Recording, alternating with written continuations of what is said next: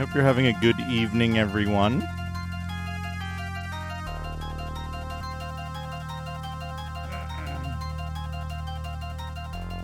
Welcome. Sorry for the late start today. I had a very strange sleep schedule yesterday and everything.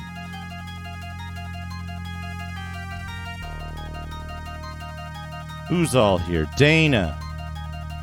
Icy Kitsune. Esports are for losers. Zelen. Chubo. Hello, chums. Baxter Crook. Navjack. Log from Balamo. Oops, I need to update that.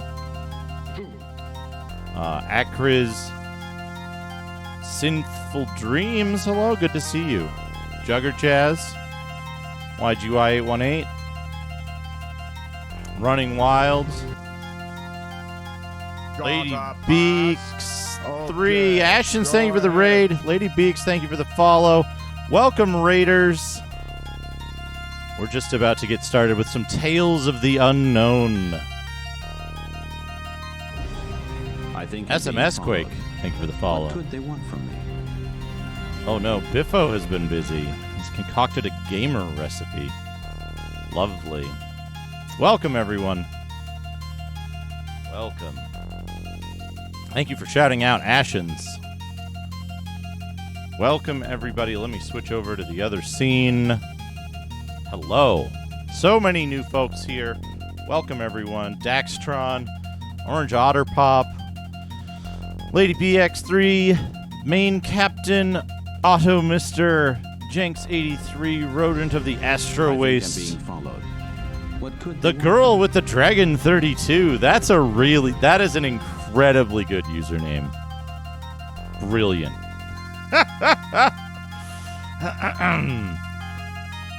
Chadjective. Welcome, Ian Oblivion. Hello. Hello, everyone. Welcome. I hope you're all having a lovely Sunday evening, night, Monday morning. Not yet. Not quite yet. It's Soki. Welcome. Welcome, everybody. We're going to be playing on the old Apple II GS. We're playing a weird version of Bard's Tale today, actually. We're going to be playing the GSOS version, which is like a very oddly enhanced version that was released in at least 1991. We don't really know for sure when.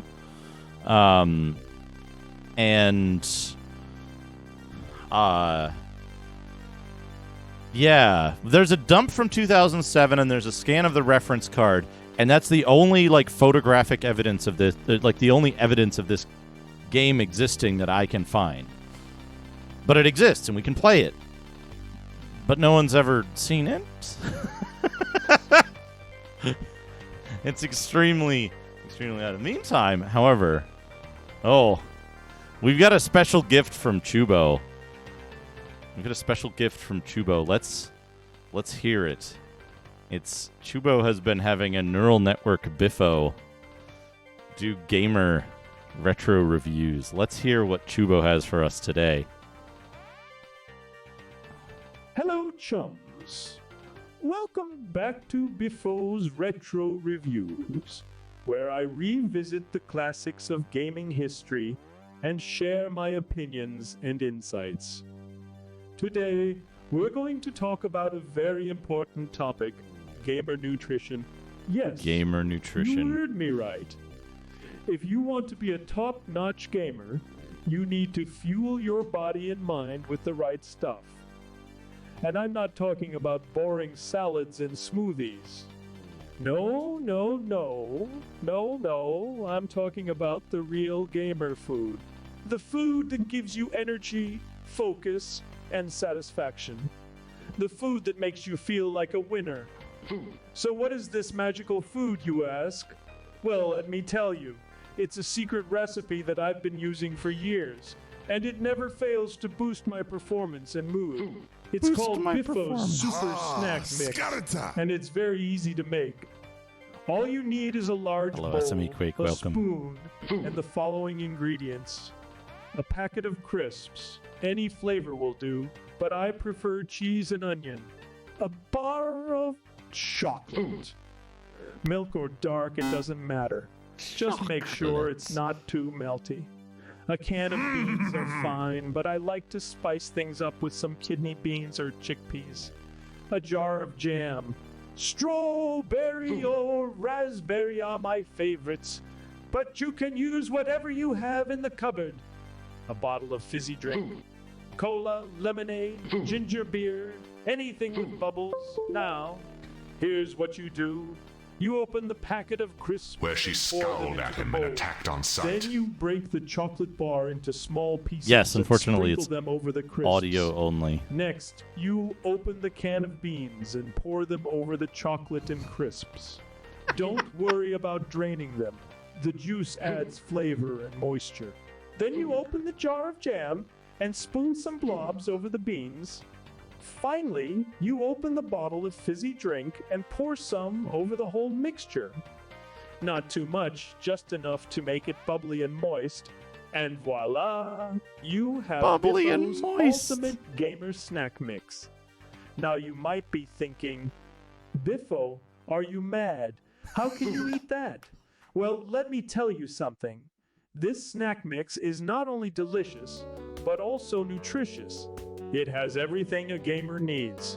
Carbohydrates for energy, protein for muscle growth, fat for brain function, sugar for mood enhancement, and fiber for digestion.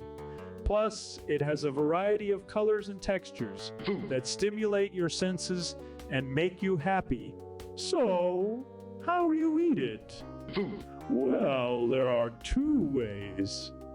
You can either use a spoon and dig in like a civilized person, or you can use civilized your person. hands and shovel it into your mouth like a savage beast. Either way, you'll enjoy every bite. You can enjoy it hot or cold before or after gaming, or even during gaming if you have a spare hand. It will keep you going for hours and hours and make you feel like a champion. So what are you Oh, boy. waiting for? Go ahead and try it for yourself. And let me know what you think in the comments below. And don't forget to like, share, and subscribe to Biffo's Retro Reviews for more gaming tips and tricks. Until next time, chums, stay retro! Stay retro. Wait a second. What is this? Yeah.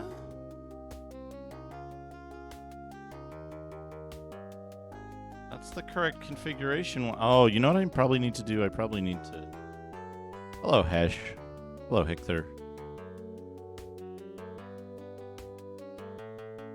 Oh no, Phantom Frog on here for some reason. This should be 250 or less. Holy shit, Nico Jazz. Holy crap. Thank you for gifting 10 subs. That means we're going to be getting more neural nonsense.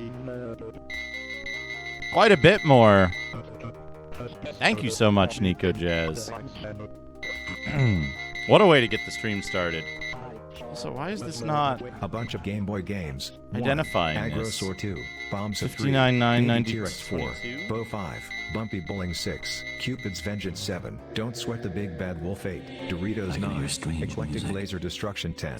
Foobar Blast 3D 11. Fuzzy Battle Saga 12. I feel Glider as if Bot I'm in a 13. strange Glider world. Raider 2. Golden Axe 14. Golden Axe 215. Gorf. Game Boy 16. Gorf 317. Heavy Metal World 18. Gorf Heavy 3. Metal World 219. Hebs Gorf 220. 3. Carazzer 21. Horse Racing 22. Home Run Battle Simulator 23. Ice Axe 24. King Arthur I'll 25. just set this Kirby manually. Battles. Mega Man X4 26. Kids Must Die 227. Keel Maze 28. Kickstart 29. Kirby Superstar 30. Kirby's Adventures 31. Krima Wars 32. Legend of Krypton 33. Lethal Enforcers. I think Madge. Anonymous Every gifter, weekend, thank you I for travel gifting a up to sub to San Ian of Francisco and Oblivion. spend the weekend Anonymous gifter, cubing thank with you a group for of friends. gifting a sub Here to are Digital some tips on Dog. how to have the best cubing time possible. 1. Find a cubing buddy. 2. No one likes strangers. 3. How to make sure your buddy isn't someone you've met before. 4. Don't be terrified of being a stranger in a strange land. 5. Tips for making new friends. 6. Which bathroom should I use in a cubing bathroom? 3. Don't be afraid to put your feet up. Don't be afraid to Probably put heard your... it before, but a put your pretty feet girl up. doesn't look good wearing shapeless dresses with no midriffs. What? Or even knee-high boots with bad shoelaces. People are much more likely to notice you wearing a revealing outfit and hit you with a stare. How's this for breaking the ice? A girl stood like this, Oh, or no. even better. Then Oh, no. brought in a more Cubing. conservative outfit. So cute. Cubing Also, fashion I should have made the tips. pants just skim the hip instead of going all the way down past my knees. But that would have looked all preppy, and didn't make the outfit look that ridiculous. List of unreleased video games. 1. Vassum. Oh, man, 2. it's Dango. already like... 3. Myth of the Dragon, Lord. 4. Cyclops. 5. King's Quest 4. 6. Unreleased. Time of Thieves. Hello, Shardas. 7. Battle, Lost Lanternus. 8. Guns of Icarus Online. 9. Dungeon Fighter Online. The Hard Type has also announced that they'll be having a special anniversary party on this weekend. It will be streamed on the BTT number 8 network. There'll be a Battle Royale, a Super Mario Bros. 3 cosplay duel between Deus and Blocks, Clary Files vs. Riku from the Wind Waker, and lots more. Nefarious's Wind Dungeon Waker. Delve sale is now underway. Event starts today and ends on November 10th. Players can get Dungeon Delve dungeons, item packs, armor sets, and more at a 1-to-1 ratio with the seller's Hello, profits. Nukem. There will Hello, also be a ton Cheesemonger. of party activities available like weapon and armor swaps, support and quick Also, by the way, folks, fantasy RPG I got this. inventory items, I got this. rope and hooks, brass lantern, 10 rations, Today. short sword, leather armor, medallion of arrow luck, pouch of holding, half Jasmine, round hello. shield, 3 darts, 25 GP diamond amulets. All right, let's get started. Oh, wait, I need... .rtf, and .doc files for the PDF, zip file, Java applet, Dumb timer. and command line programs. Have fun. Sierra Adventure Game Walkthrough. What? Enter forest, shoot monk, get slipper, blow horn, shoot bigger, go back to workshop, shoot cave guys, surf some waves. That should take a minute, take a breather, go back to the workshop, open lock door, PDF, shut RTF, it, and doc cut open files, flam, zip- easy, Java 20% applet and command HP, line get program. bolt, throw out key, equip lockpick, move from the room, equip blunderbuss, go through the door to the bunkhouse, get blunderbuss and blink plus Bard's a flashlight, Tale. shoot all the guards, This- go back to fireplace, There we go. put We're the 13 boxes hours on torch, throw lighted torch toward cliff, then leave the map by climbing down cliff and finding edge of cliff somewhere nearby. There you can go get the new weapon or access treehouse. Now find corner cabin, go inside without anyone triggered and watch firestorm. If you are still on And we map, have this jump map. up to the John using Matrix, thank key, you for the use key to open flam, 100 bits. get. Welcome to the United Yarutaro States wants a of little Nintendo. bit of Digimeg, When so I guess we're gonna the do that first instead. thing I did was log into the Super Nintendo network, which allows you to play games published for it. I googled that last sentence and found out We got that a the hype Super train, Nintendo too. for Nintendo 3D's version of Metal Gear Solid is an exception. So I went right down the street to get it. Once I was done selling GBA and SNES equipment to make the trip to America, I hopped on the Amtrak from Boston to Connecticut, where my What? flight was going to be. I was exhausted, so I took the earlier train to the end of the line. Suddenly, I stopped in front of a cute, and very kind, woman wearing an earphone. She was very kind and let me have my ticket into the United States so I could wait. Unfortunately, I had to depart a bit before the scheduled departure. It's Due to okay, the thank you time for gifting a difference sub between the United to States Lobster and Japan, Train. I couldn't choose my seating date. As I was standing in the cold, I happened to look down to see my luggage. So I freaked out and yelled with joy. Luckily for me, the woman quickly let Oh, man. Mr. Radon's top 10 books. 1. Manly Sea Tales. 2. We got some Robnodin good Compendium stuff. Of every type of hobnob. 3. Dallin Vlog, Book 21. 4.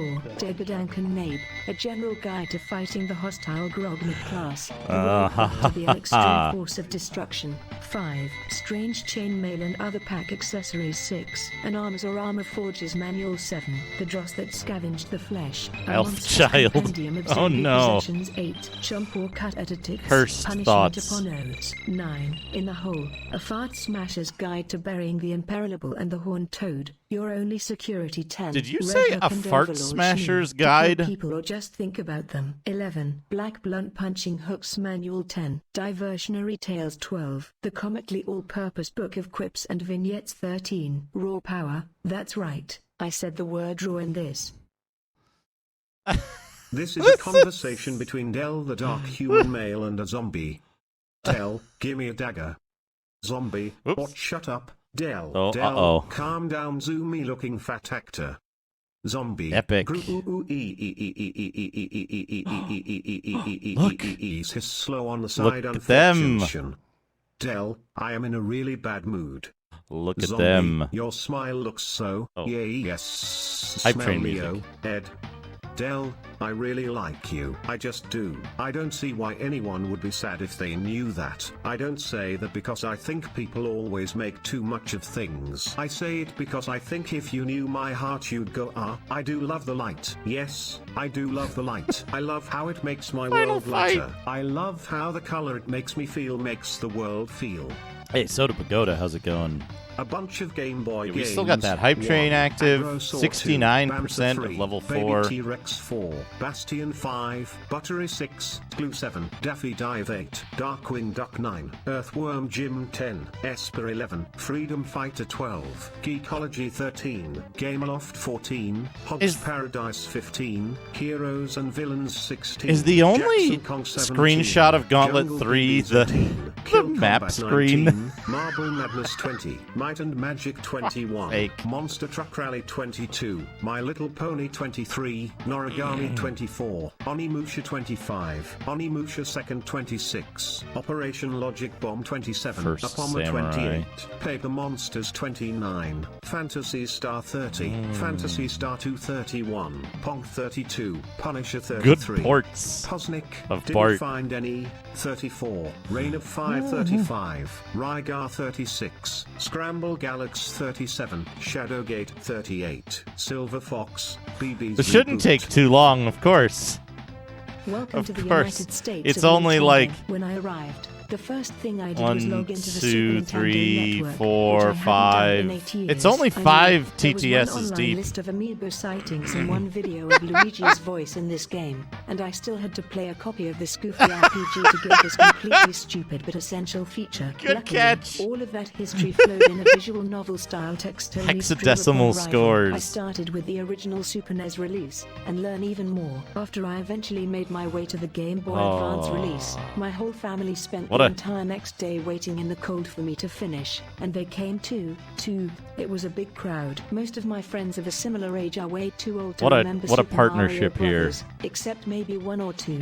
Generally, we haven't actually been able to play a Super Mario Brothers game together, I was told. Why does and I Leo was have a hesitant to pick screen one. in This his is more of chest? a prelude to how I spent an entire week playing Hype the train 3D success. remake. You 14 subs and 100 A bits. bunch Thank of you so Game Boy much, games. everybody. 1. Agrosaur 2, Bombs 3, Baby Oh, T-Rex Jasmine, thank you 4, for the 6 3D months Incubation, resub. I missed that Ia, with 5, Prime. Bradachima 6, Buy It, 7, Cut the Rope 8, 8 Ball to the Head 9, Feral Fox 10, Get the Prize 11, Got to be Bald 12, Goodnight Moon 13, In the Hall of Demise 14, In the Library 15, Kitten Pizza Party 16, Kitty Whack Batsoar Wait, what? 17, No Place Like the Donkey Kitten Beach 18, One Big Happy Human Party, with vocals, 19, Pinball with the Kitten of Doom 20, Somebody get Rig on the Rainbow line. Caverns, 21, Rodeo Rampage 22, Scrotus Sextus 23, Sinister Shops 24, Split Boarding Drive 25, Super Action Brainer Ass 26, The Kitten Eating Contest 17,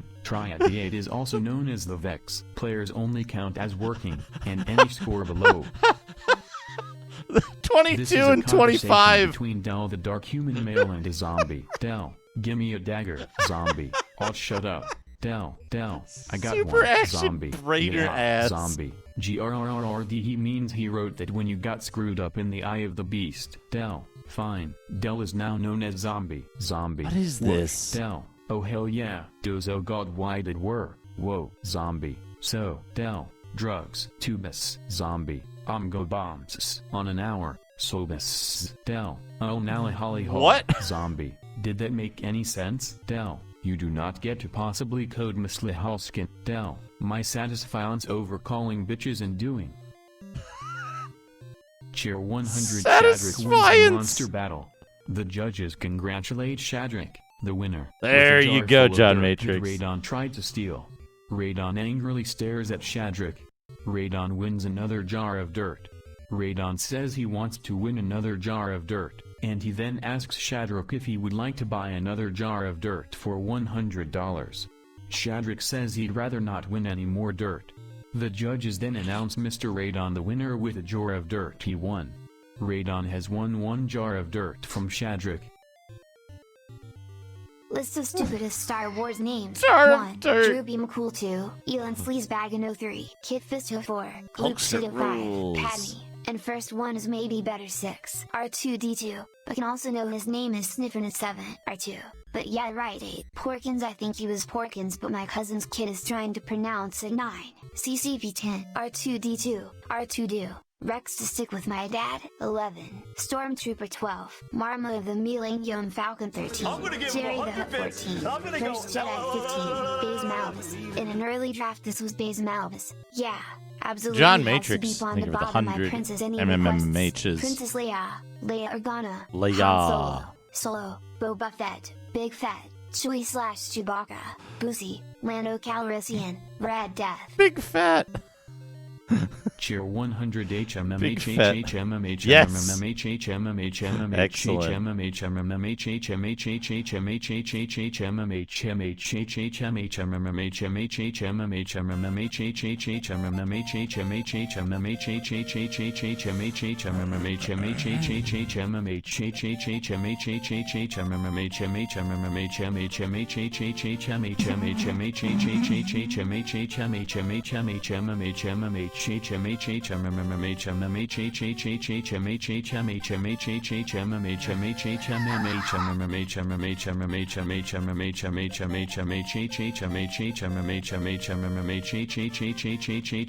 HMMH HMMH HMMH HMMH Hey Dino, how's it going? Can we get a shout out for can we get a shout out for Chubo and for Dino, for all the other excellent streamers who are hanging out?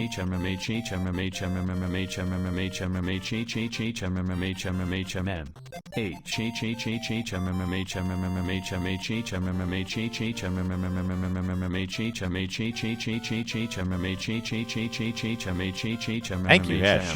Can we get a shout out for Hesh as well? There he is. I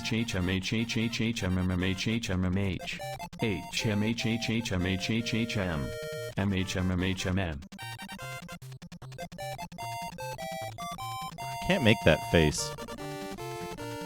Thank you for all the shout outs, Hesh.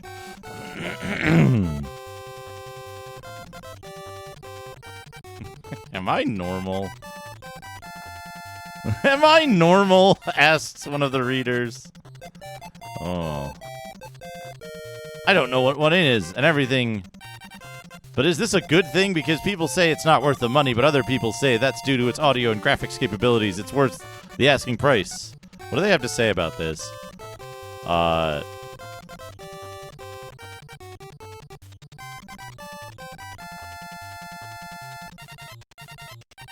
Hasn't exactly been flying out of the shops.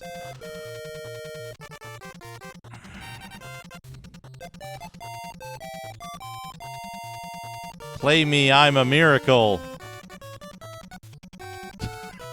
This, I don't know why.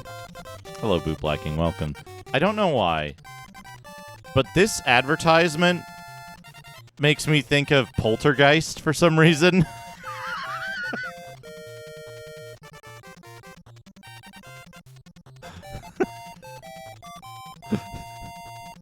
See what I mean?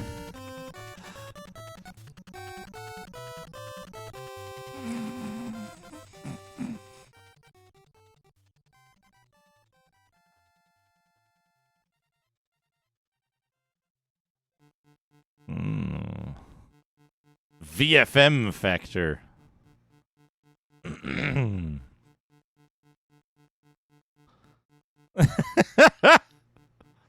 Caroline.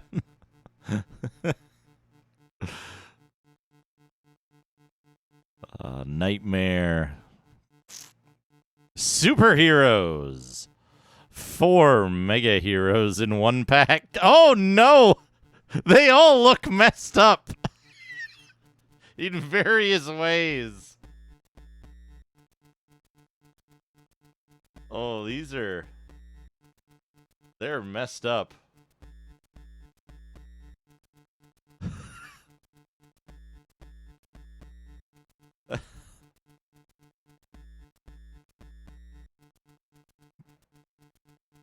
Cyber fight. Is this real? Is Cyber Fight real?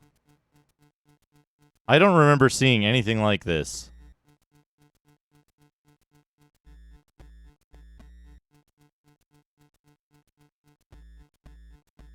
Like weird Gorad shading too?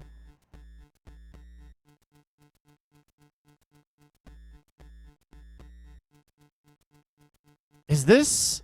Did this end up turning into...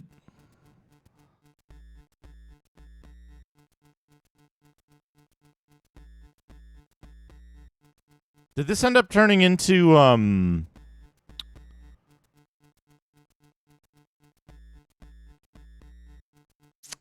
what's that first game in the Earthsiege series?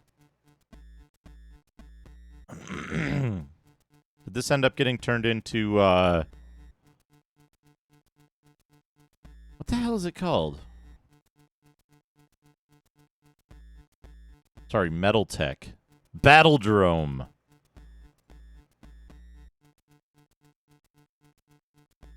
Yeah, Battledrome. Metal Tech Battledrome. Kind of looks like it. Games that weren't. Never came out. It's clear from this evidence that we should be playing Sid Meier's Covert Action. This game is actually very interesting. This is one of the few games where I don't mind that it takes some kind of outside knowledge, but gives you most of the stuff you need to solve the game on its own.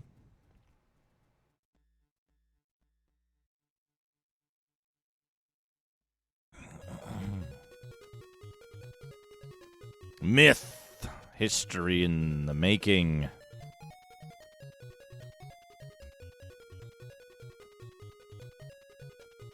This myth man is a horrid little man, right? Because he's got the, like...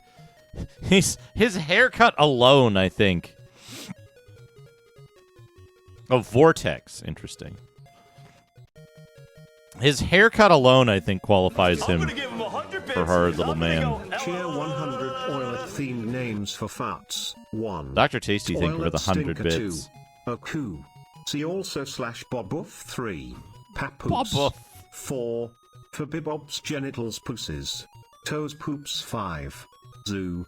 If it smells 6. Do it. /Bob BB Bo 7. Bong Bang Bo 8. PD Bang Bang Bang 9. Dairy Peeves 10. Oil poop can have effects on both types of vagina 11. Hello, Pizza Farts. Theostic Welcome. 12. Lush Pecans 13. Peas Balls 14. Wet Pipes, or Poop/Slurry 15. I don't Sesame think so, Balls, 16. Vivork. I love to tink the boom 17. Hot Fido 18. Ketchup and pepper 19. Hot buys. Hot buys. Why does Brian say buy like that? Here's the thing about the Mythman, right?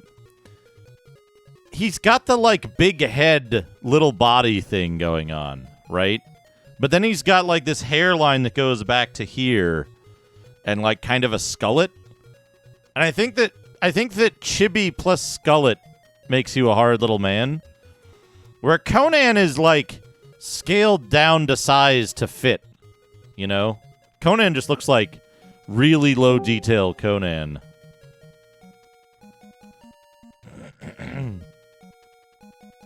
Built your house there. Indeed. Moonstone, a hard day's night. There he is. The hard knight. Wolf child. Look at that child. Moonstone is impossible, but it's so cool that it gets away with it. It's like, hey, you're fighting a troll. You're dead. Look at this shit. Impossible, inscrutable game for aliens, but it's just so cool it gets away with it. Apocalypse. Is this also a fake game? I feel like I should have seen this. This is like a Cobra Command type game.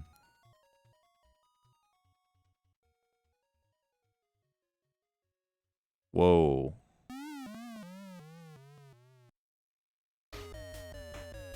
I love how these... Hey, Orange Outer Pop. I love how these, like, these magazines will just, like, specifically Ace, will just include a full sprite sheet from the game.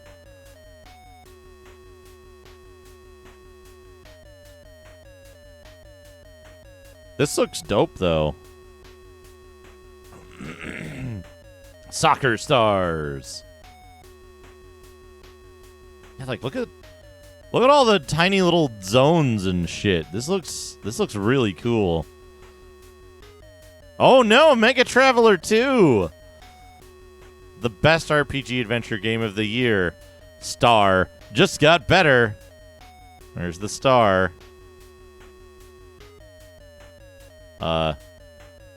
Where's the star? Amiga Computing. Amiga Computing called it the best game. Hey, Sneaker Nets. I'm doing all right. I got up very late today, so the stream started very late today. A state-of-the-art sequel to Mega Traveler 1 featuring the most boring fucking... Ugh. I think they tried to make this one better and less about, like, abusing the trade system and, like, playing boring political space trading stuff to be able to finance your adventure. It does. It does, Dave Dog. It's built on the same... It's built on the same, like, extremely dry, like, baseline of the pen and paper game. Don't get me wrong. I think the Traveler universe has a ton of potential for really cool adventures.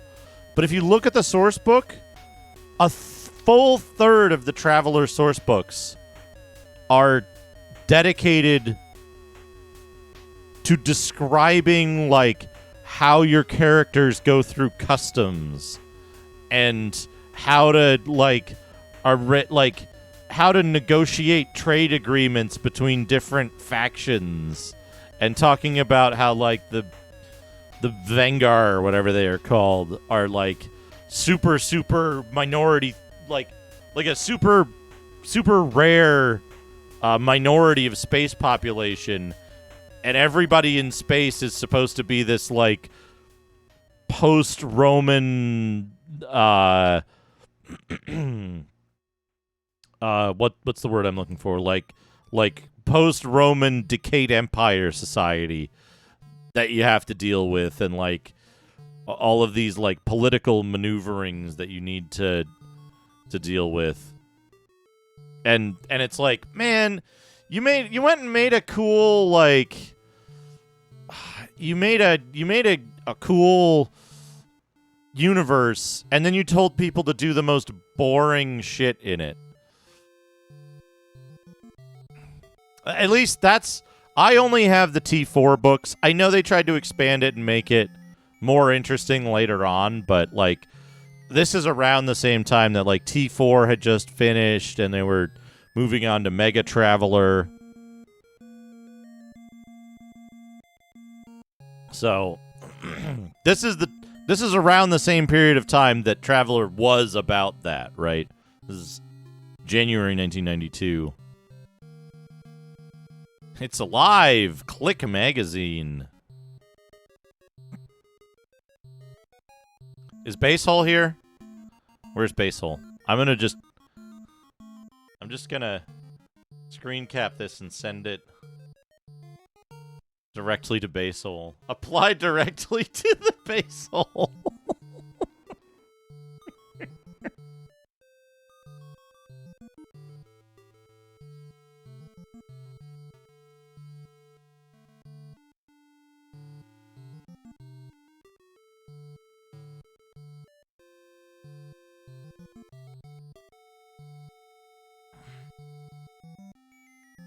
KGB the game. Body Count from Strange Ways. Fate of Atlantis. I'm gonna play the indie games one of these days. Populous. Fire and Ice. With our little mascot. Special Forces. Oh, that game. John Madden's Football. Super Space Invaders. Swiv, God, Stunt Car Racer, Jimmy White's Whirlwind Snooker, Chuck Yeager's Air Combat, Mega Low Mania, Tetris, Super Mario World, IK Plus, Formula 1, Secret Monkey Island, Civilization, Kickoff. These are the benchmark games. When you're talking about this for microcomputer, when you say this about microcomputer games, you might just be overly honest. Sneakernets, thank you for the food wave.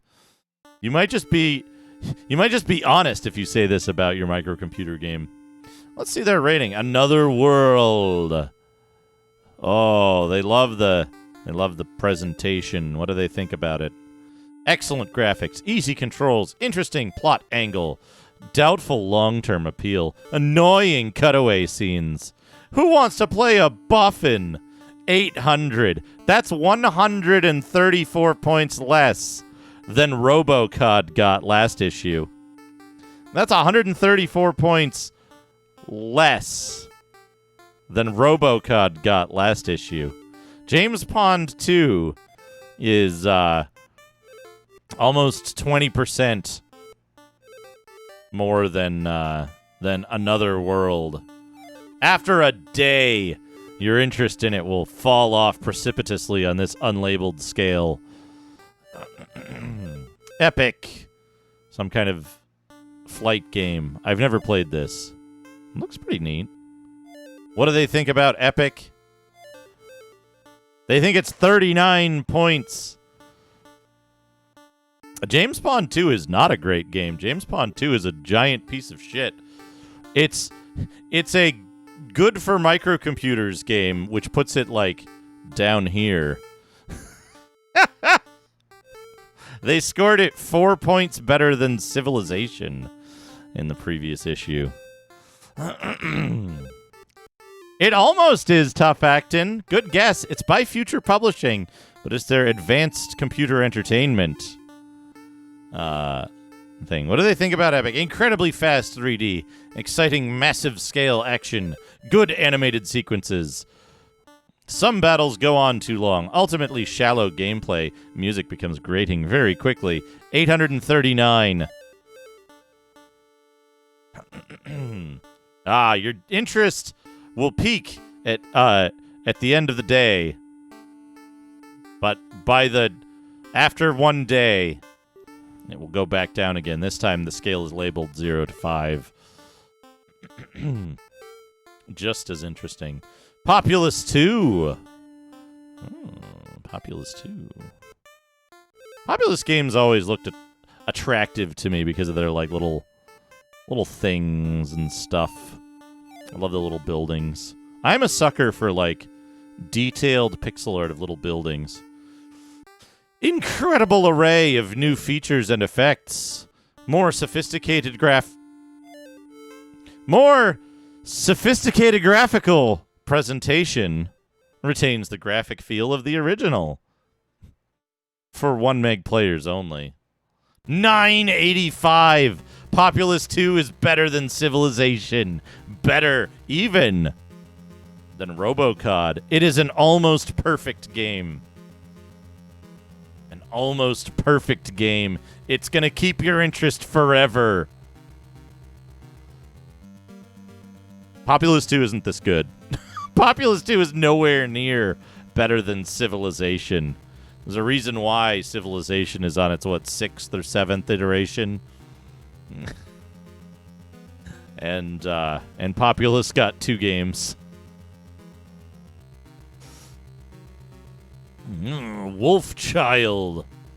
Yes. What do they think of Wolfchild? I'm gonna give him 100 bits. I'm gonna go Cheer 100 more sophisticated graphical presentation, more sophisticated graphical presentation, more sophisticated graphical presentation. Akapedi, thank you for the 100 bits. Sophisticated graphical To the tune of super sophisticated graphical expialidocious. more sophisticated graphical presentation, more sophisticated graphical presentation, more sophisticated graphical presentation, more sophisticated speed and graphical feel. presentation, more sophisticated graphical presentation, more sophisticated graphical presentation, more Superb speed and sophisticated feel. graphical presentation, Lovely more animation. sophisticated Plenty of kicking in.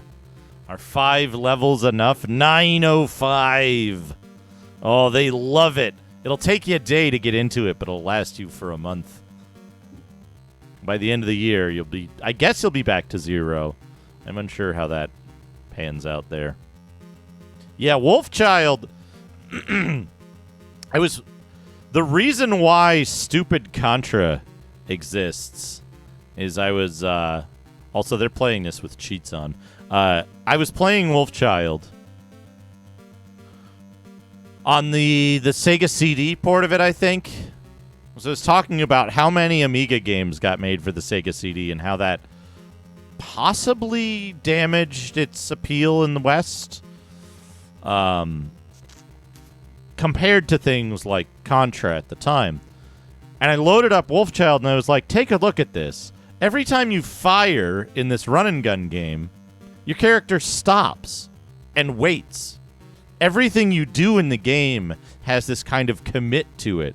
So it controls like shit. I was like, imagine if you had to stop to shoot in Contra. Imagine if you had to stop moving to shoot when you were in Contra, right? Imagine if attacking while in midair in Contra caused you to drop out of the air immediately, right? I was like, what if Contra controlled like this? Do you think it would have been popular? And so Rachel and Xkeeper went ahead and made made a ROM hack of Contra to kind of try to replicate the feel of Wolfchild, and man, it is so stupid. It is so stupid. Like, given that games like this were given ratings like this, I have no further question why the Amiga ended up the way it did. People made games like this and got ratings like this, is why. Eye of the Beholder 2. Let's see what they give this game. Okay. Oh, Chubo, thank you for 4 whole years. 4 actual years. Holy shit. I guess it's been 4 years that I've been streaming and Chubo's been subscribed. Holy crap.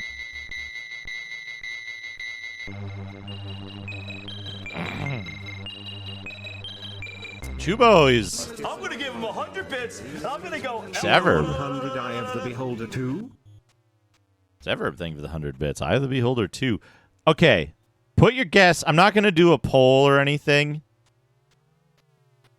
But put your guess in chat of what you think the score for Eye of the Beholder 2 is going to be.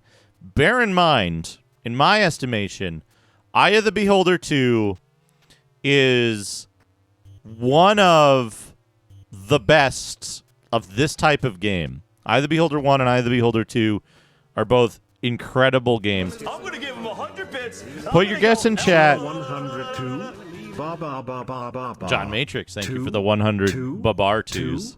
Ba ba ba ba ba ba. Put your guess in chat. Two. Closest without going over is how we'll do it. Two. Ba ba ba ba ba ba. I don't know the answer. Two. I don't know the answer. Ba ba ba ba ba. Two. Okay. Two. Got some 700s, mid 700s, 600. Two. Ba ba ba ba ba ba. Tino. Two. Ba ba ba ba ba ba. Two. Let's see. Ba, ba, ba, ba, First, ba. we'll see what they've given it Two. for the positives and negatives. Two. Ba ba ba ba Oh. ba.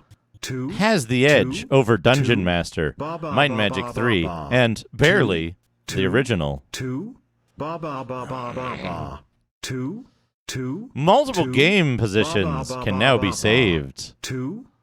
Players can Two. transfer their Ba, ba, favorite ba, ba, characters ba, ba. over from the Two. first Eye of the Two. Beholder. Two. Ba ba ba ba ba ba. Lacks an Two. important auto-mapping facility. Ba ba. Isn't that much different to the first game. Monsters could benefit from more frames of animation. Ready? 893. Eye of the Beholder 2. Oh, Mr. K with Road. Good to see you as well. Good to see you as well. Under 900. Under 900. Shockingly high. But unsurprising that it's not 900. Yeah, I was expecting somewhere in like the... Child was the superior game, and this is peak gaming review. Claytor 22, thank you for the 100 bits. Yeah, let's compare. Let's compare magazine to magazine. Same people comparing Wolfchild. Comparing Wolfchild 905 to Eye of the Beholder 2 893. So that's what, a 12-point difference in favor of Wolfchild?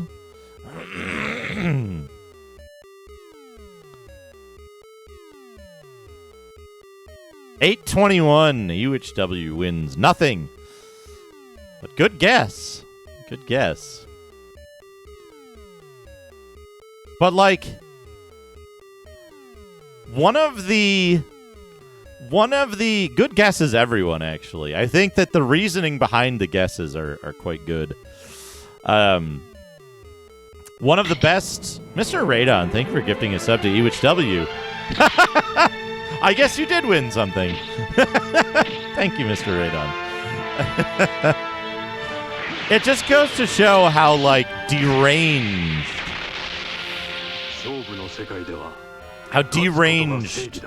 microcomputer magazine reviews were at the time. A section of the world's shortest catchphrases. And still, what a catchphrase. The only catchphrase worth the ride. Nah, well yes, bumptious, and you're taking me on my word. I'd say, sorry, farewell, my friend. You thought you were safe, but you were wrong. I didn't ask. I didn't tell. How many more goes like this until we find them? Good night, human. Good night, friend. Good night, You damn human. scoundrel. And their gem comes free. Don't go in this. And this sucks too. GRRR. Ugh, you should have stayed away. Let's give him hell. Sweet and sour flavor. Come and get some. That's just sweet. Okay. Sweet now and that sour that's over flavor. with. And, to be honest, that sounded quite funny. You know the proverb evil maybe gets evil in less than a minute. Oh, good. So, oh man, Dave Dog, that explains some things about Hollywood. But yeah, like, don't get me wrong, EGM had some really fucked up takes too that shaped American game development, surely. But like, every magazine had some bad shit, but the fact that games like Populous 2 gets a 980, almost perfect game. They say that Populous 2 is an almost perfect game, that it has effectively no flaws other than its memory requirement. Populous 2 is a nearly perfect game that will keep your interest forever. It'll take you 1 hour to get into it, and then it'll keep your interest forever. Right? The Wolf Child is a tremendous game. That Wolf Child is such a significantly better game than Another World, right? And it wasn't just that individual reviewers were doing this shit, right? It's a consistent through line of them saying wild, unhinged shit like... wild, unhinged shit like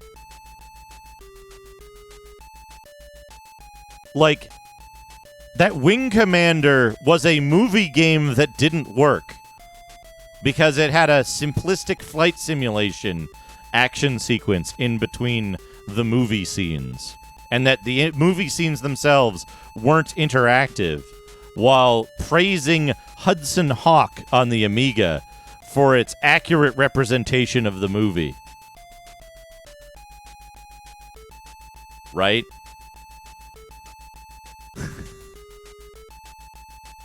Like, Ace Computing Magazine lost their fucking minds sometime in like 1988. It's wild, but also it gives an explanation for why British and European game development took the turn that it did and why it has the reputation that it does today. British and European game development of the late 1980s and early 1990s specifically. Because this is the feedback they were getting. They were getting feedback, don't make your game like Eye of the Beholder 2 because that's not good. Make your game like Wolf Child or Populous 2. Those are excellent games that everyone should play. James Pond 2 is a must-buy game that's significantly better than whose only deficiency compared to Super Mario World is that it doesn't have saves or as many levels because of the limited storage space on its medium. Right? That's the feedback that game developers were getting from the primary media sources at the time. Here's First Samurai. 895. Cracking action, excellent audio, adventure-y. Period. Twist. Useless storyline. Some tasks are a bit dull. Collecting logs? Oh, please. 895. Eye of the Beholder on IBM PC is one of the best games ever released for IBM PC. The Sega CD Eye of the Beholder is uglier and harder to play, but it does have a very interesting soundtrack. You might consider getting the musical parts of the soundtrack and playing them over the IBM PC version, which does not have music. Does not have music all the time. It has music in the intro, as was the style of the time. Super EDF $49.99 out now. $8.50. Uh-oh. Mega Man on the Game Boy, $8.98. Super RC Pro-Am.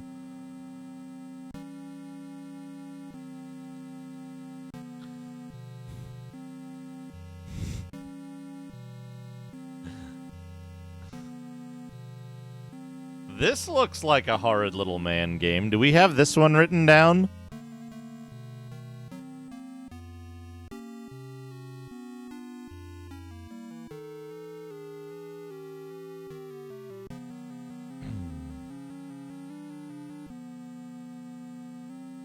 He's not so little in the game, it looks like. Oh, no, he is.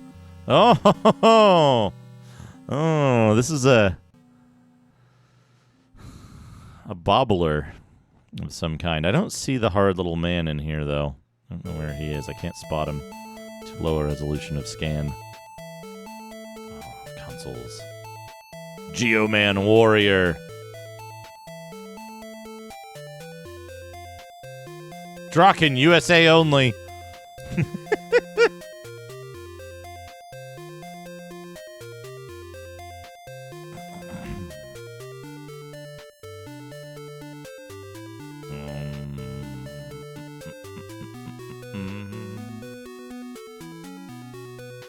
Kageki spelled correctly. Legend of Raiden.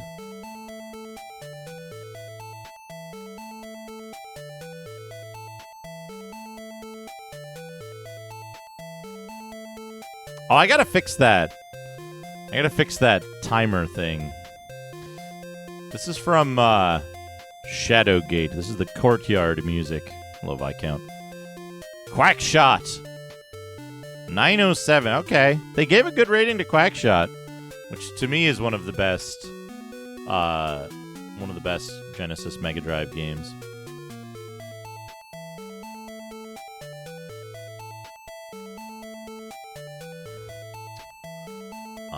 Timers?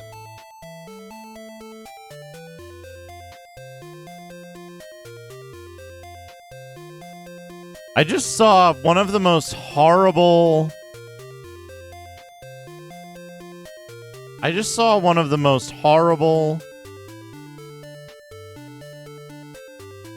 graphical creations ever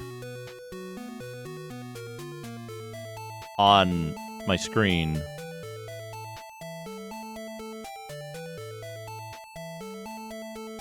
When I was going to change this.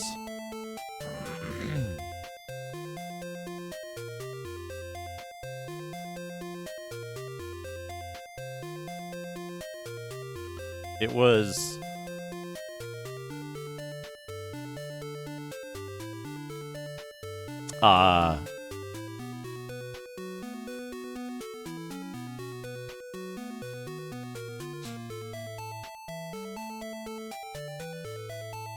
a bee with the hard internet frog head wearing the Gurren Lagann sunglasses.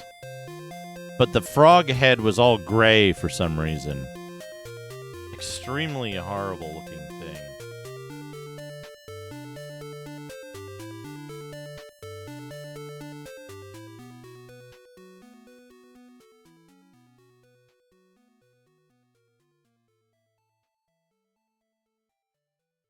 Radon, I'm going to send you the new text that I just put in there for the thing. If you'd like to update it.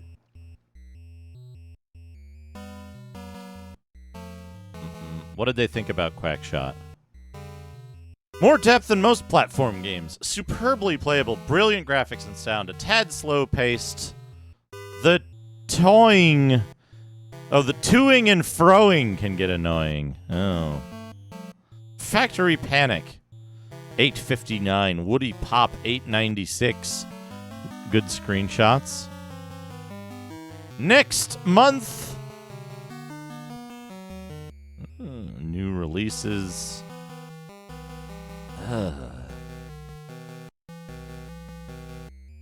Reviews directory. Oh.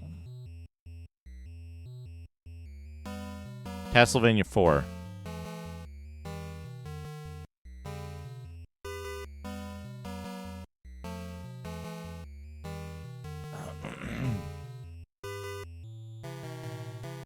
Three stars for Super Castlevania 4. 3 stars for Super Castlevania 4. Let's see. 4 stars for Double Dragon 3. 2 stars for Mercs. Although that's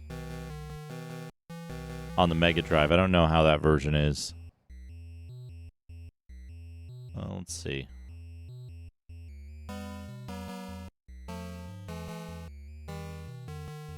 Rick Dangerous, 5 stars. Baby Joe, 2 stars.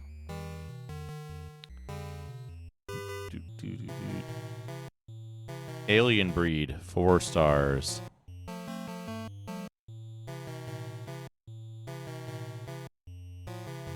don't know what Celtic Legends is. Civilization, 5 stars.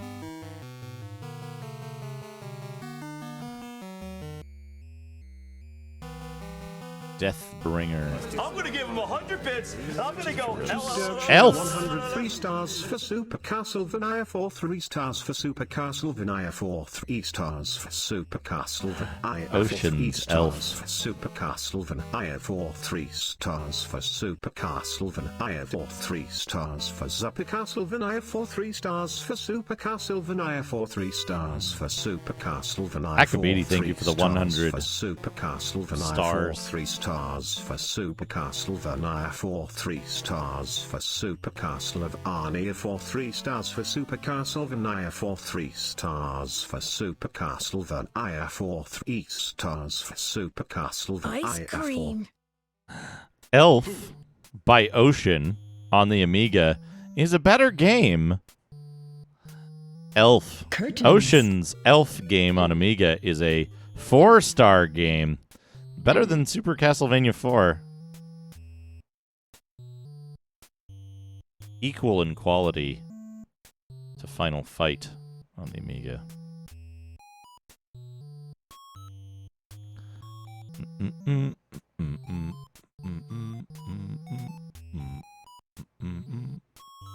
They made... Oh, hard... I'm thinking of Heavy Nova. Hudson Hawk, 5 stars. Ocean's Hudson Hawk, 5 stars. 2 ST and the logos.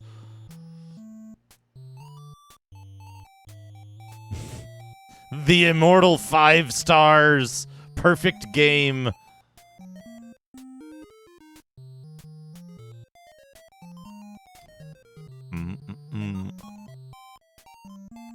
Might and Magic 3? Might and Magic 3? 3 stars. Not a very good game. Not a very good game, this Might and Magic 3. I'm sure that series will go nowhere. Mega Traveler 2? 4 stars. They didn't fucking play this. They didn't fucking play Mega Traveler 2 if they gave it 4 stars.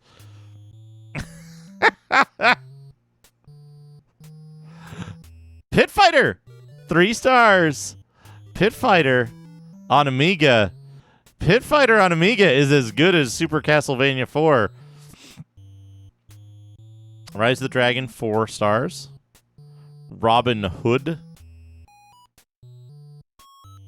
Oh, that's the arcade strategy Robin Hood. RoboCod, 5 stars. Perfect game. Perfect game.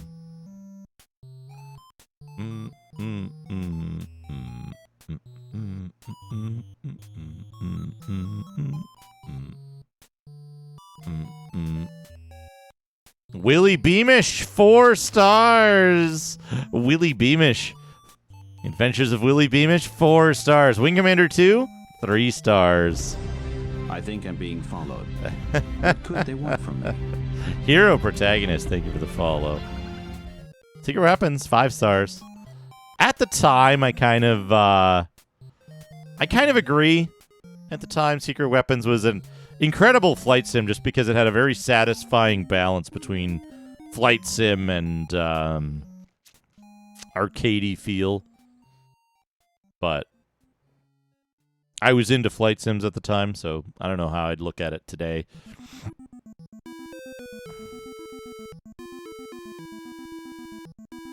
Secret Weapons? Yeah, 5 stars. Like, Secret Weapons of the Luftwaffe at the time was one of the best flight sims in production. It ran well, it looked nice, it had a pretty good balance of play compared to, like, most of the shit that was on, like, PC and certainly everything that was on Amiga. Just because of performance reasons. But, like, giving Wing Commander 2, like, 3 stars? Did they review Corn Cob 3D? I don't think we'll find Corn Cob in here.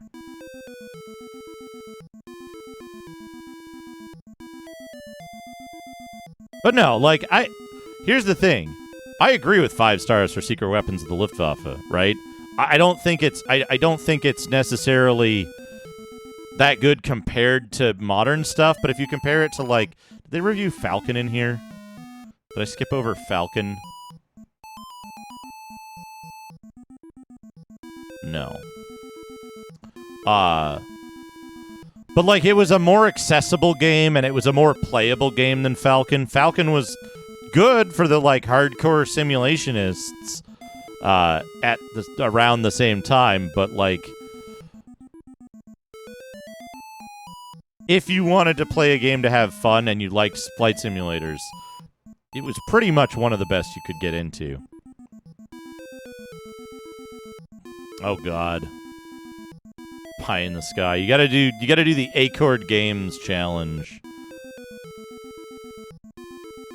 A new genre, the RoboCop 3 game by Ocean. Yeah, Chubo has played a bunch of pie in the sky stuff. Probably the most of anyone that I've seen. But there we go. Thank you, Yarotaro, for the little bit of unhinged review scores from Britain from 1992.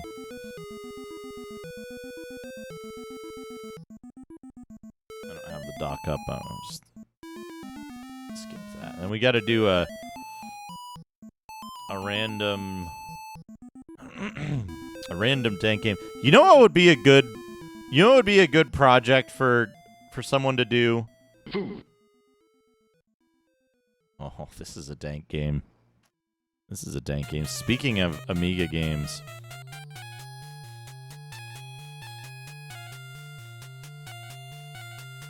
Speaking of Amiga games, this is a 1994 Amiga fighting game.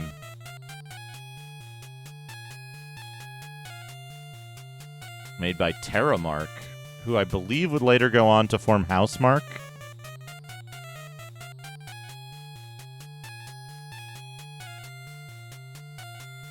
Am I saving these in the right place? Yes, I am. Good.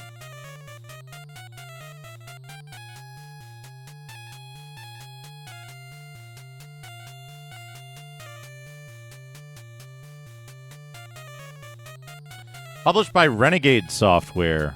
Amiga 1994. Nico Jazz, here is your random dank game as soon as I find my part of the scene for it.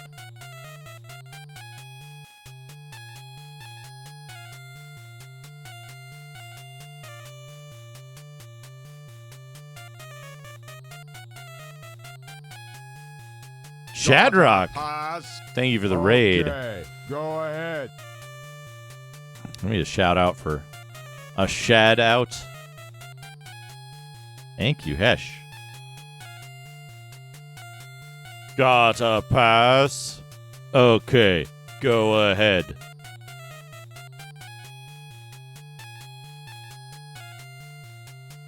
Look at this lovely game. Look at this lovely game that plays like normal.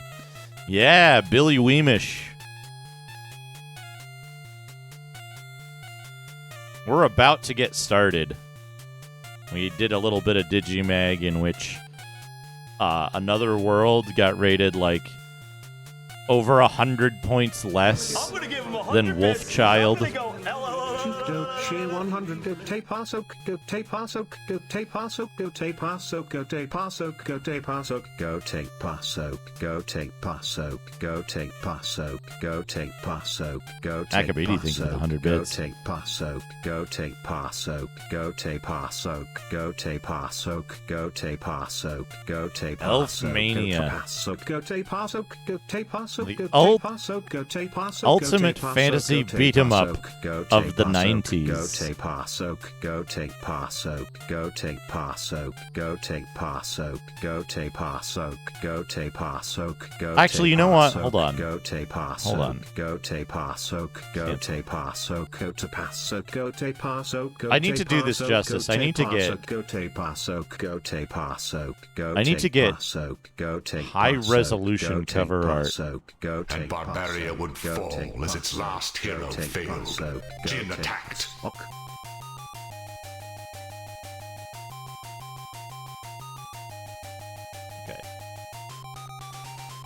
Okay. We're getting some bonus content here. We're getting some bonus content here because I can't easily describe to you how fucked up the cover art for this game is. Yes, I'm still hungry.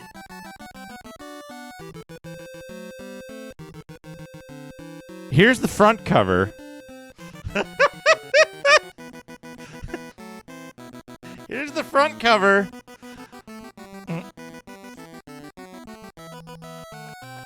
I like how they put Katakana Elf Mania on the side for no reason. And here's the back cover. Here's the back cover. Hold on a second here. Let me, why am I not getting the...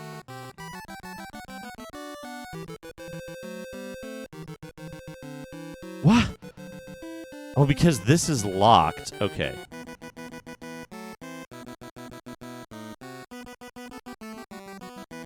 Let's cut out the unnecessary stuff.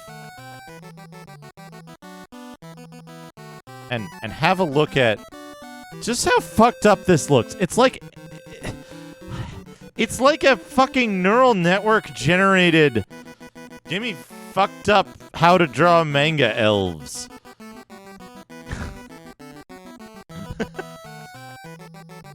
Right? Sexy, muscular how to draw manga elves.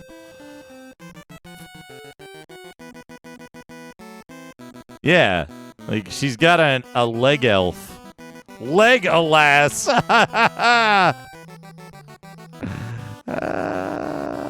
It's horrifying. I don't know what their purpose with this game was. But man, this cover art. I had to go out of my way to get this. More so than I usually do for these dank game arts.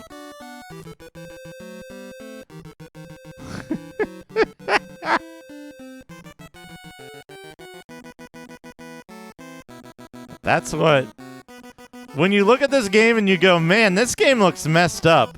Do you think it was a mistake? No. No.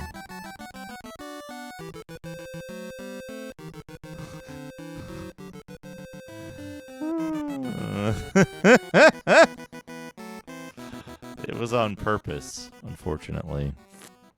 Anyway, while we're here, have a look at this. This is the map of the town.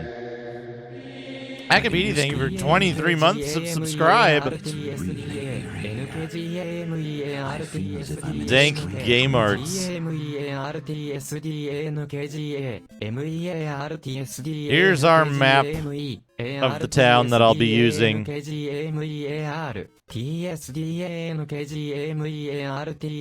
Yeah, you're thinking of Elf Ocean. Yeah,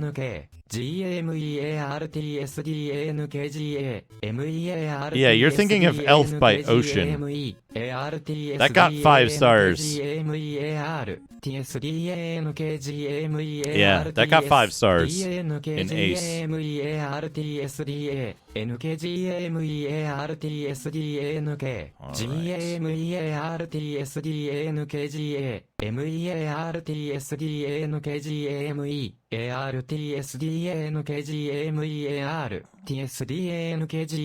What is the population of the town? Let's see. GAMEARTSDANKGA MEARTSDANKGAME TSDANKGAMEARTS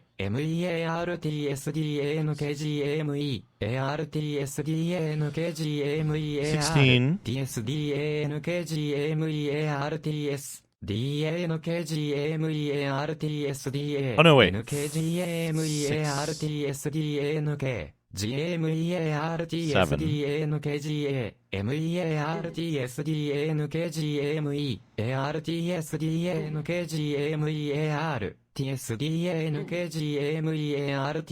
GMEARTSDANKGA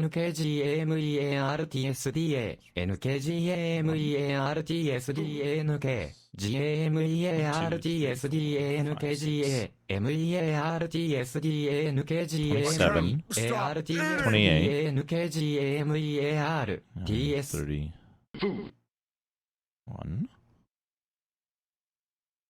32, 33. I'm still hungry. 536. 37. 40? I think. Yes. Not including wandering monsters who are human. Like barbarians, nomads, mercenaries, and so on. I gotta check the tavern, though. There might be more people in the tavern than I realize. Alright.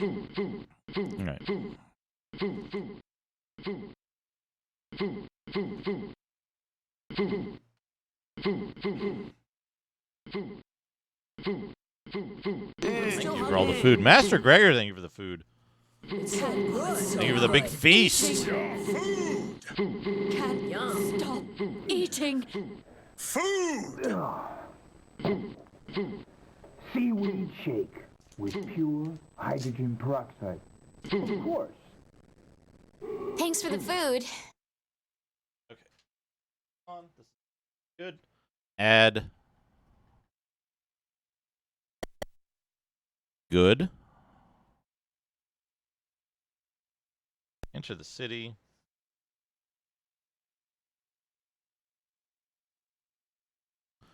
To see you, Master Gregor. What's that? Did I miss a question? Before all that food was, I'm doing all right. My sleep schedule was a little messed up this weekend, but it was okay. This is not the EGA version. This is significantly better looking than the EGA version, actually. Okay. But no, this is a very strange version of this game. This is a very strange version. Let's open. Good.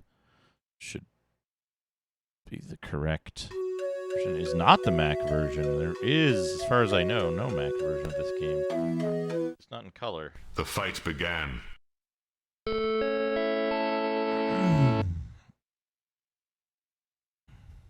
Good guess, though, given the Apple stuff. She told 21 nice. to prove his strength before the court of Argos. Sounds like that was They a fought. fun time to revisit the hometown. This, in my opinion, Master Gregor, thank you for the food. In my opinion, the 2GS version and the 2GS version and the They joined battle. GSOS versions are the only remotely enjoyable 16-bit versions of this. Gotta turn on my thing. Okay. I'm gonna go north.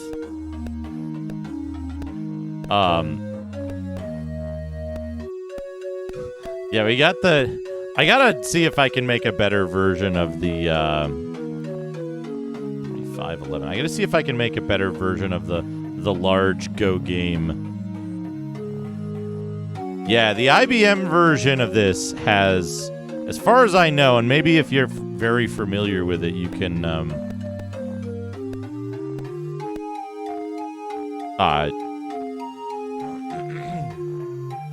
maybe you can verify this, but as far as I know, the Amiga version, the ST version, the IBM PC version, and possibly the Commodore 64 version all suffer from an enhancement that was made which deletes your party's gold when you add from disk, when you add them to the party. So if you add characters to the party, leave the guild, get killed, and reset the game instead of just dealing with it and making a new party, when you add your characters back into the party, they'll have no gold. So the C64 version doesn't do that. Thank you, Dana.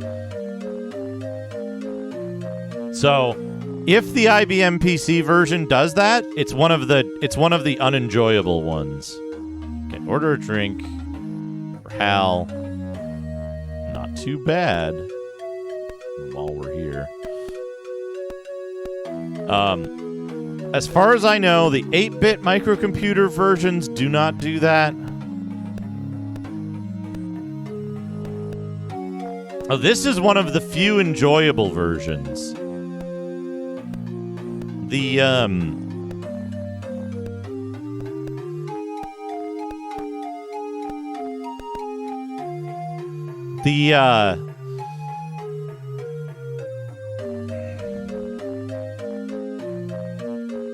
Apple II, the C64, and possibly, like, did this get, like, an Atari 8-bit port? Don't do it as far as I know. The C64 version definitely does not. And the Amiga version definitely does. This version and the Apple II GS version do not. But basically what it means is every time you go to save the game, you have to transfer all of your gold to a bank character. And then, like, you have to do this huge, like, swap around of party members so that if you suffer a power loss, the game crashes, your party dies, any number of things happen, you lose all of your gold, right? And in order to avoid that, because healing and recharging magic and curing old becomes super expensive at higher levels, so having that gold is really important. Otherwise, it's like, oh, my character got olded. Guess I'll replace them with a new character. Because of that, those versions that are affected add, like, 10 minutes. I think I went through the process, and it adds, like, 10 minutes to every time you enter the guild to save the game. It's wild. Alright. Order wine. You deserve the good stuff. Cass, I need the manual.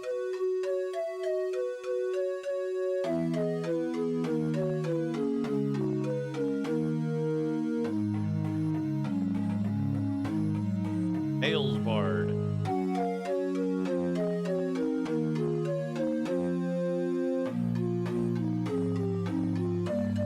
Oh, that's the clue book that's 30 megs.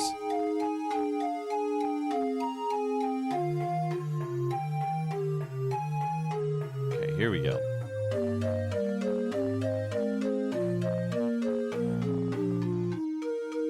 We want Larry.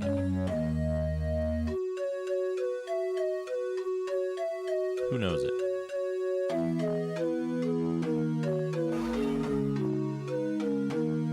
Interesting. Okay.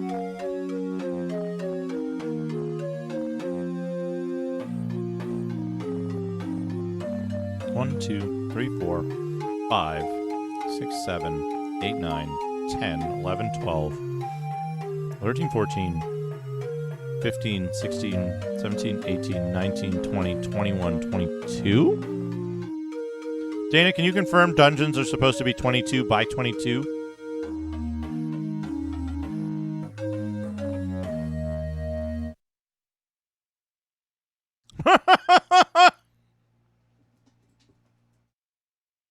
That's good.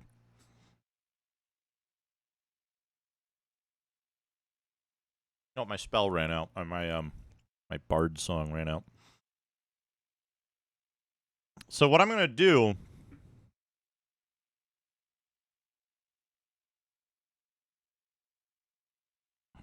What I'm going to do... Yeah, the bard needs to flip it over.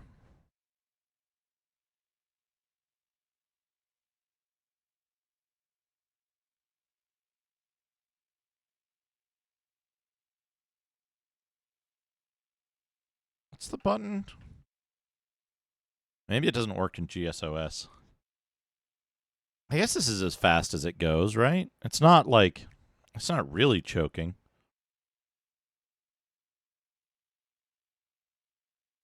But yeah, I'm going to start...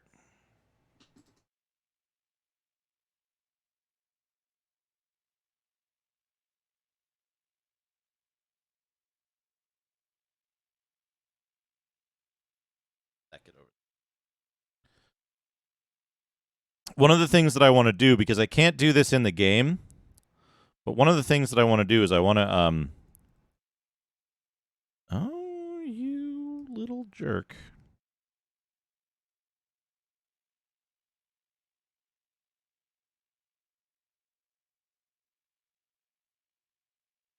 Right.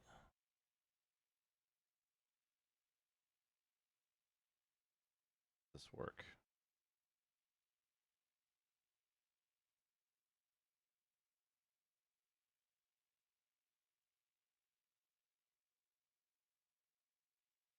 Yeah, the GSOS version of this game is there we go. Is a real oddity because it where that went, it's going to cause problems later. It's a real oddity because it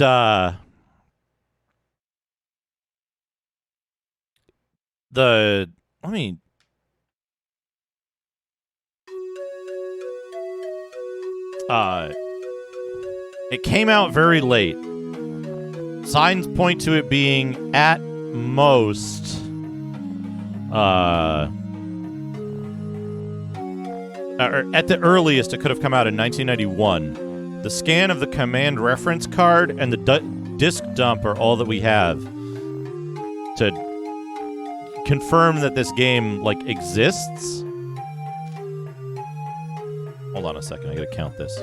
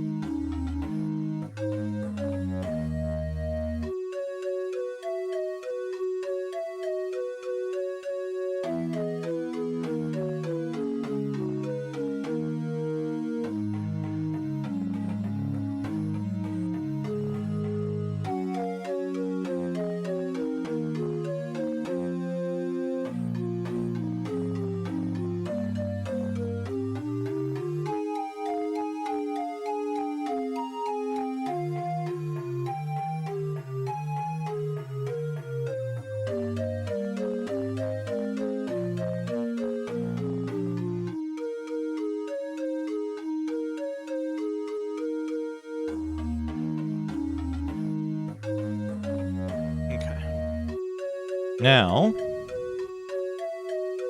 where are we? We're here.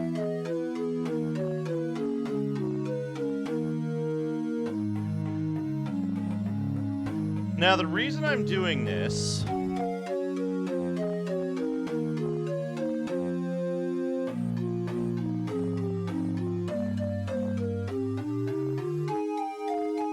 is that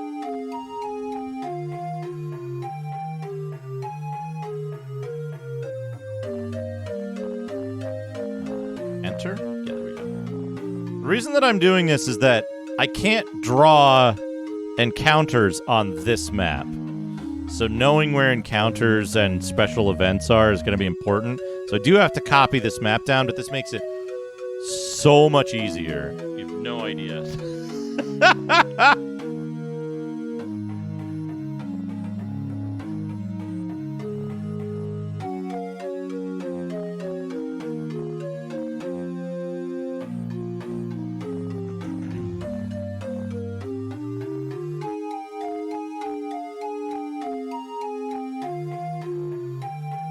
This makes it significantly easier to deal with.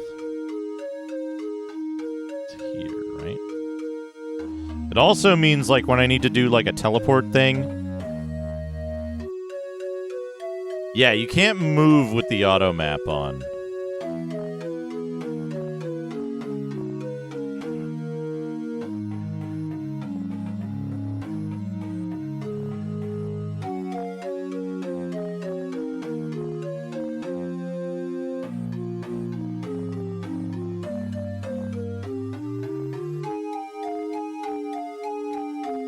So this is very helpful.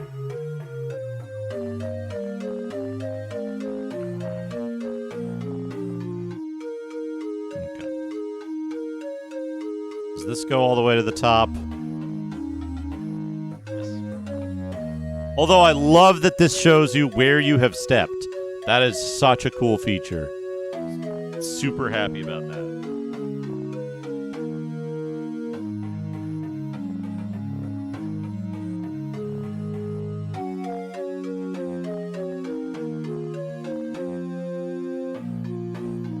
Okay. And then this line continues. There's like a... Except for the exit, there's like a barrier.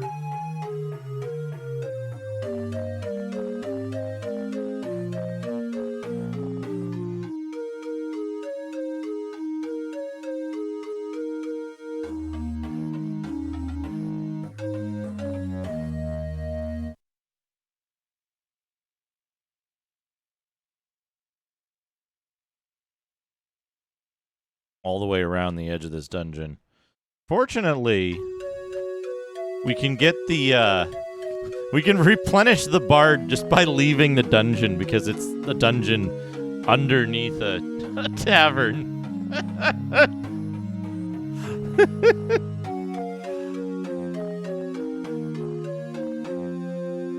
Hey, this is...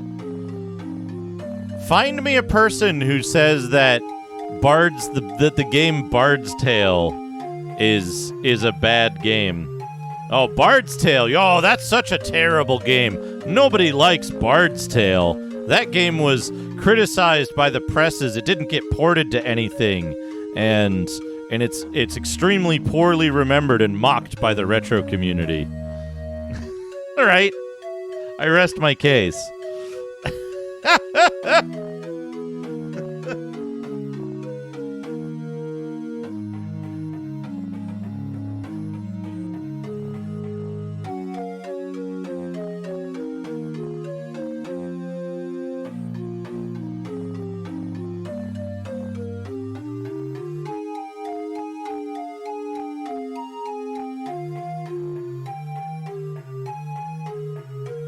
Well, yeah, I don't mind this part of it. I think this part of it's fine.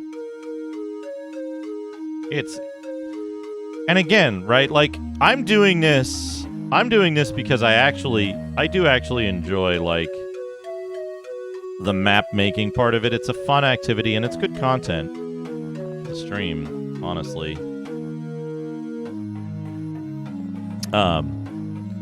But it's not strictly necessary for me to do this. This is a thing that I'm doing as a helpful guide to this for when I play it later. And I'm like, well, I guess I gotta go back into that dungeon and find that thing. Or I'm like, well, I died in this encounter. I have to get back here. Oops.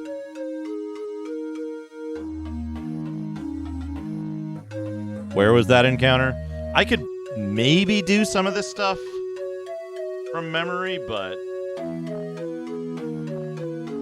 you know. And again, right, like that was part of the design of these games. Not just because they couldn't put automap in because of, you know, memory and technique limitations. But also, like, this was a part of the experience at the time, so.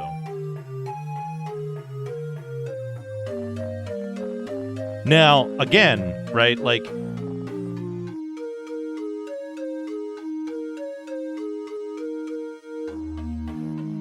this game having the level of automap that it does is actually kind of impressive. Few games had detailed automaps at this time.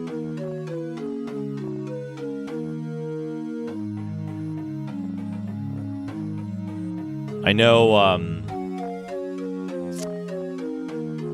know that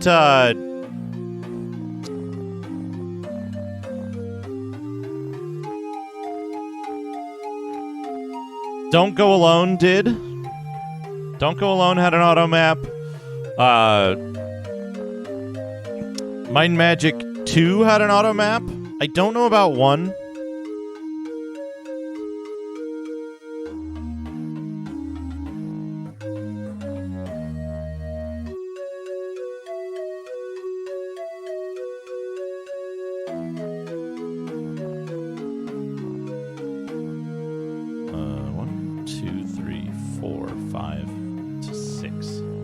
Oh, I can just do from the other wall.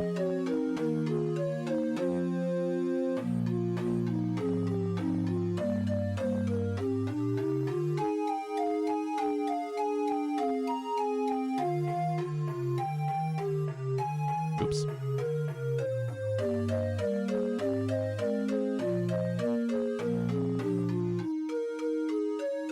I'll clean this up later. Hey, Venomlace, how's it going? Good to see you. I'm doing a preliminary map for this dungeon because I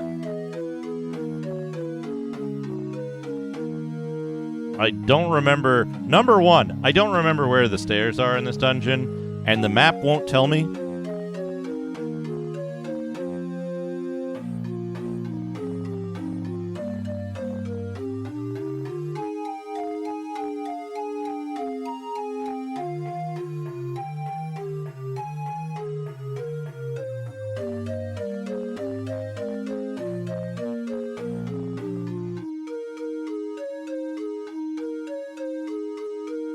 Oh, also, I do want to qualify one thing, right?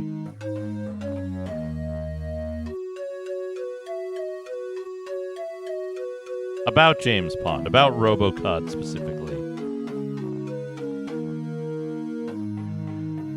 James Pond RoboCod was a pretty competent platformer native to the system it was released on at the time it was released.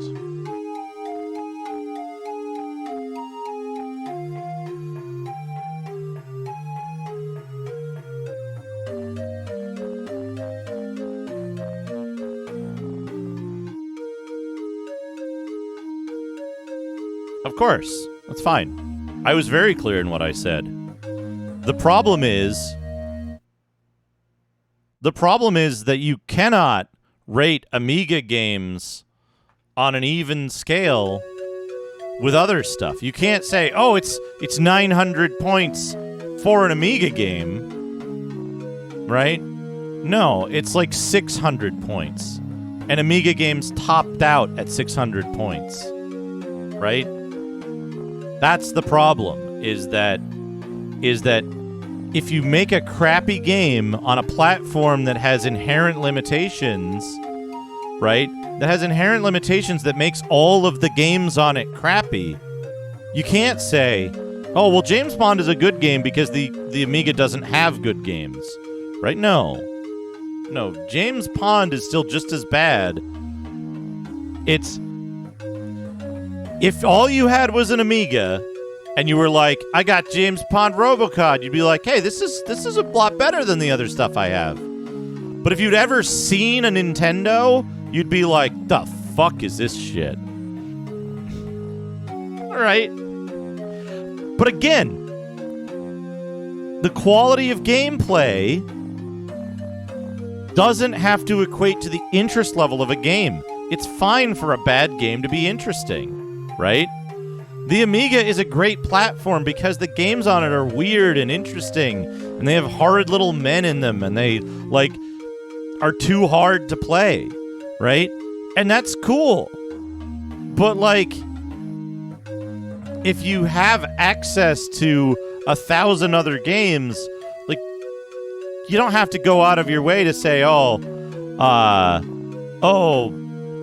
like, yeah, it's RoboCod is a good game compared to everything else, right? Well, here's the thing, right?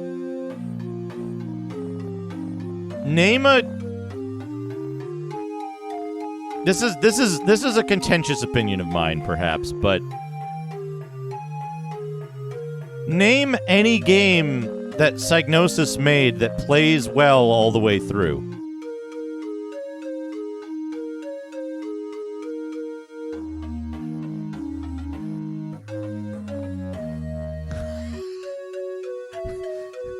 I specifically said plays well all the way through, right? Because Lemmings plays fine for the first dozen levels, 20 levels maybe. By the time you get to the later shit in Lemmings, it doesn't play well.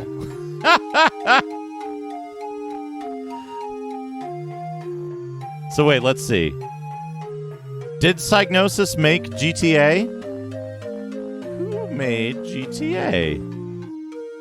Grand Theft Auto.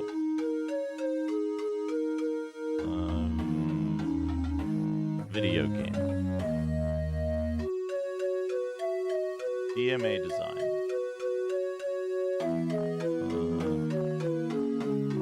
Dundee in 87 by David Jones.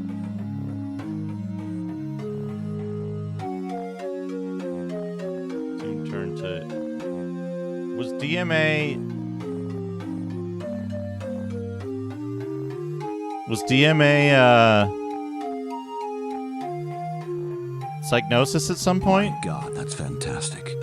CarTube, thank you for the raid.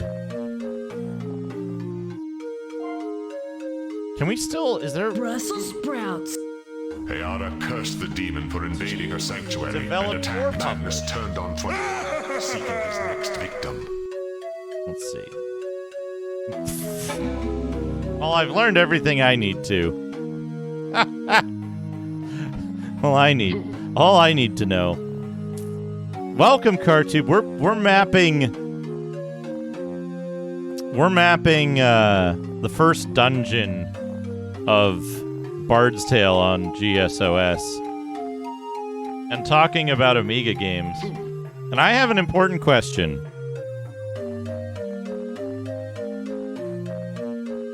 So, did Psygnosis develop any games for Amiga that played well start to finish?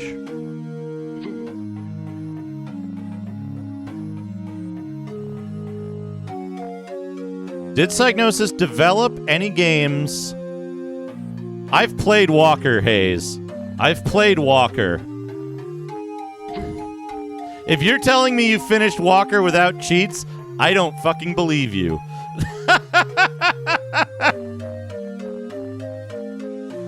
Atomino, let's see. Atomino Amiga. Well, you can't say a game is good start to finish if you haven't beaten it. That's why I was so specific.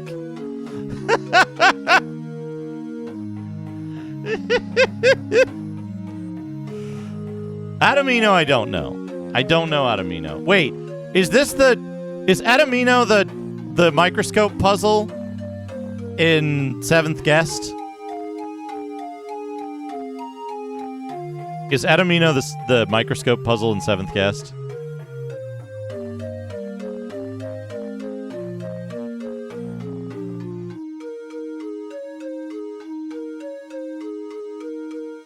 Now again, right? Like, I want to be perfectly clear about this. I think Shadow of the Beast is a really cool game, right?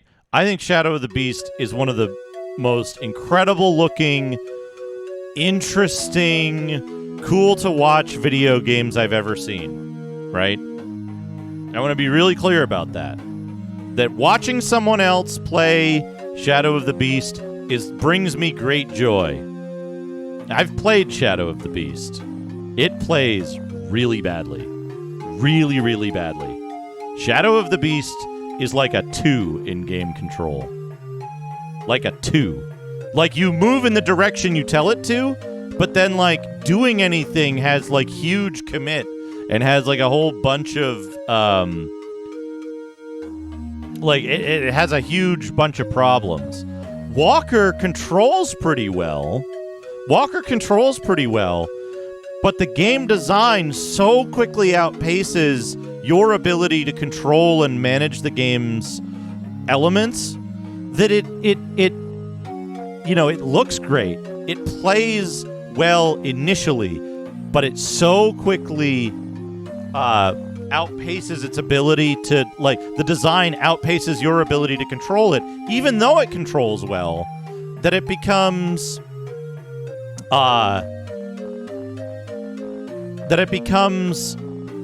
frustrating to try to play because you are limited in how much you can do, and the game is difficult because of that, more so than that the game has a, like, complicated, that there are complicated elements of the game, right? It simply becomes, like memorization. It becomes something that, like, I know, Hayes, but let's be realistic here. You grew up on C64 games. That's a cycle that you are attuned to, and I'm not, right? Blood Money, Menace, and Blood Money. Let's see. Menace. I don't know that I've played Menace. But I can tell you one thing right off the bat.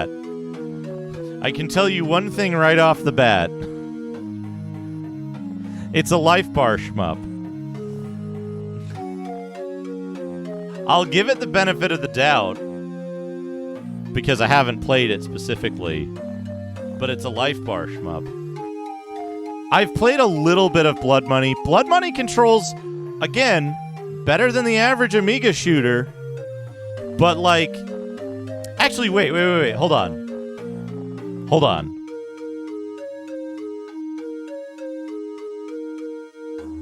I guess it wasn't developed by Psygnosis, but it was published by Psygnosis.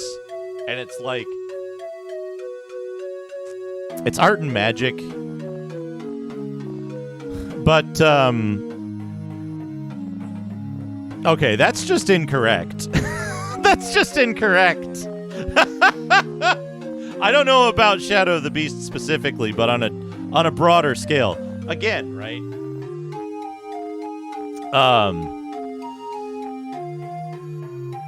It's so good. Like, Amiga games are very interesting, and they have cool art and they have really good music a lot of the time, and there's very cool things about them. But, like, the overlap of gameplay quality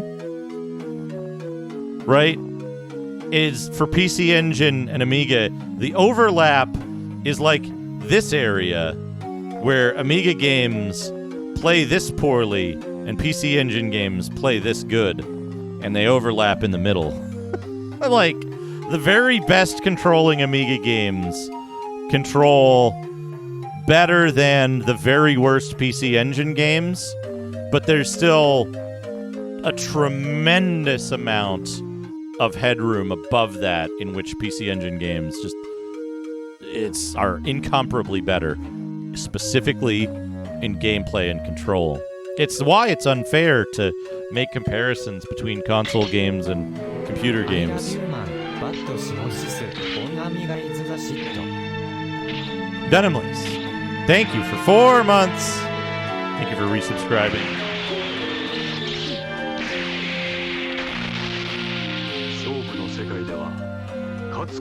And again, right? Like,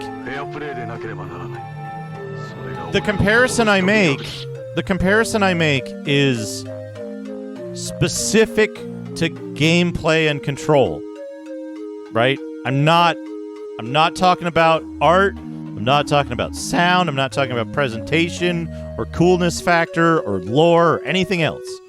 Just gameplay control. So, like, and I've been working on this. I've actually been working on this, like, for a month or more now. Hayes, I need to get your input. Hold on. Let me send you this thing.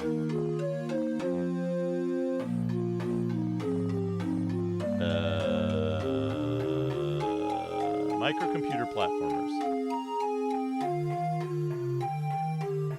Let me send you this on Discord, Hayes. Where's Hayes? Hayes Maker.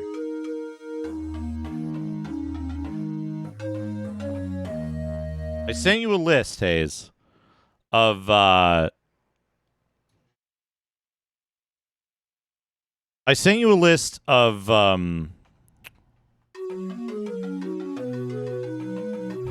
microcomputer platformers and their platforms that folks in chat were again specifically on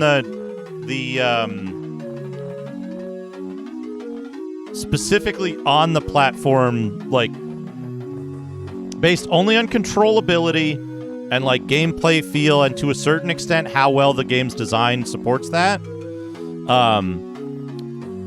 But basically, like, what do people feel are the best controlling, best playing games on the microcomputer platforms? And what platform should they be attached to?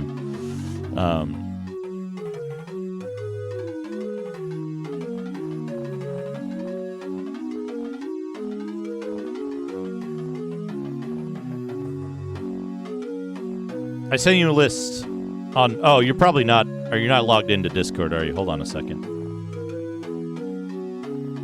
Scrolling platformers specifically. Some of the games on there might not be eligible. They might be flip screen, but a lot of older stuff doesn't have very many scrolling games. There should be a command in the thing.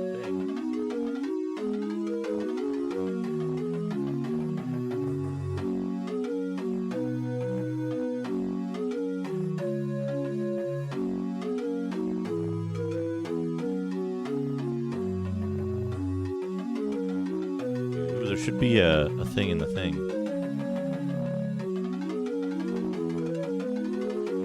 No, I was saying I want more games for the list. Yeah. It's an incomplete list, and I wanted to get your input on it because I know you to have thoughts about what to add on each platform as the best controlling games. Because I thought we had talked about it, but I couldn't find the list that you and I talked about offhand. So I was like, yeah, like basically off the top of your head, what are like the best playing games? They can look like shit. They can like be stupid. They can be short. They can be easy. It doesn't really matter as long as it plays good and like feels good to play while you're playing it, you know? responsive, makes good use of controls, that kind of stuff. I want to gather that because I want to do the same thing that I did for MS-DOS, and like I want to do the same thing that I did for MS-DOS and go through and play each of them and see how I feel and put them merely in order, right? Not rate them, but order them by which I think are the best controlling. And then later, at some later time, go through and compare that list with the IBM PC list and see how they end up comparing.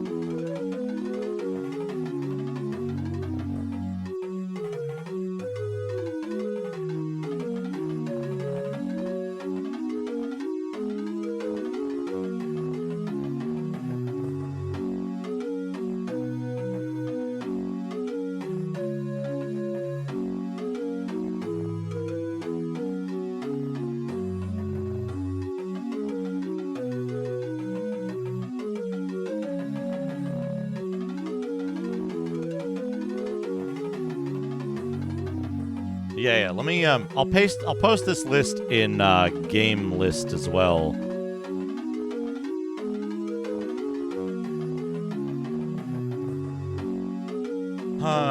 First draft microcomputer game platformer list and criteria.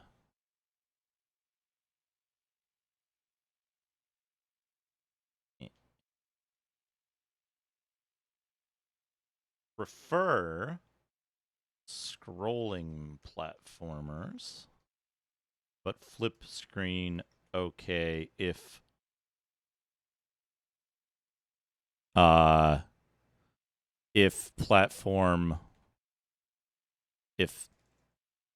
computer doesn't have many scrolling.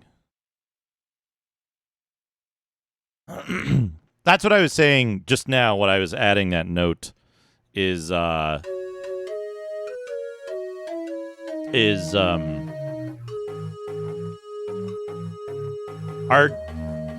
here's the thing, right? On the ZEDI doesn't really have a great deal of scrolling platformers because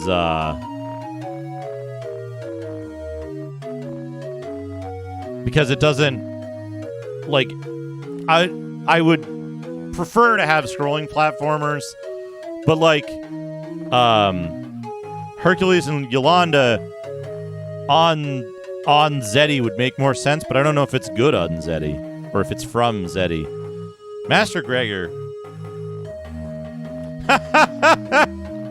Master Gregor, have a good night. Well, so like, consider this, right?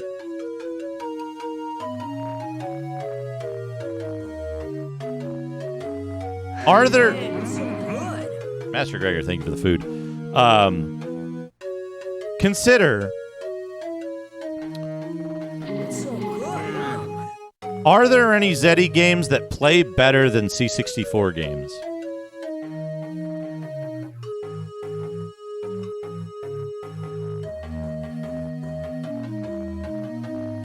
Right?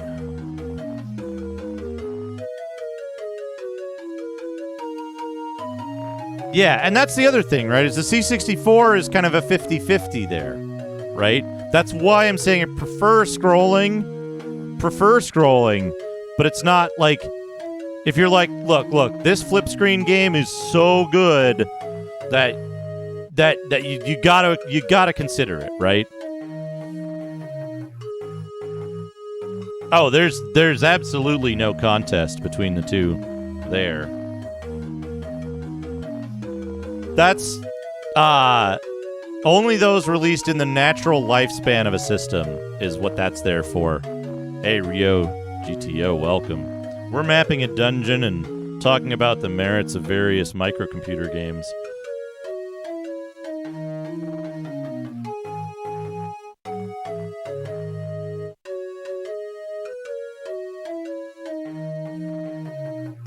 Yeah, that's an important note. Hayes makes a very important point. The X68000 is two things. Number one, it was a development system for a lot of arcade games and a lot of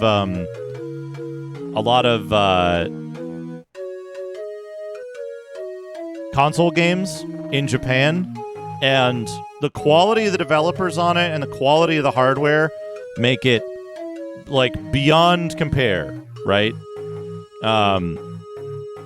That said, some Amiga games look very similar in quality, visual presentation quality, to the X68000, but as a result of the X68000's market position and its initial cost, it's not fair to compare them because the X68000 will always be better in general, and especially in play control.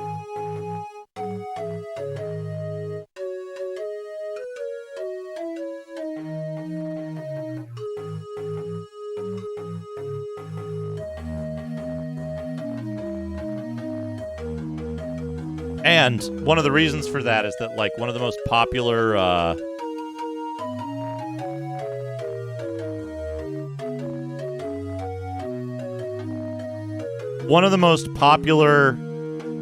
like controller accessories is made by Hudson. And how, like, Hudson had one of the best controller design teams in the world at that time. Like their ergonomics, the quality of the build quality, all of that stuff. Like the Hudson pads for Japanese computers were super popular, and as a result, you've got 2 to 4 button support. So you've got jump buttons at least, right?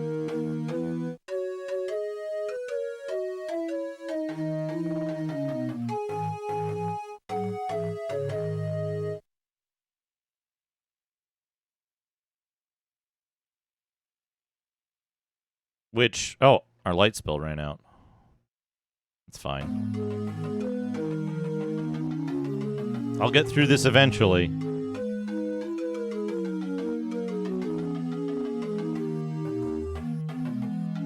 There was a trap in one of these sections.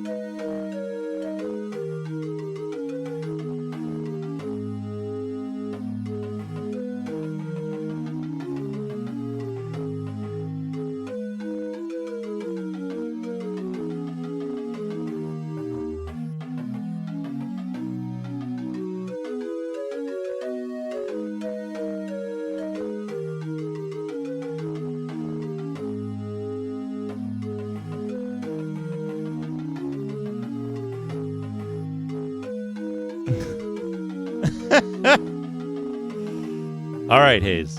Enjoy. Be safe.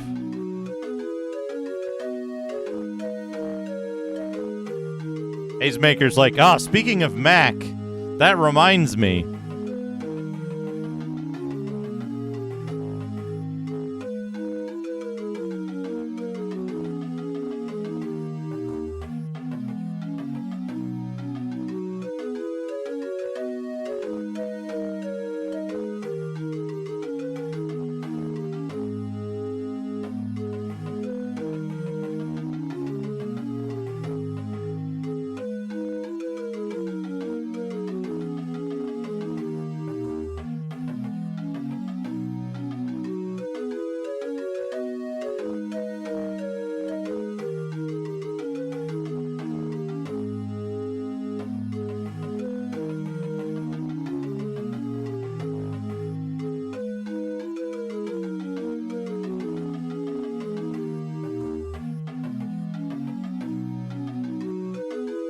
Think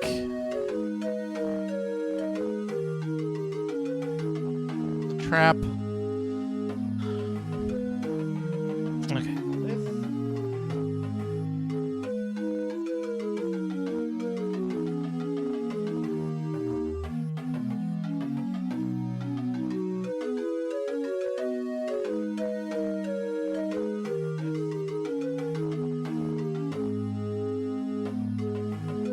Like, here's the thing. I'm happy to talk about this stuff, and I express my opinions, and I have strong opinions about stuff, and Not afraid to be like, hey, I think this is,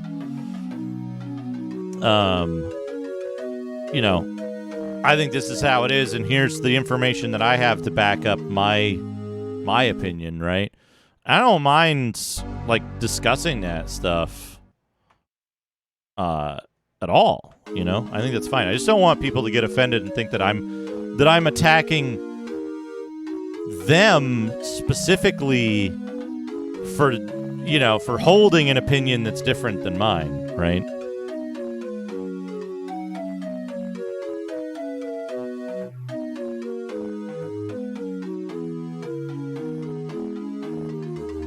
Hillsfar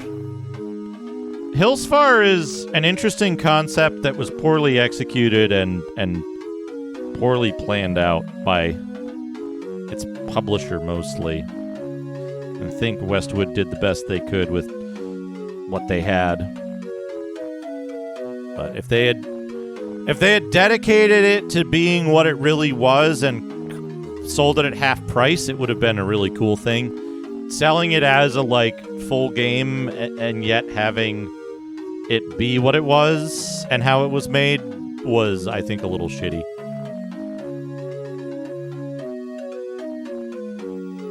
70 bits. Oh, Duke, don't boy. cheer 70. Stop attacking me for opinions I don't have on topics I am wholly ignorant of. Akabidi, thank you for the 70 bits. But that's just it, right? Is that, I don't want anybody to feel like I'm personally attacking them. I always say this, right? She set upon the ape.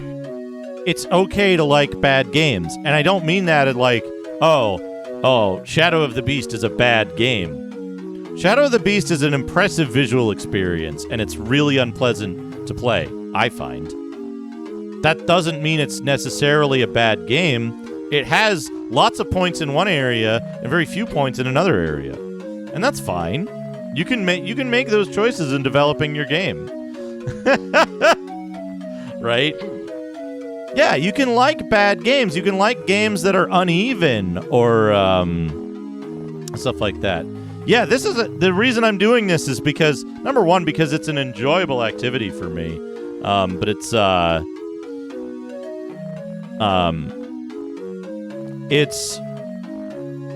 helpful to the game, but it's also this is enjoyable.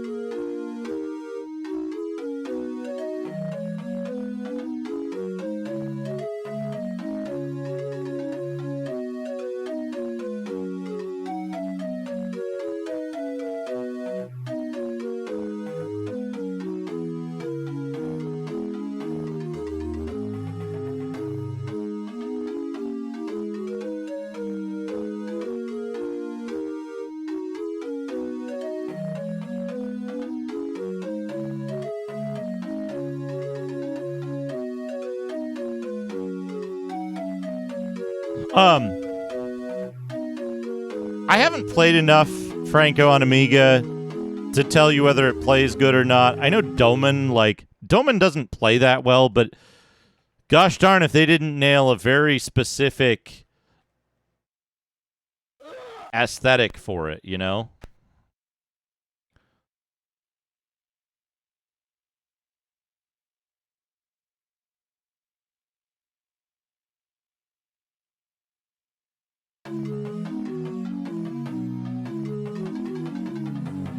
Like that game, Doman and Franco both ooze aesthetic. And at that point, maybe it's okay if they don't play great, as long as they're functional enough that you can complete them.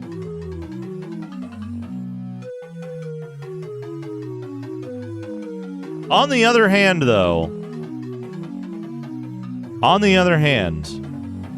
Franco 2 looks like it's got some pretty satisfying beat-em-up shit in it, honestly. I saw Macaw going through the tutorials for it, and I was like, that's some pretty impressive shit. You know, like for an indie beat 'em up, like that's pretty impressive. They did a really good job on Franco 2 in terms of, I don't know how it plays. I don't know the like moment to moment like button inputs and stuff like that, but it looks like a super satisfying system that it's built upon. So like that's really impressive. Like they did a really good job in like designing how the beat 'em up mechanics would work.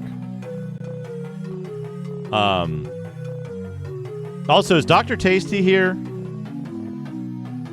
Dr. Tasty, if you're still here, check out Franco 2. I think you might like it.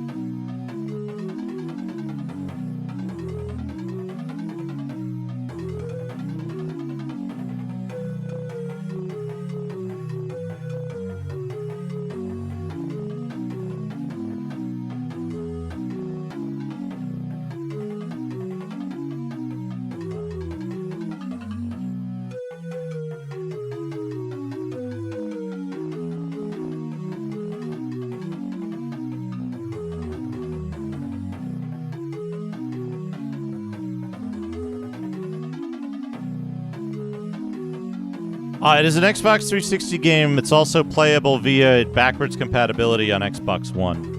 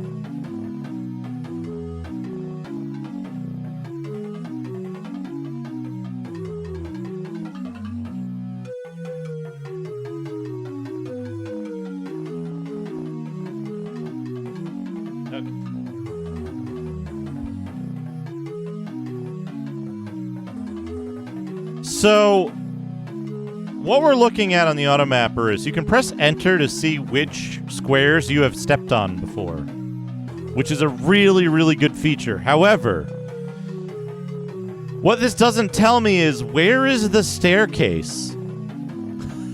Where's the staircase down? I don't know. That's why I've done what I did with remaking the map just now is I don't know which parts of this are like you know? Oh, it's nighttime. I don't know which parts of this actually have stuff in them. So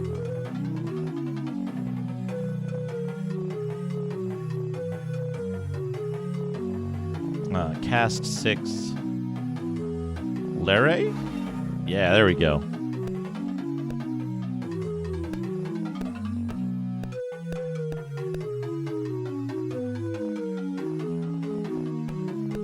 Right, so like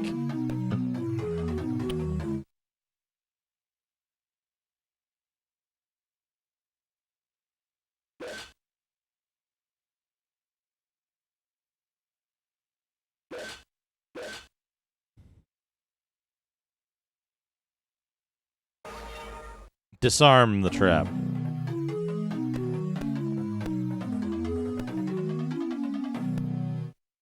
Right, so I think there's an encounter inside each door.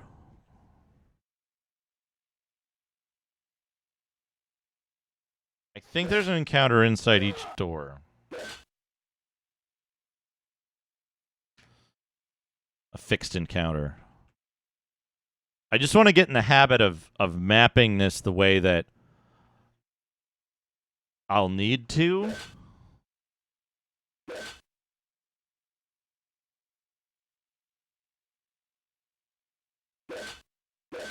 So that when I...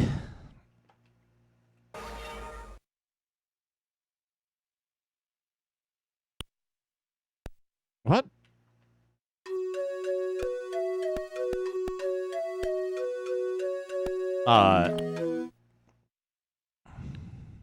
Uh-oh, wait.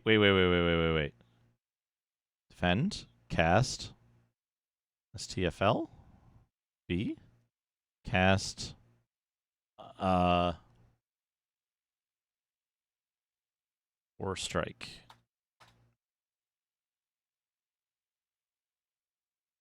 C. Yes.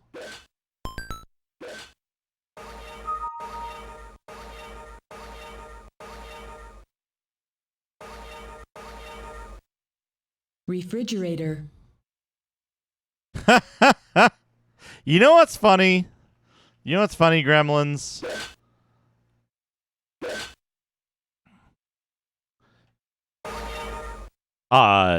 Some months ago. And found the ape making ruin of her home and enraged attacked. Never mind how long precisely.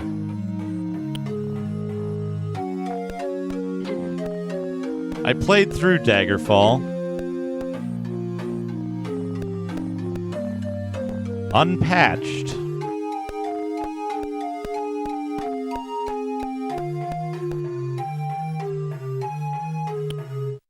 I played through an unpatched version of Daggerfall.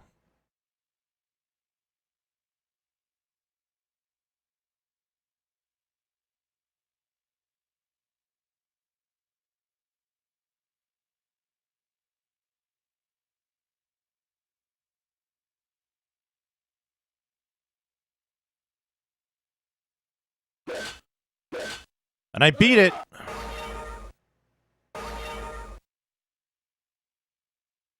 Oh, yeah. We had to do it. We had to do some stuff in an atypical way. But we did beat it.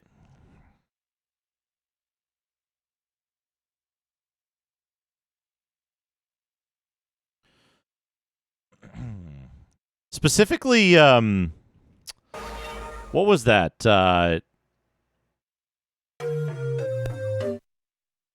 What was that? What was that dungeon? It's the like Daggerfall dungeon, right? The dungeon in Daggerfall itself.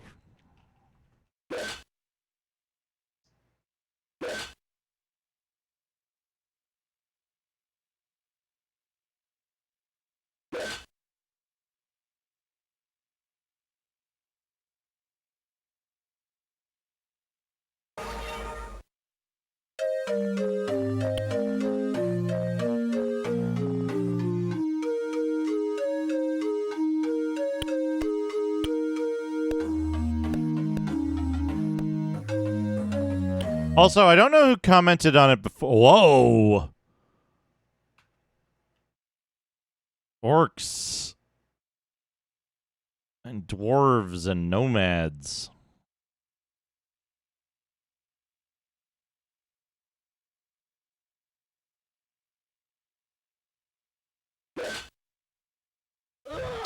The music. This version of the game actually has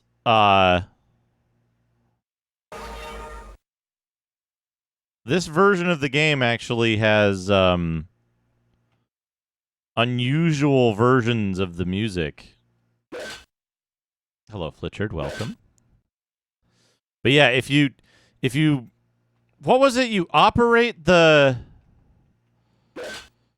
if you operate the lever that lowers the like thing where you go to get the talisman or whatever, it permanently prevents you from saving the game, and you have to glitch through a wall to get the thing instead. 373. That was pretty good. Wait. Ah, stairs down.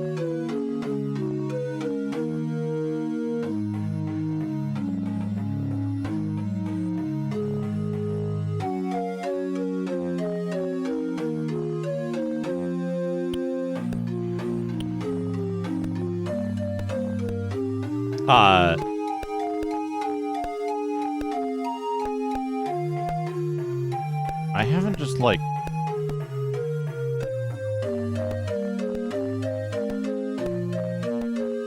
how late after the release did they catch all of that? I don't know precisely. I don't know the patch history of Daggerfall. I do know that it's one of the few games where they like did advertise that like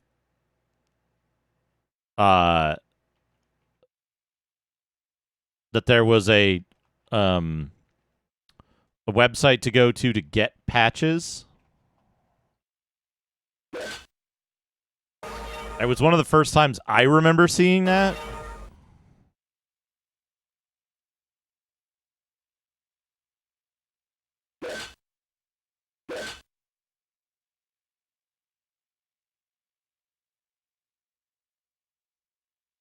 I don't... The weird thing is, like, I don't have a lot of context for magazines at the time myself.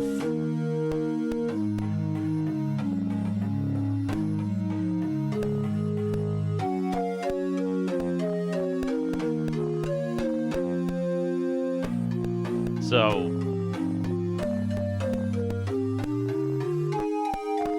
I think this is just a whole bunch of encounters.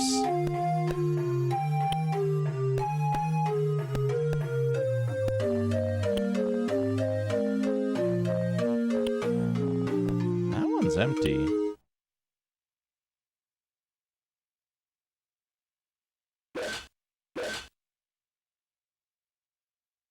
That has an encounter. That is an interesting idea. Let me answer this question on Discord.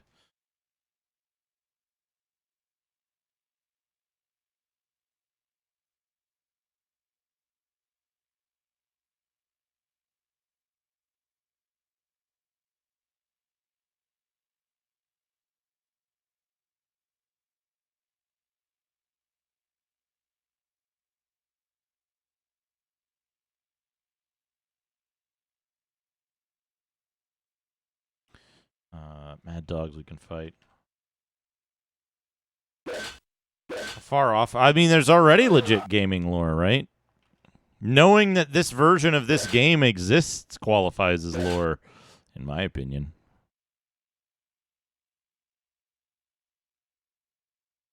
I have to go out for spell points after this, but I think after I finish... Okay, we can take these guys on their own. I think after we finish doing this floors and counters, and yeah, happy upcoming birthday. I hope you have a wonderful time planned for it.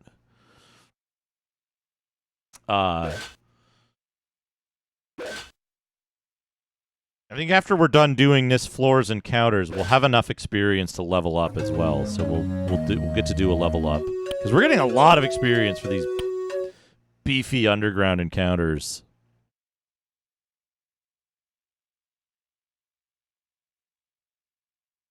Let's see. Defend.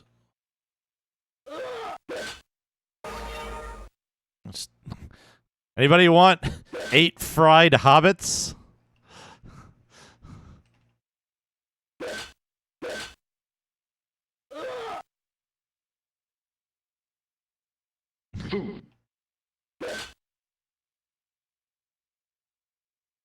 I assume they took the German folklore gnome visual interpretation for this.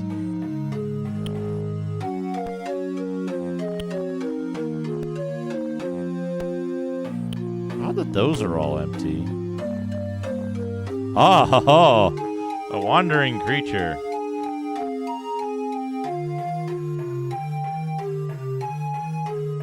one in there. Allow it to join. We got a hobgoblin.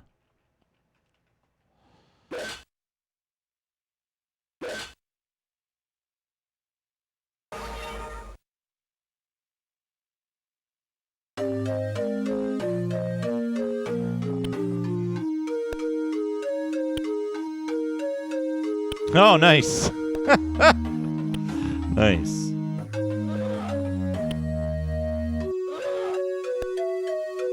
Golfing and drinking. It's a iconic combo.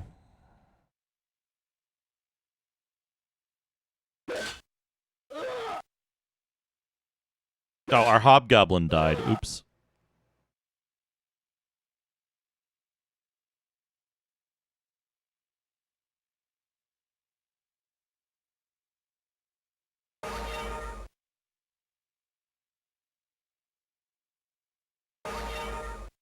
Okay.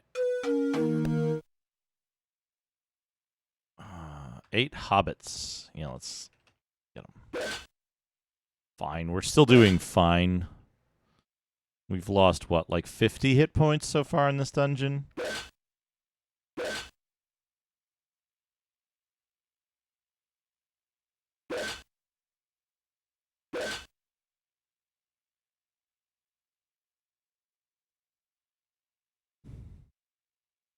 A halberd.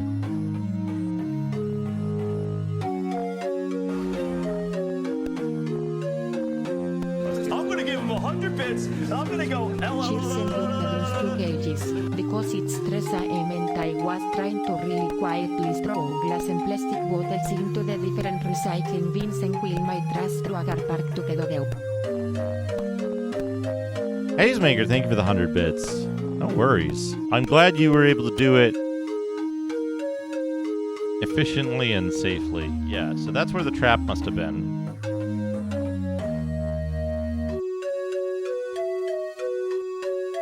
We've got everything in here. We're going to go back out.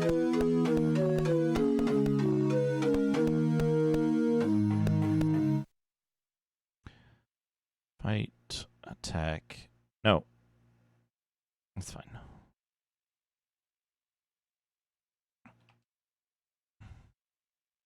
Kobolds.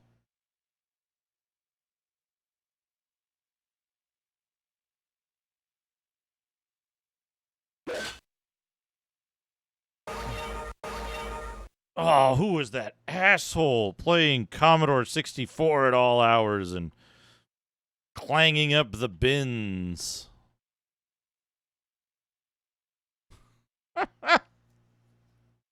Who knows? Maybe they're like, hell yeah, this guy loves Commodore 64 and noise. Welcome to the neighborhood, buddy.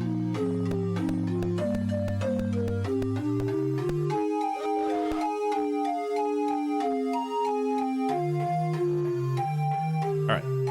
Order drink 4. Ale, leave. What time is it? Whoops. Gnomes. Oh, nice. Oh, excellent. Good to see Chiz around again.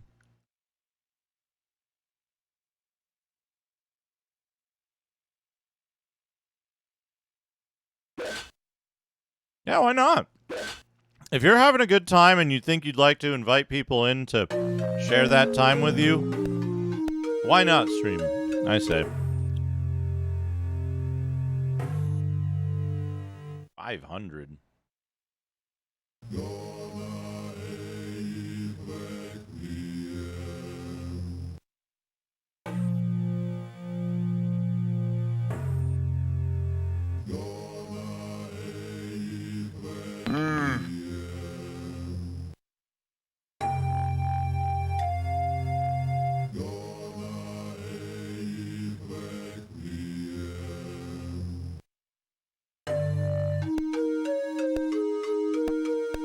Yeah, they're good monks.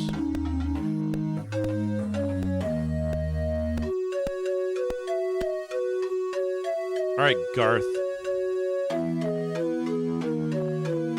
Sell the war axe, sell the mace, sell the weapon that's a war axe. That dagger. Sell that, probably a dagger. You already have all the stuff you need. Mace, tower shield, torch.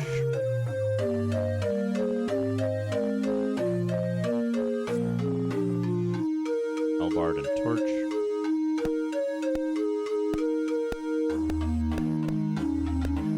And you know, here's the thing, right?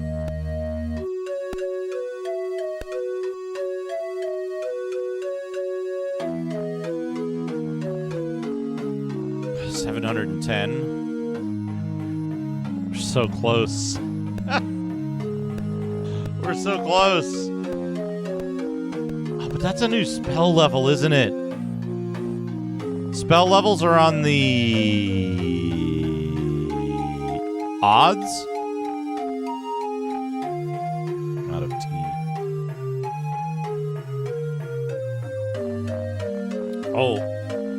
Oh no, Biffo reviews Secret Lore. I missed this one. Chubo. Chubo has sent me another Biffo's retro reviews. 1 minute.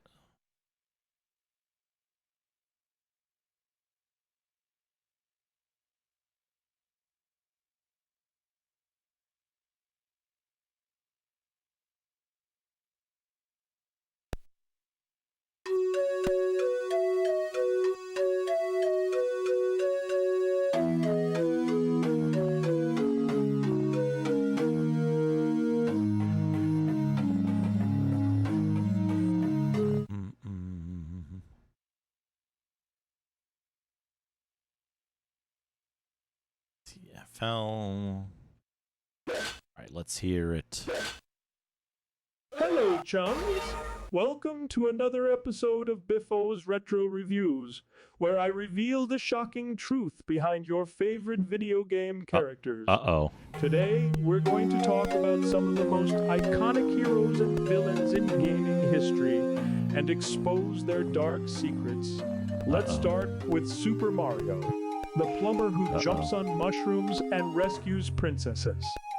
Did you know that Mario is actually a communist spy who was sent to infiltrate the Mushroom Kingdom and overthrow King Bowser? That's right, chums. Mario is a red menace who works for the Kremlin and uses his pipes to smuggle weapons and propaganda.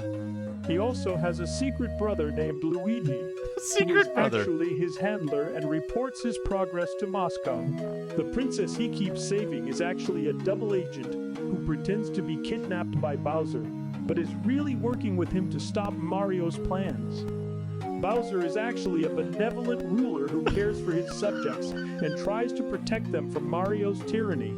The mushrooms Mario eats are actually mind-altering drugs that make him see enemies everywhere and give him delusions of grandeur.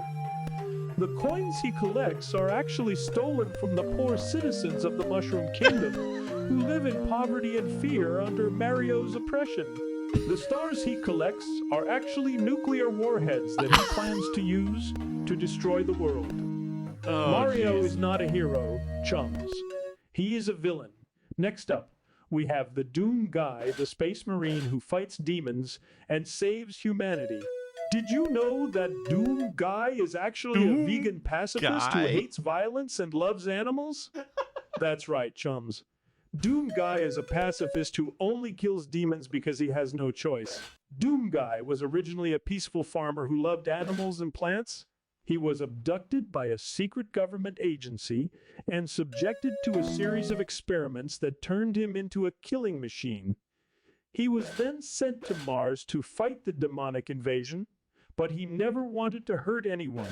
He cries every time he pulls the trigger, and he secretly feeds the imps and cacodemons with tofu and kale. He collects health packs and armor, not because he needs them, but because he wants to donate them to charity. He also loves to pet the cute animals he finds on his way, such as cacodemons, pinkies, and cyberdemons. He even adopted a lost imp as his pet and named him Sparky. He also listens to Enya and meditates in his spare time. Enya. How's that for a character arc? Doom Guy is not a killer, chums. He is a lover. Finally, we have Chubby Gristle, the obese parking attendant who eats everything in sight. But did you know that Chubby Gristle is actually an alien prince who came to Earth to save it from a cosmic threat? That's right, chums! Chubby Gristle is not human at all, but a member of the gluttonous race, a noble and powerful species that can devour anything and absorb its energy. He was sent to Earth by his father, King Gristle, to stop an evil entity known as the Hunger, which feeds on planets and stars. Chubby Gristle uses his appetite and digestion as weapons against the hunger, and he eats cars, buildings, and people only to protect them from being consumed by the enemy. And people. He also has a secret crush on Tina Turner, and he sings her songs in his spaceship. How's that for a backstory? Well, that's all for today, chums. I hope you enjoyed this episode of Biffo's Retro Reviews, where I reveal the shocking secrets behind your favorite video game characters. If you like this video, please give it a thumbs up, subscribe to my channel, and leave a comment below. And don't forget to tune in next time when I'll tell you the truth about Sonic the Hedgehog, Lara Croft, and Pac-Man. Until then, stay retro. Stay retro. Woo, that was a good one. Good stuff. Thank you, Chubo. Folks, if you want more of these, check out Chubo when he streams. I believe it's every 1,000 bits. There's a new one played. That's the first one you added utterly deranged to the prompt. Good.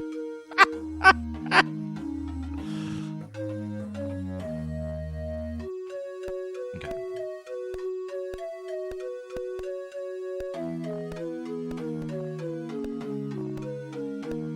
We need to go to the temple first, so that we're all on max health. Need to make sure our spellcasters have max spell points.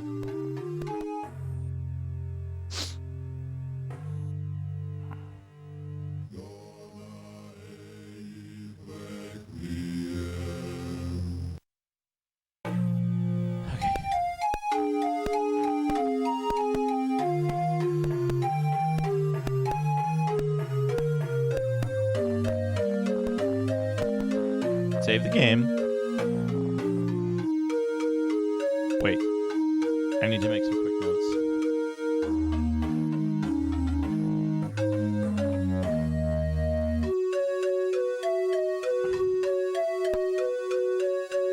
Dex. Luck. Dana, are you here? Is Dana here?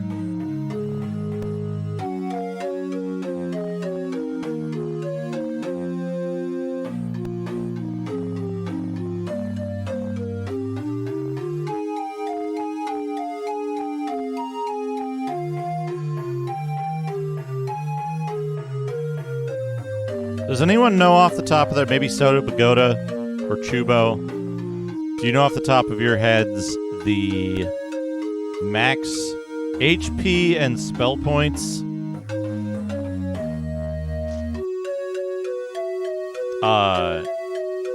that each character class gets?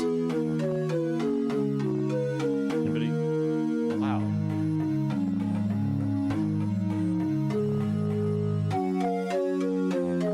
Not even lined up right. It looks incredible. Does anyone know the maximum hit points and spell points? And bonuses? Oh, Ash doesn't need con anymore.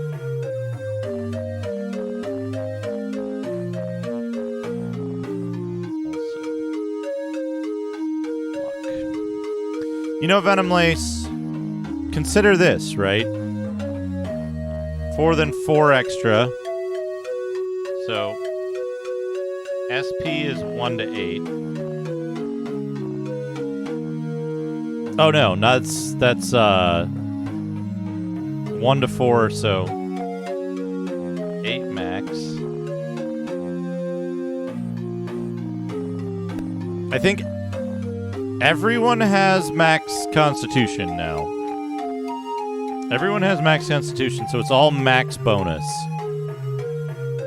So it's 4 to 8. No, it's 5 to 8.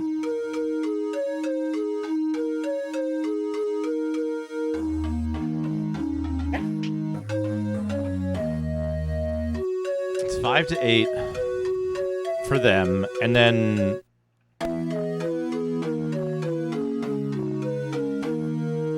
yeah, and then 5 to 8 for SP. Oh no.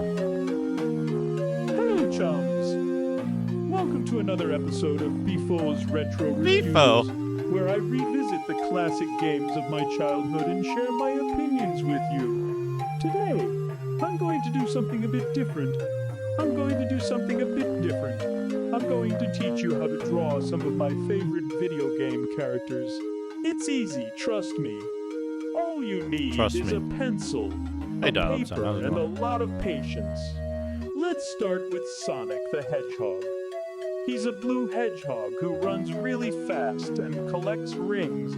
To draw him, you just need to make a circle for his head, 2 triangles for his ears, 2 ovals for his eyes, a curved line for his mouth, and a spiky shape for his hair. Then you add his body, his arms, his legs, and his shoes. And don't forget his tail. There you go, a perfect Sonic. What? That doesn't look like Sonic. Well, maybe you're right. He looks more like a blue rat with a bad haircut. But that's okay, we can fix it. Let's just erase some parts and try again. And again, and again, and again. Oh no, I've ripped the paper. How did that happen? Well, never mind. Let's move on to the next character. How about Mario? He's a plumber who jumps on mushrooms and rescues princesses. To draw him, you just need to make a circle for his head, 2 circles for his eyes, a triangle for his nose, a curved line for his mouth, and a rectangle for his mouth, and a rectangle for his hat. Then you add his body, his arms, his legs, and his shoes. And don't forget his mustache. There you go. A perfect Mario. What? That doesn't look like Mario. Well, maybe you're right. He looks more like a potato with a face and a hat, but that's okay. We can fix it. Let's just erase some parts and try again. And again. And again. And again. Oh no. I've broken the pencil. How did that happen? Well, never mind. Let's move on to the next character.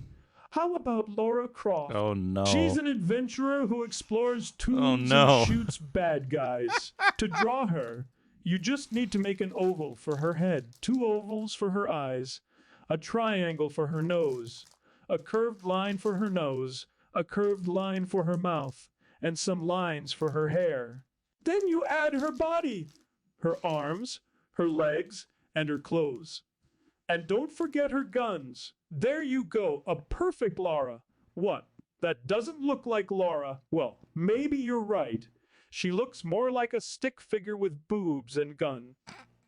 But that's okay. We can fix it. Let's just erase some parts and try again. And again, and again, and again. Oh no, I've set the paper on fire. How did that happen? Well, never mind. Let's end this episode here. Thanks for watching, chums. I hope you enjoyed this tutorial and learned something new today.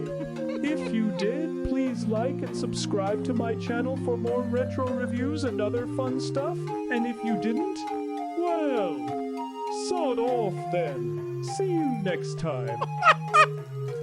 And if you didn't, sod off then.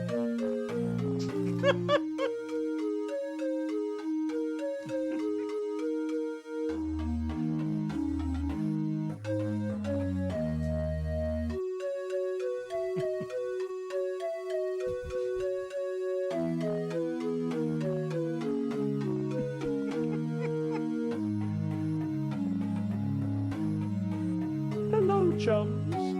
Welcome to another episode of Biffo's Retro Reviews, where I revisit some of the classics from the golden age of gaming. Today, I'm going to try my hand at Mario Paint, the creative tool for the Super Nintendo that lets you draw, animate, and compose music. Sounds easy enough. Super Nintendo. Well, let's find out. First, I need to choose a tool from the menu. There are so many options here. A pencil, a brush, a spray can, a stamp, a fill bucket, and even an eraser. Huh? What should I use? I know. I'll use the eraser to make a blank canvas. Wait a minute. Why is the eraser making everything black? Oh, no, it's not an eraser. It's a bomb. It's blowing up my screen. Quick, switch it off. Phew, that was close. Let's try again. This time, I'll use the pencil to draw something simple. How about a nice smiley face? Okay, here goes. I'll start with a circle for the head. That looks more like an egg than a circle. Never mind, I'll just add some eyes and a mouth. There we go. Oh, man. Wait, why are the eyes moving? And why is the mouth opening and closing? Oh no, it's alive. It's looking at me. It's laughing at me. Stop it. Stop it. Okay. Calm down. Maybe drawing is not my forte. Let's try something else. How about music? That should be fun. I'll just select the music icon and see what happens. Wow, look at all these instruments. Piano, guitar, drums, trumpet, and even a cat. A cat? Yes, a cat. It makes meowing noises when you press it. Meowing! How cute. Let's see what kind of tune I can make with these. I'll start with a simple melody on the piano. That sounds nice. Now I'll add some rhythm with the drums. That sounds good too. Now I'll spice things up with some trumpet. That sounds awful. What's wrong with this trumpet? It sounds like a dying goose. And what's that smell? Is it on fire? Oh no, it is. It's burning my fingers. Ouch. All right. Enough of this nonsense. There's one more thing I want to try. Surely that can't go wrong. I'll just select the animation icon and see what happens. Okay, I need to draw something on each frame and then play them back to make a movie. Easy peasy, let's see. Easy peasy. What should I draw? I know I'll draw myself reviewing Mario Paint. That should be meta. Okay, here's the first frame. Me, sitting on my sofa with a controller in my hand and a smile on my face. Next frame. Me pressing a button and making something appear on the screen. Next frame. Me looking surprised and confused by what I see on the screen. Next frame. Me screaming and throwing the controller away in horror. Next frame. Me running away from the sofa as fast as I can. There we go. That should be a masterpiece of animation. Let's play it back and see how it looks. What? What is this? This is not what I drew. This is not me. This is not me. This is Biffo the Bear. The comic character from the Beano. He's wearing my clothes and he's on my sofa and he's reviewing Mario Paint. How did he get here? How did he take over my animation? How did he take over my animation? How did he take over my life? This is too much. This is too much. I can't take it anymore. Mario Paint has ruined me. It has ruined everything. That's it for today's episode of Biffo's Retro Reviews, chums. Tune in next time when I'll be reviewing nothing. Because there won't be a next time. Because I'm quitting this show. Because I'm quitting gaming. Because I'm quitting life. Oh. Goodbye. Oh no. Better reviews than Ace. The Beano. Chubo, I have an idea. You know how Biffo, like, occasionally makes all kinds of weird noises and sounds and stuff? You should add a sound redeem, a point redeem on your stream for Biffo noises. Yeah. Yup.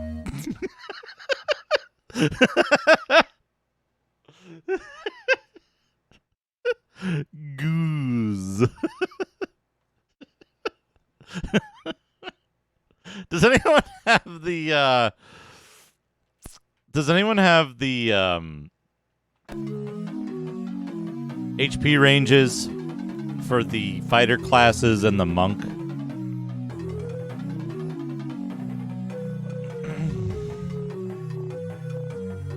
So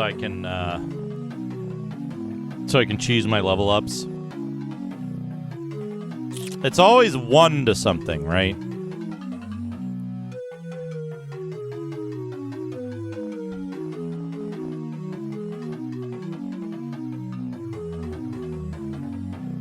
Monk is 1 to 8 base, so that's 5 to 16.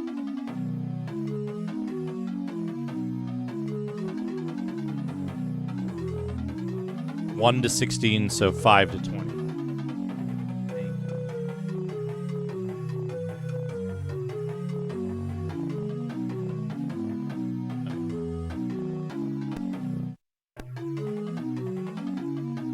Oh. Red Mercer wants a random dank game. Let's do that before we get deep into the save scumming. And while we're here, check out this map. Enraged, Ayara attacked. Rain. When he was accosted by the monstrous Squash. ape, Mongo, Keela upon sight drew her sword and attacked. He raised his sword and they joined the fight. Korath attacked. He slipped and rose. Although his aim was different. When he was attacked by Keela herself, did not turn. Water pipe. Mongo scared rose to engage without having set engaged his sword with the set stitch. Although his aim was different. Korath attacked and attacked him and assaulted the princess. She jumped as Mongo scared and assaulted the princess. The axe Ample peach. Models. Brussels sprouts. Eyes. With a snarl, the battle was joined. Tire. Earth. Poster. Fire! And she charged. Food.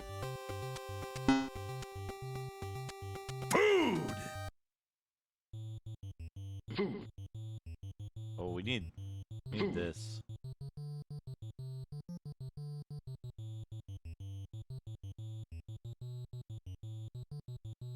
All right, Red Mercer.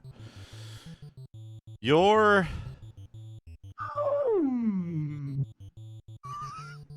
random dank game is developed by Monte Cristo Multimedia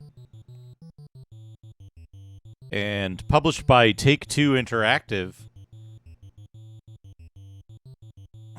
in 2001 for Windows. It is a strategy game, according to this.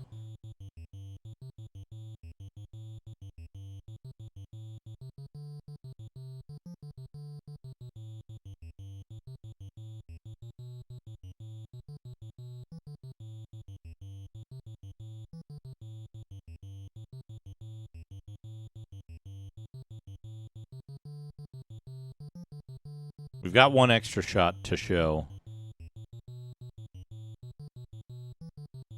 which is the offline game menu, featuring the tutorial player with their joystick to play this game.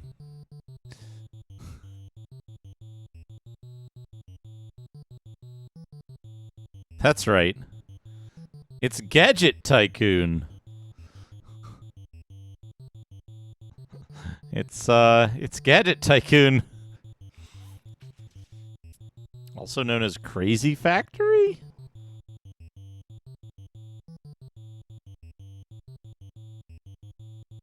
There you go. I hope you enjoy Gadget Tycoon. I hope you enjoy it to the full extent allowed. which might not be much, given how fake that game looks. Please enjoy. All right. Back to the Apple II scene. Okay. Save. Go. Shit. Save. Advancement. +1 to dexterity. 19? No. 9 hit points.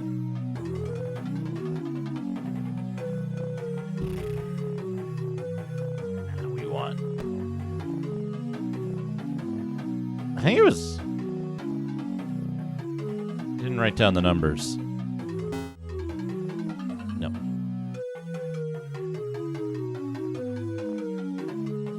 Oh, it was 19.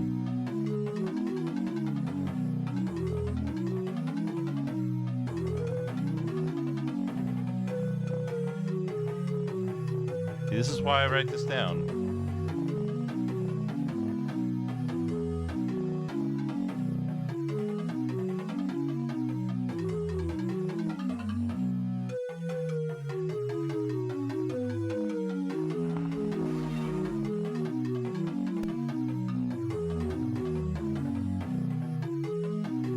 Save that one on Scum. Oh well.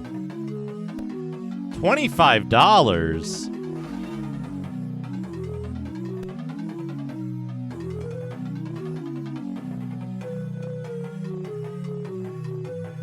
No reviews.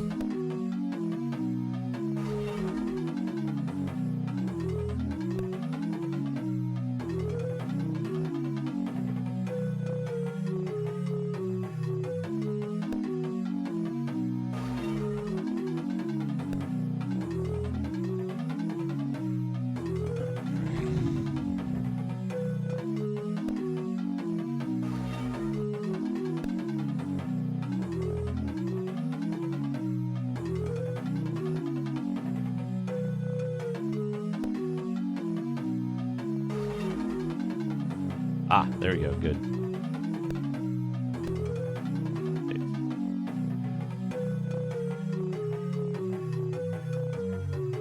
16. What's 107 plus 16?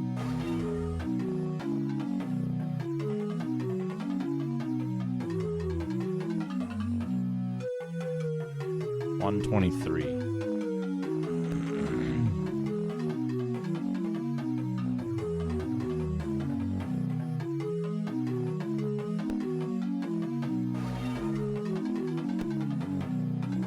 You know what's weird to me? Okay, does it start the song? It starts the song over, right? It's not that it's...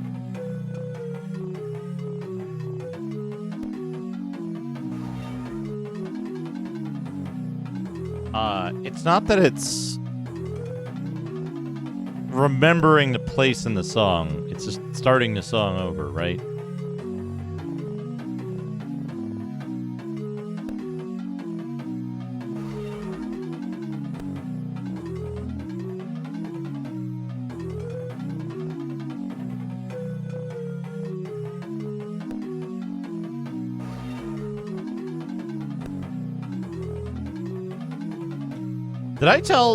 Have I told anyone here about the, like, or does anyone remember me talking about the extremely weird version of,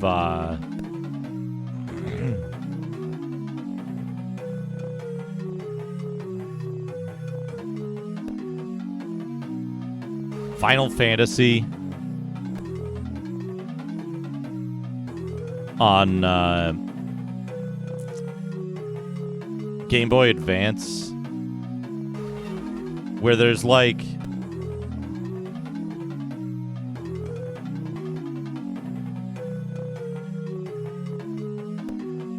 space age latrines. What? Toilets with built-in television.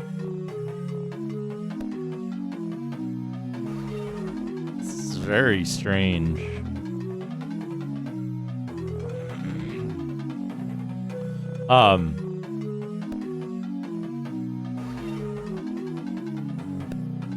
There's a version of Final Fantasy 1 on the Game Boy Advance which has, like, every time you level up, there's a varying chance that your character will get, like, plus 30 hit points each level. And, like, some levels are more likely than others. But the problem is that, like, if one character hits on the likely levels, or hits on the unlikely levels and gets the likely levels just, like, as often versus a character who misses on the likely levels, you can end up with, like, 150 hit point disparity before level 10. And so, like, you just have these incredibly powerful characters, the incredibly weak characters. And because it's Final Fantasy, you have no recourse of, like, recruiting a new character and trying again if you don't save scum your level ups. And because you level up in combat instead of at a training hall or review board, it's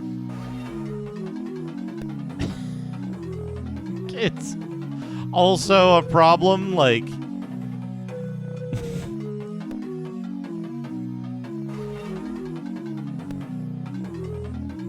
it's really, really weird. Also, apparently Gadget Tycoon is really weird. To be clear, NES Final Fantasy 1 does not have this problem. It's only in the GBA remake. It's only in the GBA remake where it does that. And because it gives you 30 extra hit points, sometimes, like to be clear, that's 30 more hit points than you would get in regular Final Fantasy for the NES. So your characters very quickly become way more powerful than their NES counterparts. like leagues more powerful.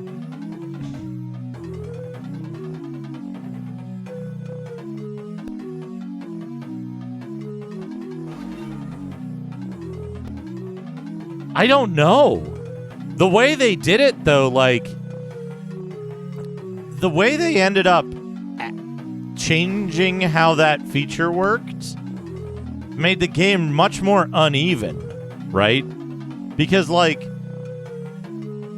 it would be unlikely that you would ever, like, miss all of the, that you would ever miss all of the 30 plus 30s. But because you can, you could end up with a, like, super weak fighter in your party who just doesn't have any hit points. And, like, a mage with tons of hit points for no reason. You could end up with, like, I don't think so, Rat Clown Car.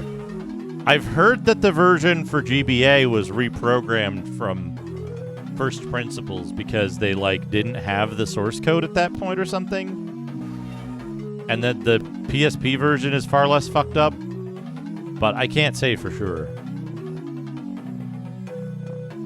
You can test it easily enough. You can test it easily enough by loading it up and just, like, fighting a couple of battles until your dudes level up. Finally, fantasy.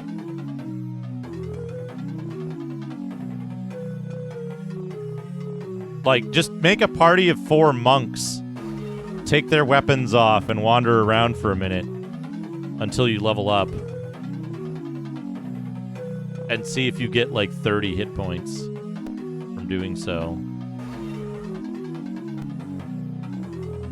I haven't crested 120 yet.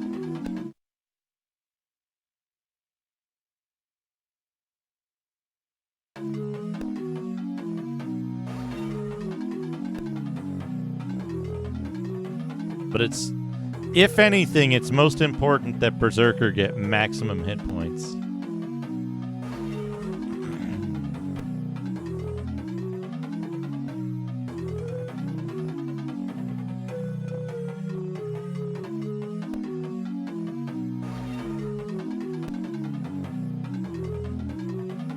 Wait. Did I do this math wrong?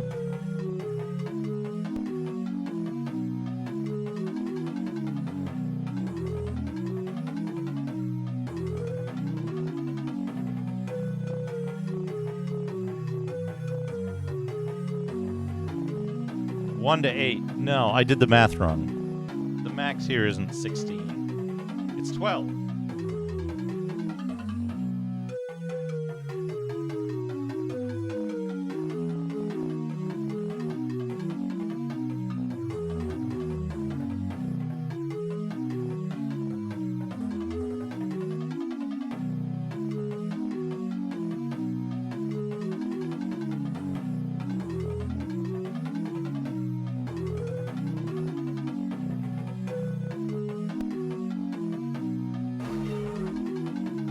Well, you know, I think Final Fantasy really did meet the criteria by which the name was chosen. Right?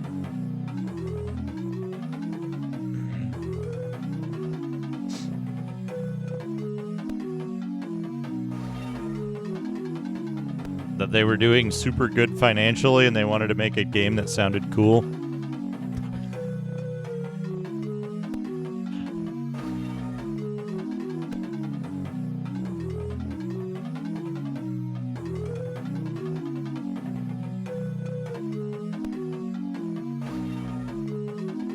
We're looking for 119. Yeah, Fighting Fantasy was the book series. For 119 and preferably luck. Berserker's never gonna get hit by melee attacks anymore. So we need that luck for resists.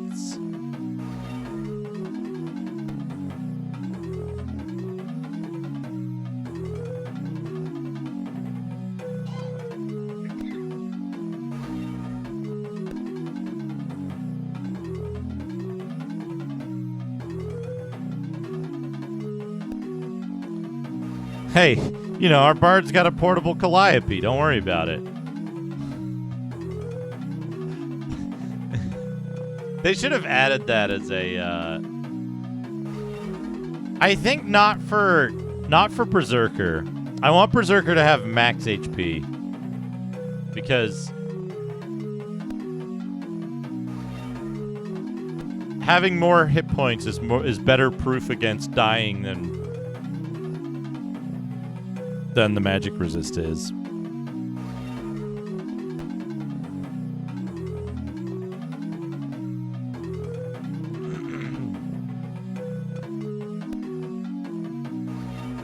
Hitting absolute max HP is less important for Dad, Beef, and Hal as it is for Berserker, Too Many Guns, and Ash.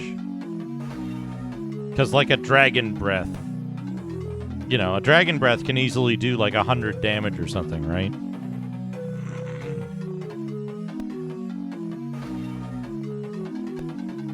I hit 119 with luck. I just had my math wrong. I thought I could get up to 123 because I wrote down the wrong number. Like, everybody is going to get max...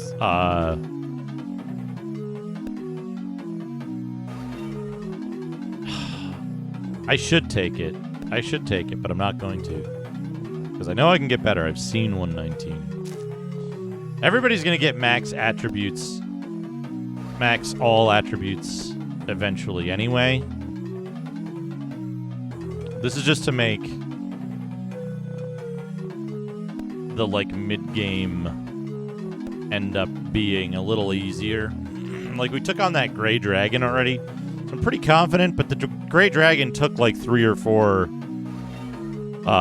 There we go. See? And we only got it like 2 after the other one.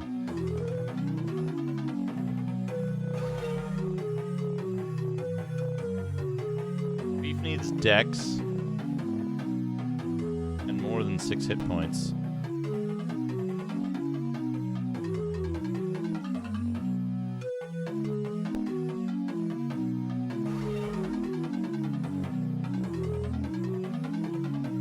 Luck and 20 hit points? I'll take that.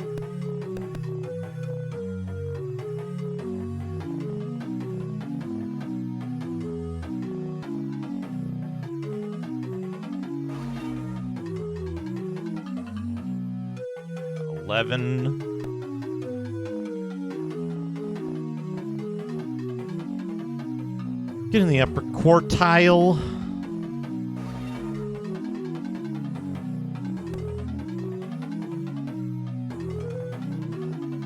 It's interesting that they made bards, like, good fighters in this.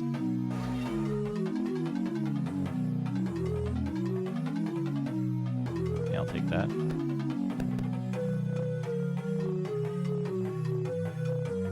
Okay, we want 59.79.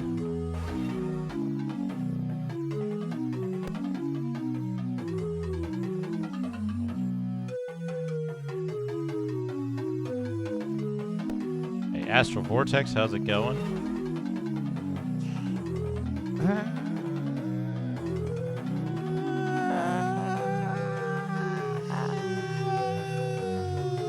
No, you want those spell points.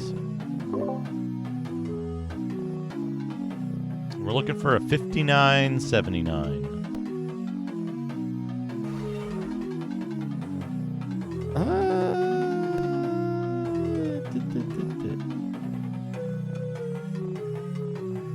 Well, like, it's clear that they didn't want bards to be like a kind of throwaway pick, right? They didn't want anyone to not choose a bard for their party. So they made bards, like, have a really strong presence, which I think is a good choice, right? They are the star of the game. That said, I think that probably, like, messed up their plans for the later games.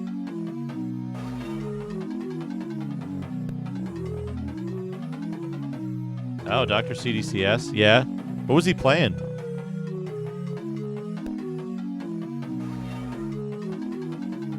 I'll take 59.78. Gateway. Oh, Frederick Pohl's Gateway. 69.80. I can take that. I'll take that. I'll take that. Okay. Spell acquiring. Yes. The spell sages have taught you the lore. Yes. What? Refuse to teach you until you can pay. Trade gold. 263,000.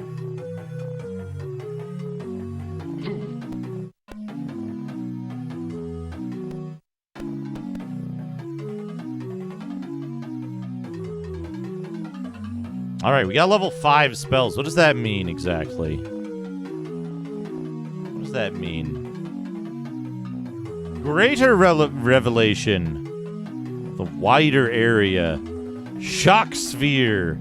A large glove of intense electrical energy. 8 to 32 hits of damage.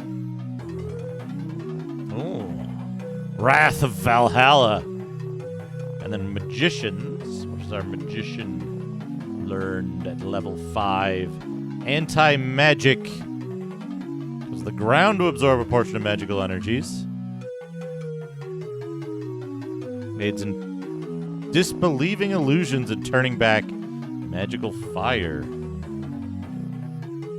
Stone touch. Turn an enemy to stone or a stone monster from living stone to dead stone, but it doesn't always work. Magical animated sword. Will fight like a summoned monster in defense of the party. Excellent. We don't have phase door yet. We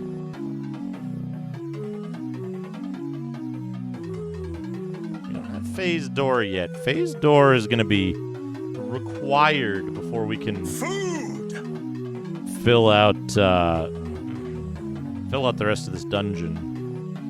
Because there could be stuff inside this. Oh, by the way, before I forget, I was showing this off before.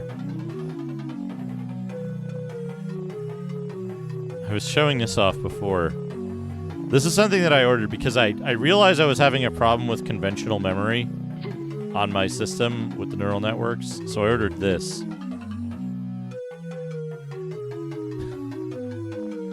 For my host PC.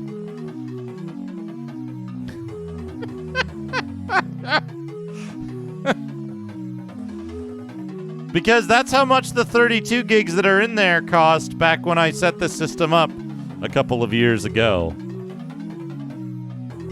And since I now know that the system will function, if I allow it to, it will function with Windows 11, and I don't see CPU-intensive applications getting that much more CPU dependent, right?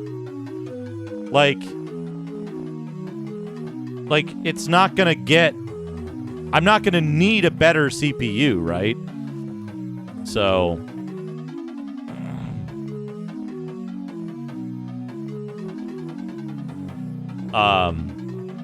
I figured that's gonna tide me over for a very long time. With the GPU I have and the CPU, I won't have to do much. I do have to do this, though. I do have to shade this in.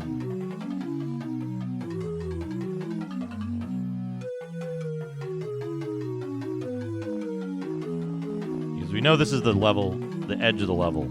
But we can't fill in, and maybe masters of this game can enlighten me, but this is a thin wall game. This is a thin wall game, and I've mapped out all the areas that I can go by default, but I assume that some parts of this dungeon are going to...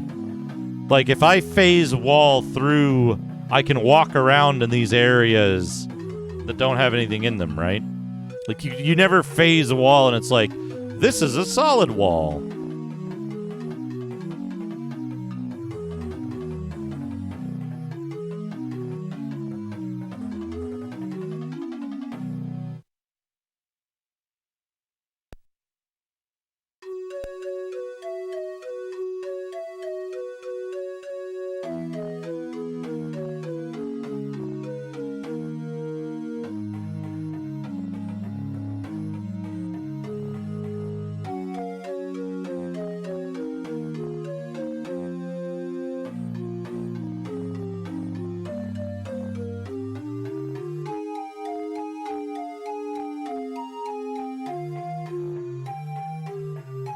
Yeah, like phase wall doesn't have a success or failure chance. You either can or you can't, and that's on an individual thin wall basis.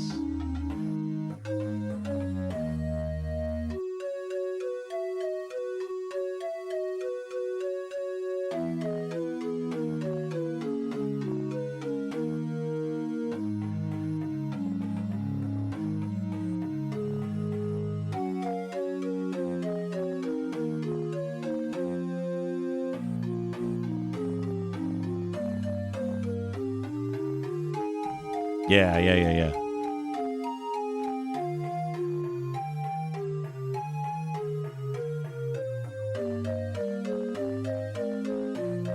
No, there might simply be nothing in those areas because they don't expect you to have phase wall when you do the first dungeon, but I can't rule that out, right? Because, like, there's some shit you have to teleport into on level 1 of, you have to teleport into in level 1 of Wizardry, so I assume that they took a lot of inspiration from Wizardry for this. And you know. All right.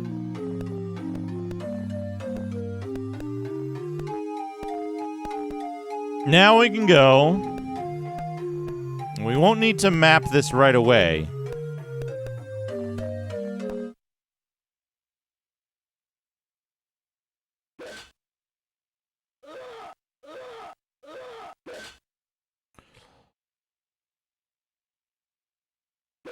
To prevent you from teleporting in dungeons? Yeah.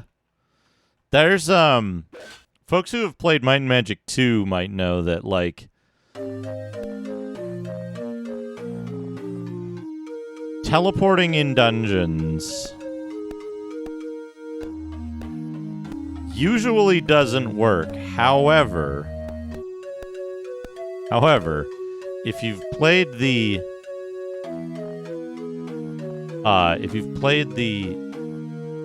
Genesis version, what is it? My? No. Oh, I closed the thing. Why did I do that?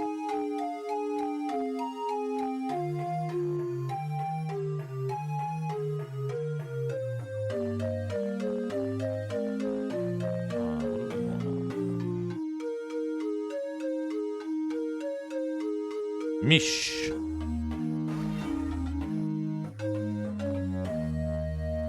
And oh, did we get greater revelation? Yes. Great.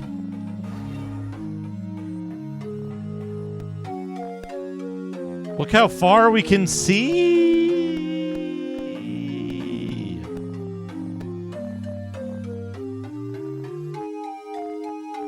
I think we've stepped on every square of this dungeon that we possibly can.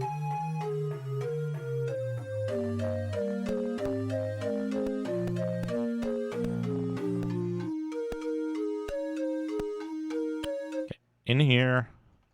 Fight 3 gnomes.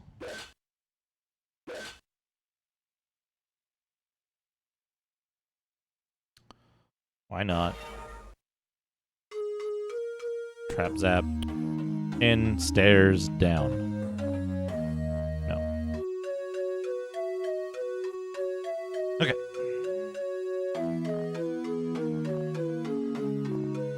The thing I do need to do, though,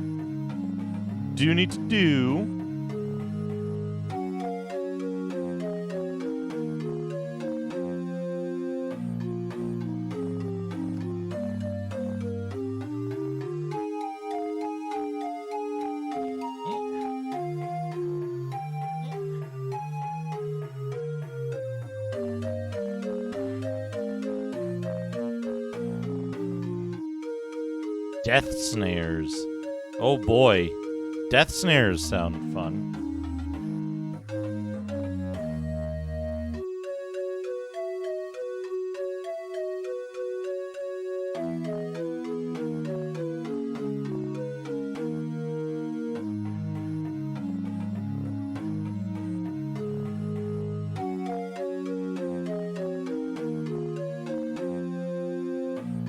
That's okay. Well, I got an extra sheet.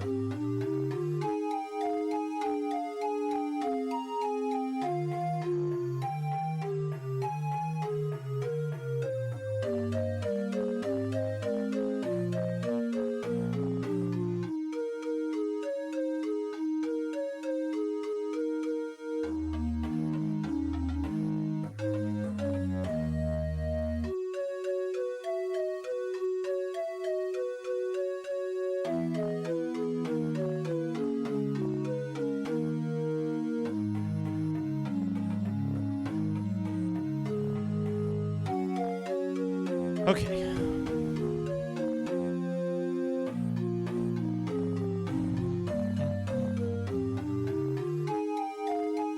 Now am I in the same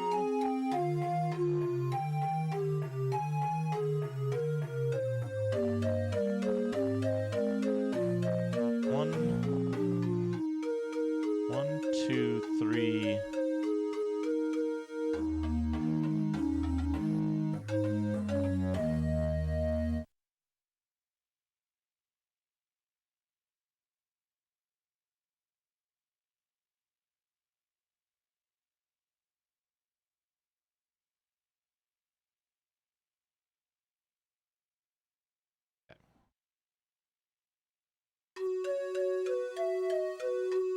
You're in the sewers under Scarab Bray. The shallow water holds unknown terrors. Be careful.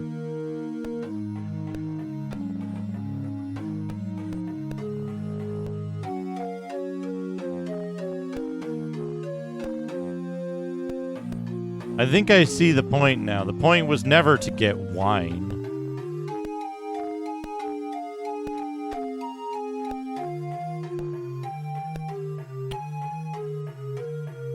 Darkness.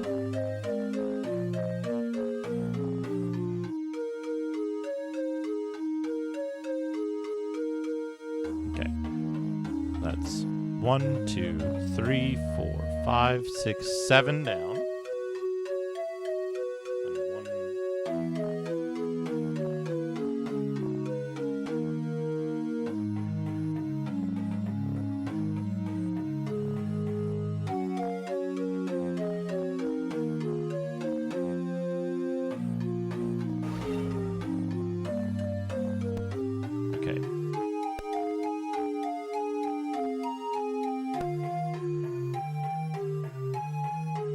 Ho ho ho!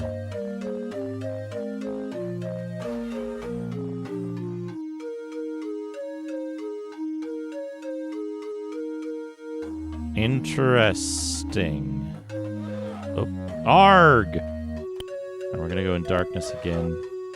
Trap! You've hit a basilisk snare. Darkness. Okay. Map.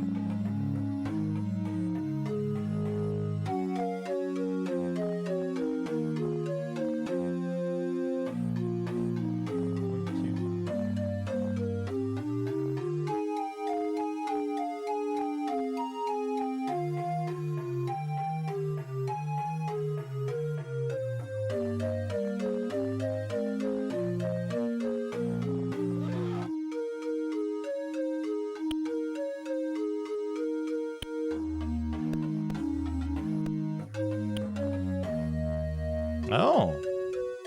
A magician. The best. The best wandering monster to have, as far as I know.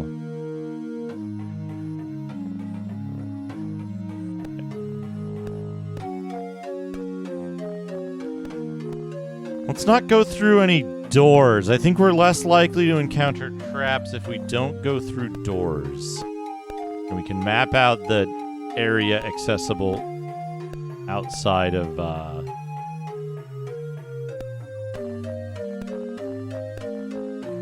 this. One of the things that happened when I had a magician in my party was that they would cast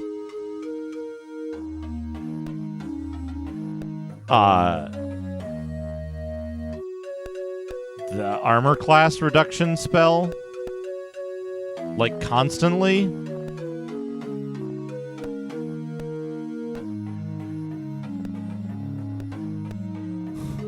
So we had like low AC on Dad because it would stack.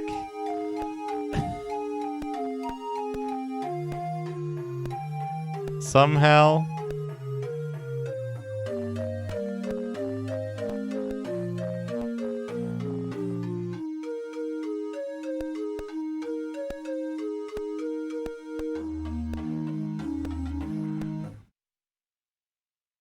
Jade monks and wolves.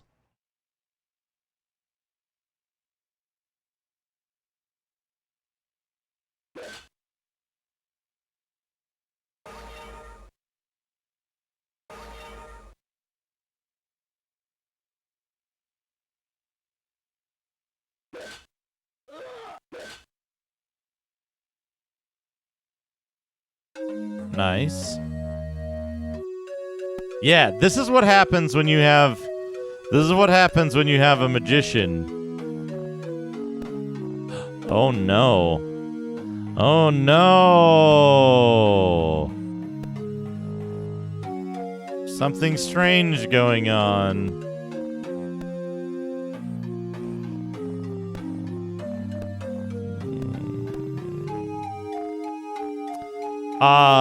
Leave it in peace?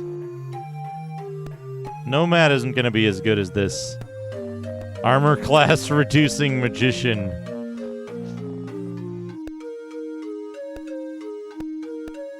So we've got map wraparound.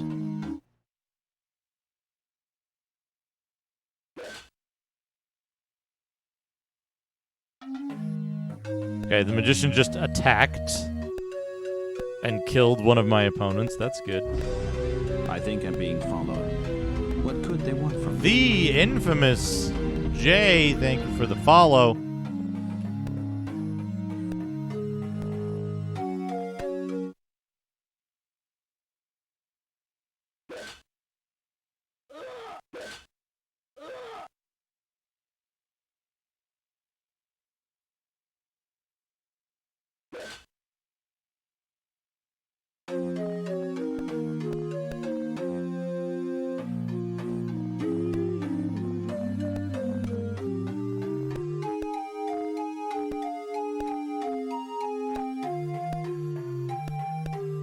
But yeah, folks, don't forget. Next Saturday, the 6th. I gotta double check the time. I gotta confirm the time.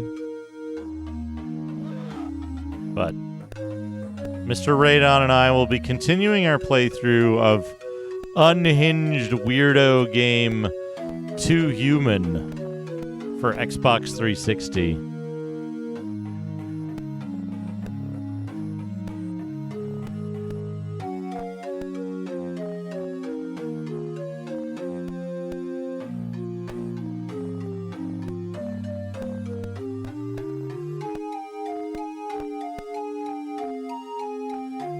But boy, we had a really fun time with it when we played it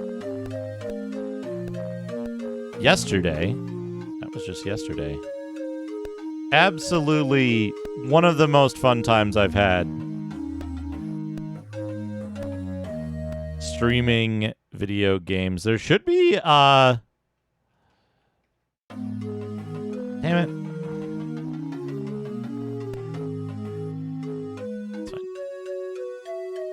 There should be full VODs on both Radon's channel and mine for those who missed the first session. Red Mercer, thank you for the little bit of Digimag. We'll get to that in a moment. Let me finish. I want to finish mapping this exterior zone.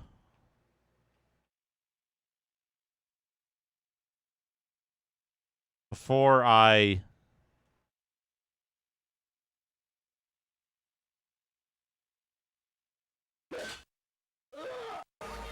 move on to other activities.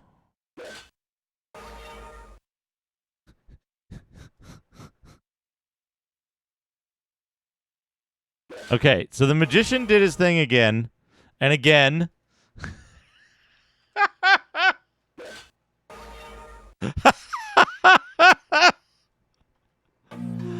Oh, it goes back. It goes back to a single instance. That's what magicians are good for. There's a great deal of slime on the walls.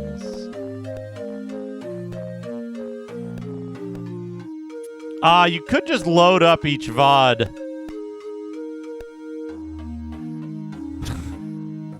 Low. The Adventures of Low Armor Class. Are those one? No. Those are just doors next to dots that make them look weird. Those are like one-way arrows.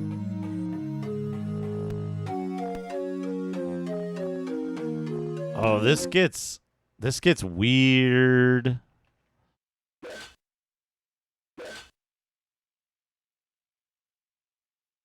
I found a mandolin. Yeah, this gets weird.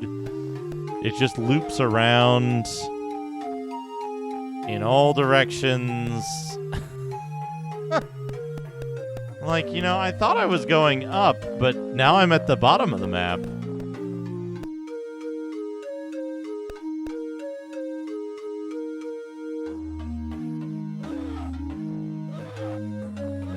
Past the light at night. Where am I? In relation to the start.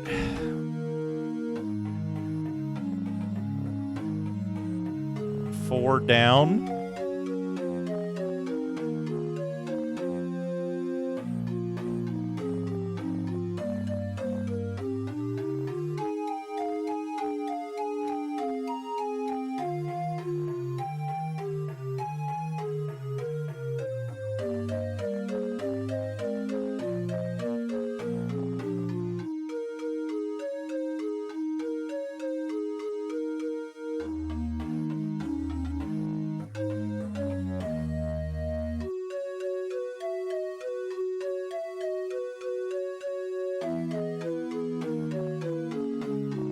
Okay.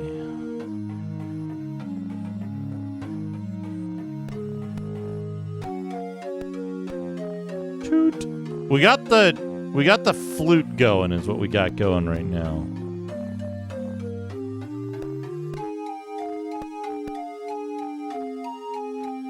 So Tripreticus, we actually used Squad Stream for the stream itself.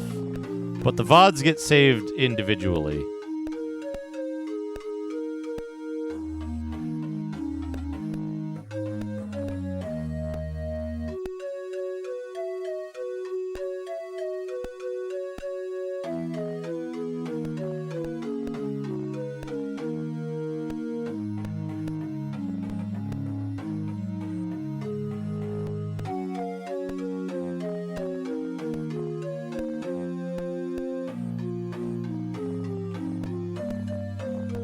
But yeah, we actually used Squad Stream. Whoa. Okay. What do we got? One. Most important. Getting rid of their magicians.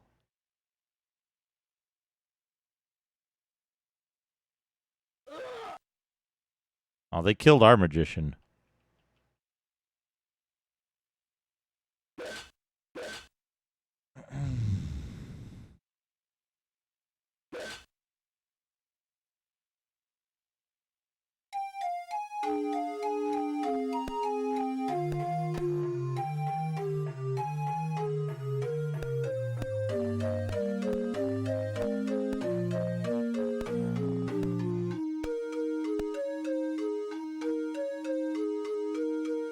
Thin walls.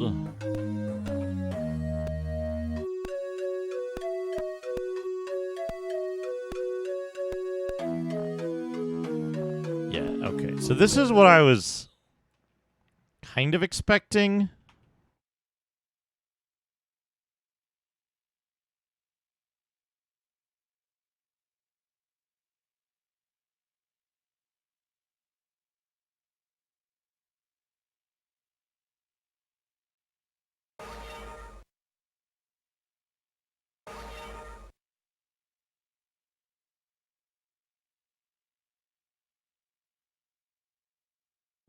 .500 experience and a plate armor. That's good work. I forgot to check what my next level breakpoint is.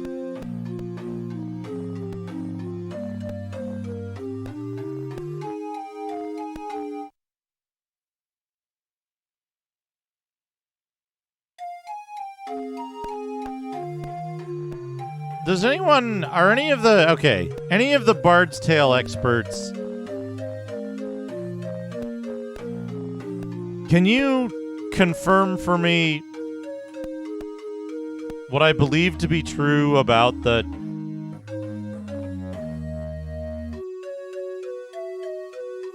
what did I just do? I just teleported. Oh no.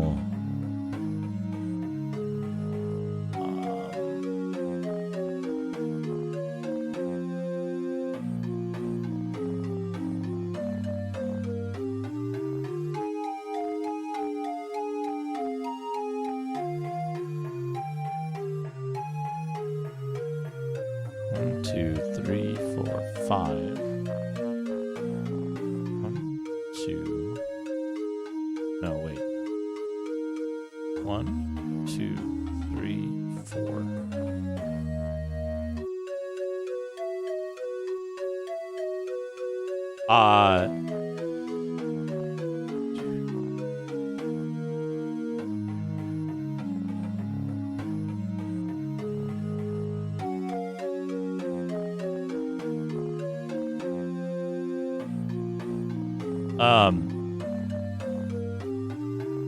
Can you confirm if the amount of experience that you need for level up is like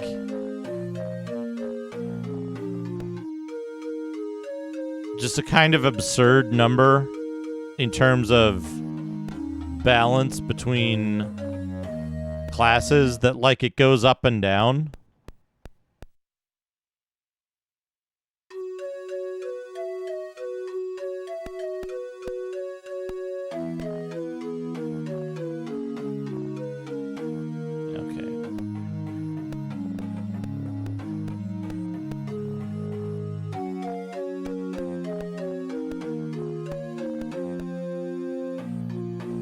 No, different than that.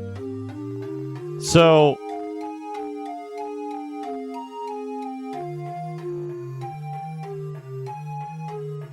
that some classes need less XP to go from one level to the next, but they might need more XP to go from that level to the subsequent level. So for example, to go from level 9, to go from level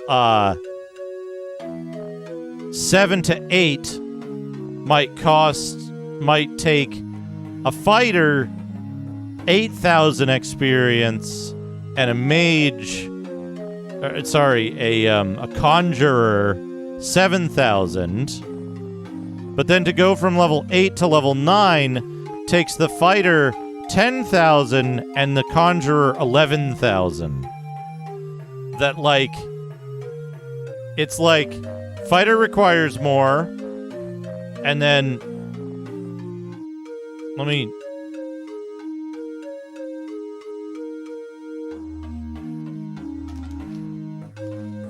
show you what I'm talking about, right? So, level 9, everybody has to have 50,000 XP to get to level 9 in total, right? But to get there, the fighter, the monk, and the conjurer, right? The fighter has these breakpoints, and the monk has these breakpoints, right? We're there, right? So, like, the monk takes less to get to even levels, but then even more to get to odd levels, or vice versa. Does that make sense? Am I making sense what I'm saying there? That, like, it's uneven. The amount that they need is uneven, but there are certain levels where, like, where it's supposed to be that everybody needs 50,000 XP to get level 9, right? Which was the case. I'm not sure if that's the case with other versions of the game.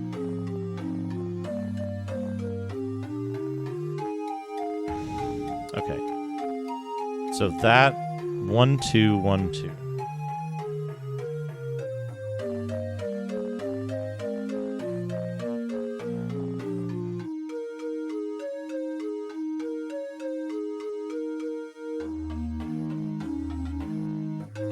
Okay. Yeah.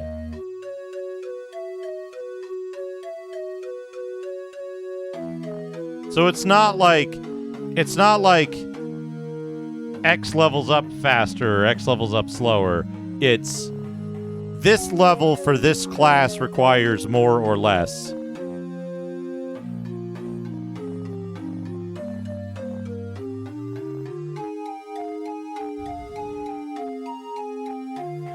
Not per class. XP cost is not per class. It's per class, per level. And, for example, level 9 requires more experience for a monk than it does for a warrior or for a paladin. But level 8 for a paladin requires more then level 8 for a monk. So they, like, leapfrog each other. But then everybody needs...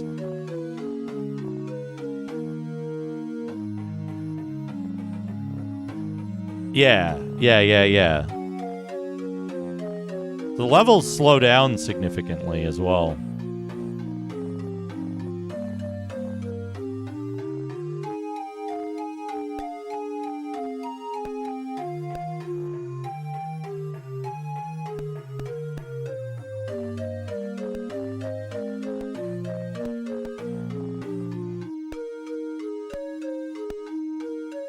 Mapping the undoored part of the sewer is becoming more difficult than I initially anticipated. 1, 2, 3.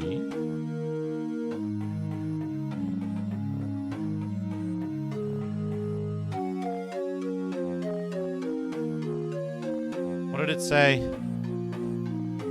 Sewer water seems very warm.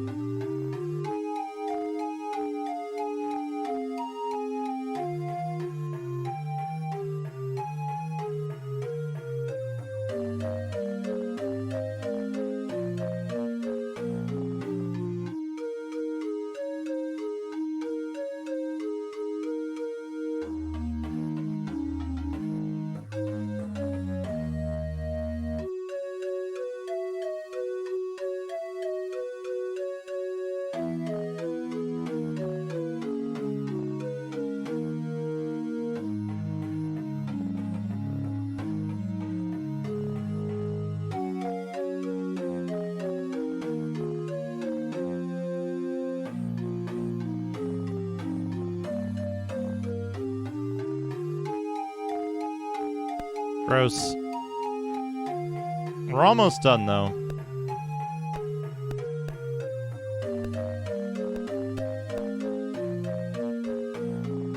Oh, no, we're not, because those are probably loop around. Oh, no, there's like a whole other section. That's not going to be behind a door or nothing. Wait, why do some of these doors look like they're connected to the thing and some of them don't? Is that just a weird graphical oddity? That's weird.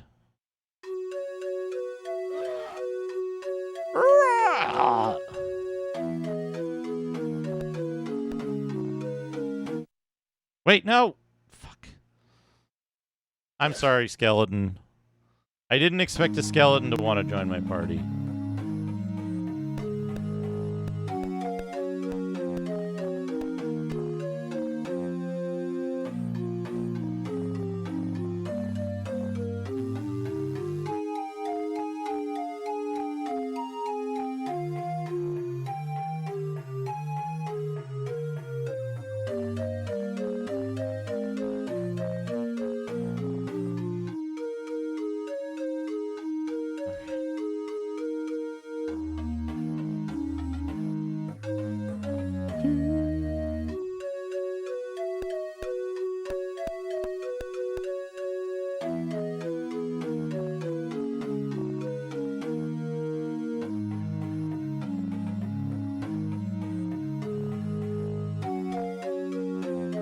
Up and right. And then to the left side.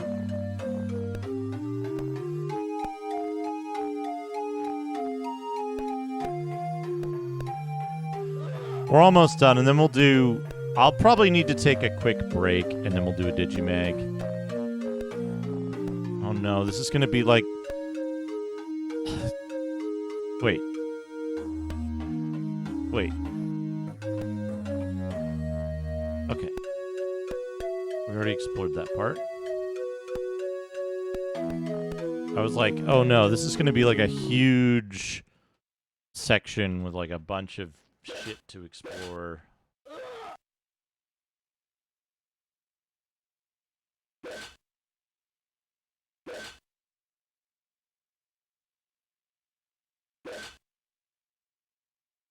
I feel like Beef is not pulling his weight. This doesn't have the dreaded critical hit bug, does it?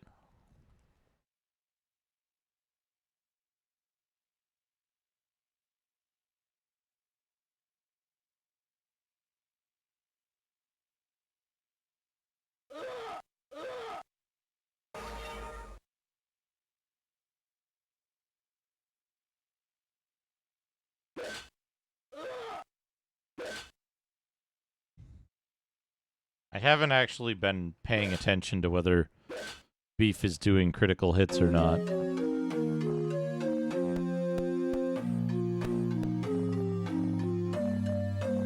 Yeah, sure. Jade Monk, join my party.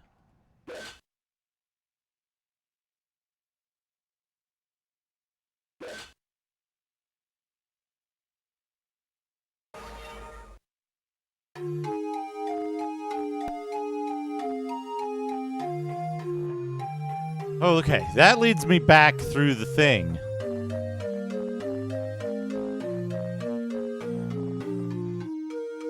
That's what? 1, 2, 3, 4, 5.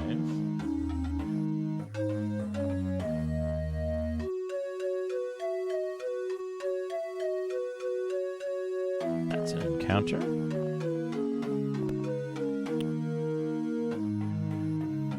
Okay. Now we've just got these two little bits to do. And then we'll be done. Need to take a break to use the bathroom.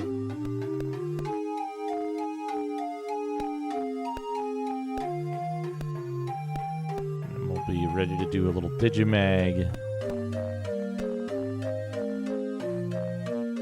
Okay, we're at the stairs. We're at the stairs.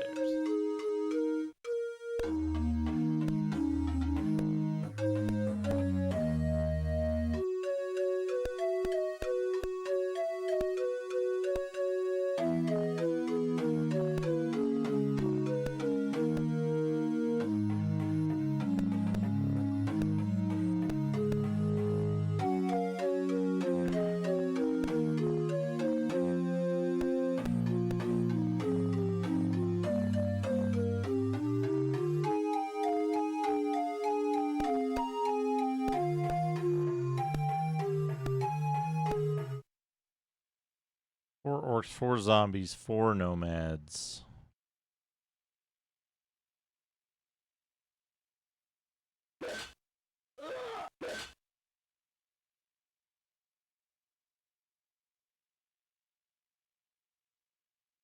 You know, I thought I was fighting the zombies, but I guess I wasn't.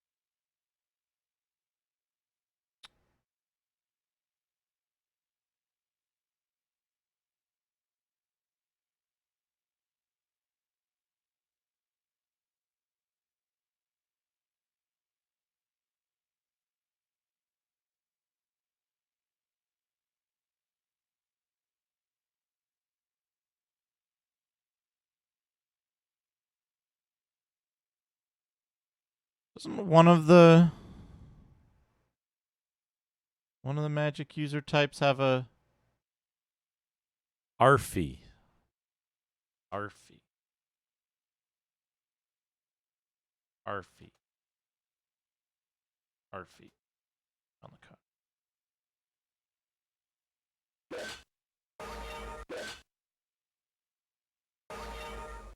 Got him. Oh, times caster level. Man, Arfie does a ton of damage, huh? I didn't think about that.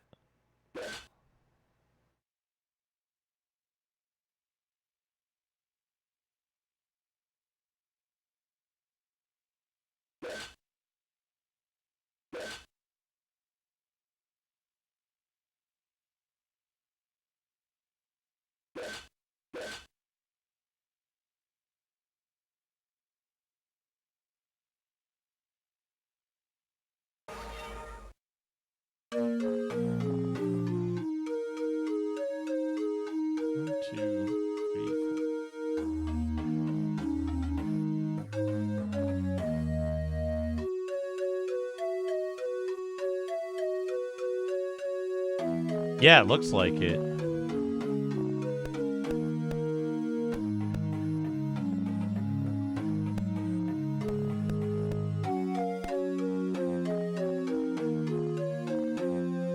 Okay, let's see. I think that's everything except there's one problem.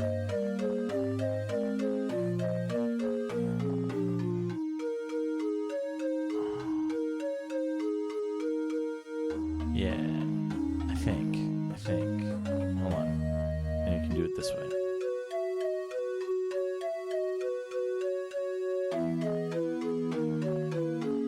Yeah, that's a problem.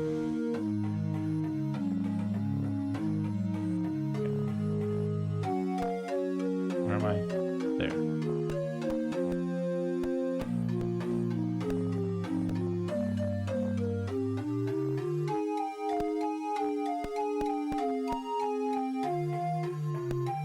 Thin walls. Thin card. Yeah, this problem.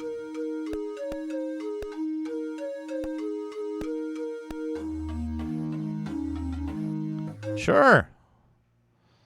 Join my party, Spider.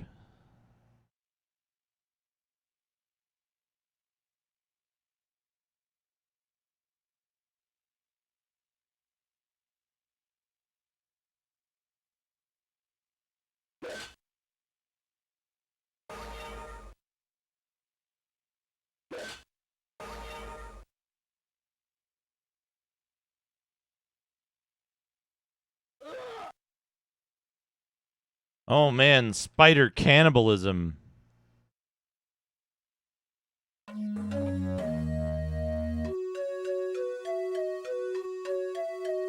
There's a passage specifically about ports in that header. Haze.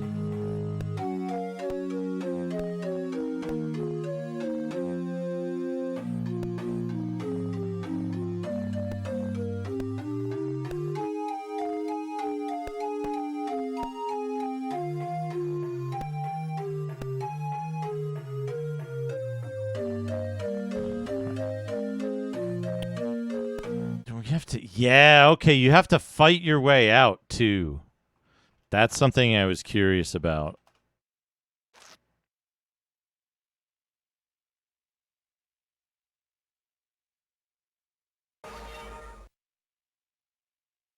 Because specifically, right, like, there's a bunch of ports of varying quality on DOS, and I intentionally didn't include those because they were like they were attempting to recreate the qualities of an existing game rather than like novel development. Because it's like, you know, if all of the best games on a system are if all the best games on a system are ports from other systems, is that system really that good? Are the games better played on their original systems? Like, is the arcade version of Rainbow Islands better than the Amiga version, even if the Amiga version's one of the best versions of Rainbow Islands? One of the best ports of Rainbow Islands? A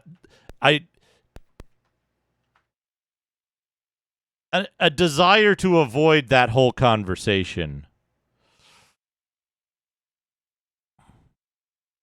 The question with, yeah, that's what I had that question about Turrican specifically is Turrican the definitive experience on C64?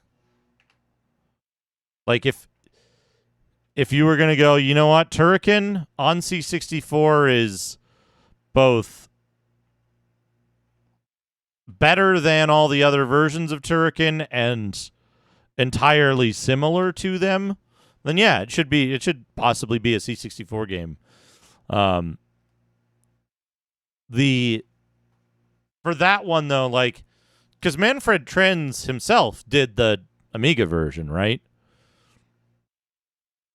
It wasn't like some other porting house handled it and it was, whatever.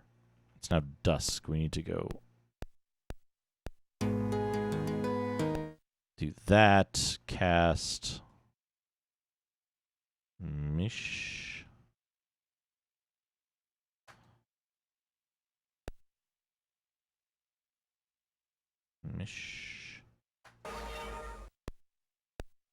Yeah, that's the kind of stuff, like, I don't have any kind of authority to, like, make those decisions.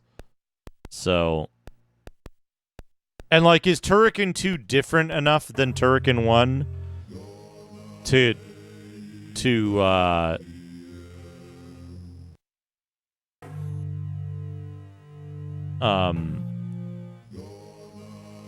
is Turrican 2 different enough from Turrican 1 to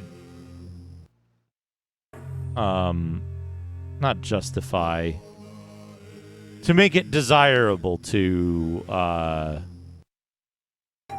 look at both, right? Like, I left Duke Nukem 2 off of the PC list because I left Duke Nukem 2 off the PC list because it's so similar to me. Duke Nukem 2 is so similar to Duke Nukem 1 in terms of, like, platforming quality and controls that it wasn't really worth separately evaluating, but I could be wrong about that. Okay.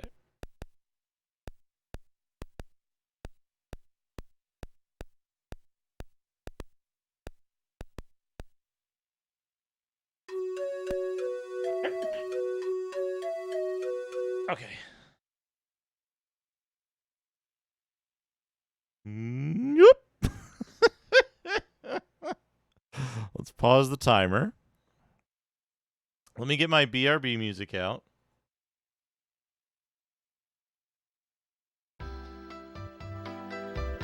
Oh, Gaming Dreams.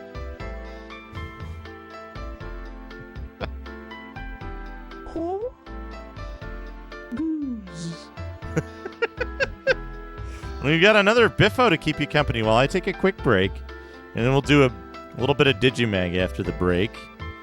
You've got good imagery and good Biffo to keep you company. I'll be right back.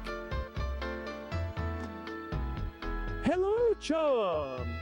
Welcome to another episode of Biffo's Retro Reviews, where I revisit some of the classic games of yesteryear and share my thoughts on them. Today, I'm going to talk about something a bit different. Dream?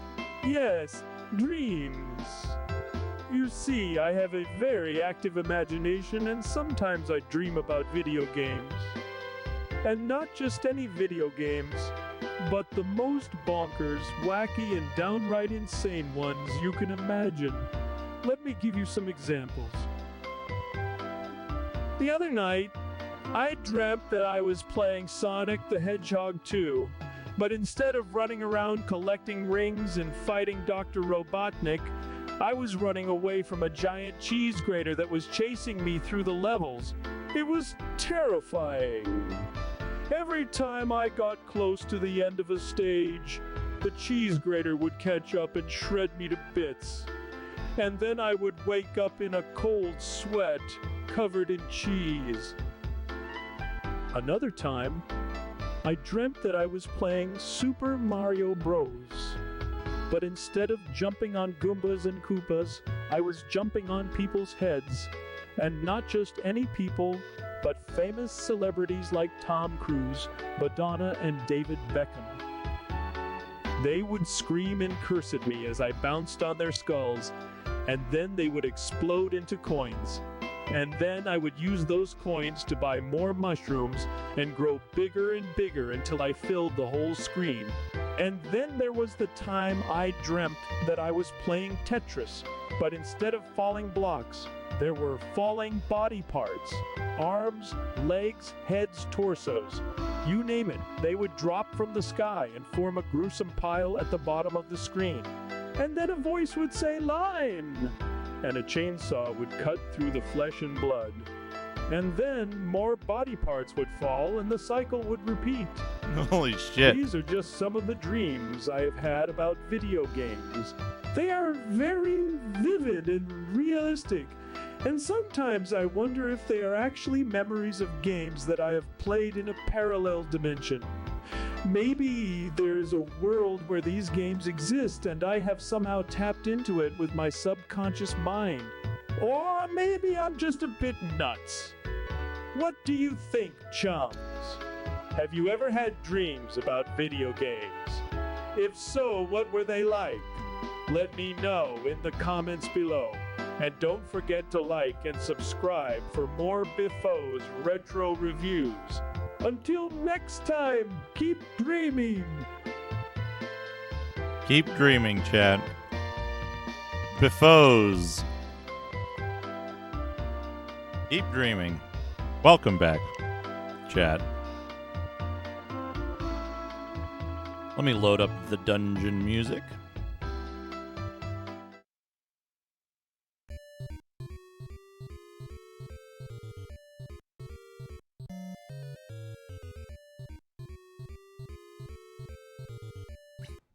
Goose. Huh?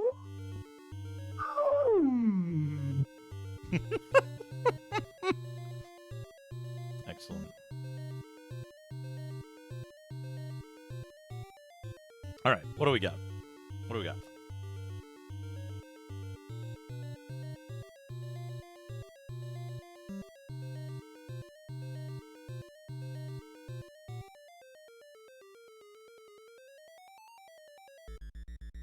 Nintendo Power.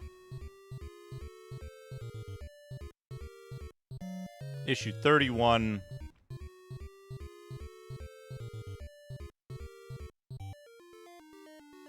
December 1991.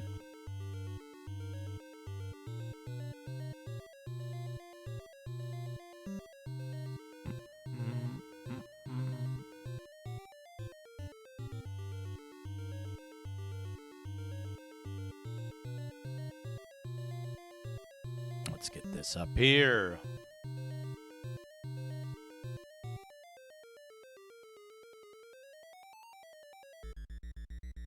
I wish there was an easier way to deal with this whole thing. Anyway, Volume 31, Metroid Galactic New Game Boy Hit. Batman Return of the Joker, Super NES ActRaiser.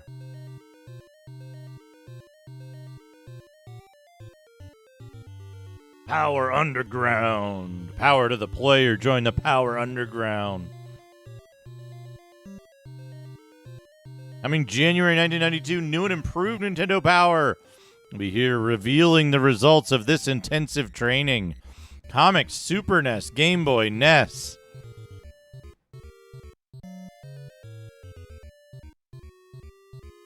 There's Batman. Metroid 2. Ninja Gaiden Shadow.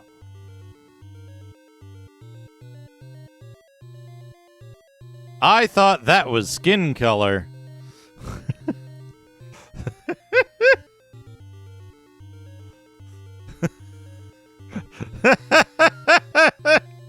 Oh no! They've given this dude a huge blooge.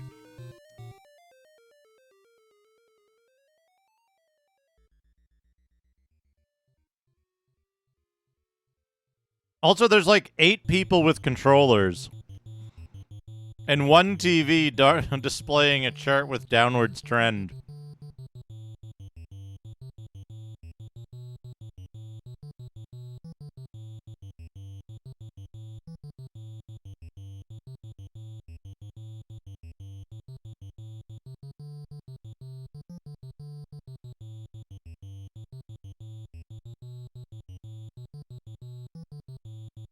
Super Wall Street Kid, yeah.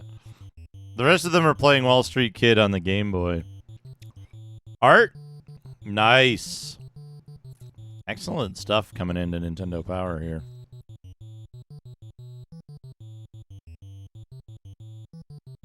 What game is this? Dragon Warrior?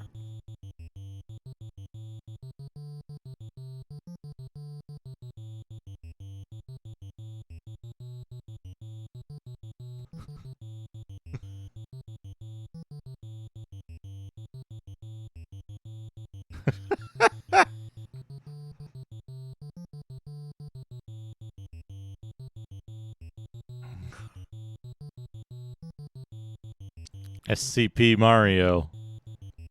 Lego Mario. Batman. Return of the Joker TM. The Joker wearing his trademark Zoot suit. Ha ha ha ha ha ha ha ha ha. Ha ha ha ha ha ha ha.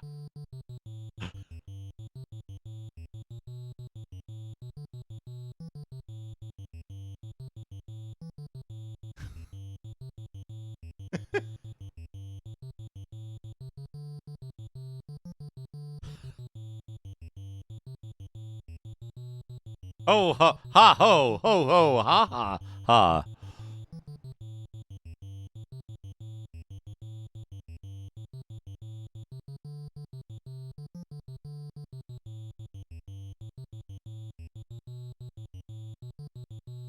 Oh shit, power levels. That's in the game though, isn't it?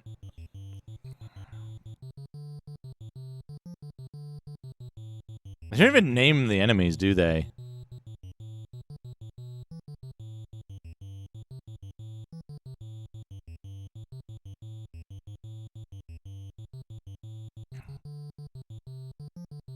Deadly Joker bubbles. It's Daydreamin' Nestor. Oh no! Fucking Gormless. Doofus Nestor.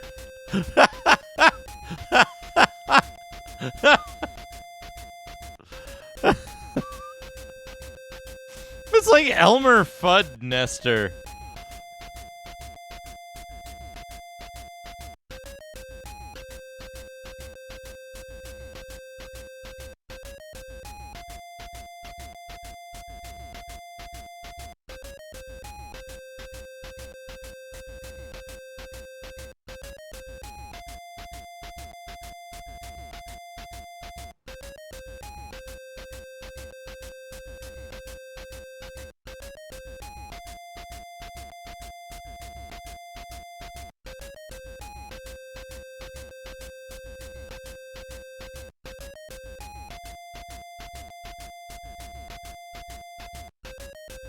Kid Nestorus looks...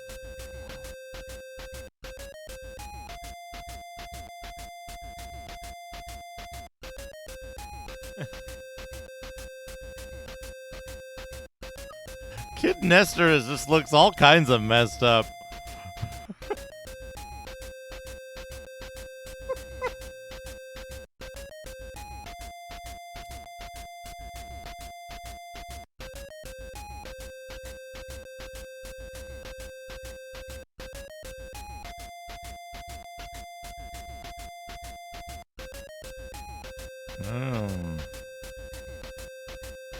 Enter the mouth to earn coins.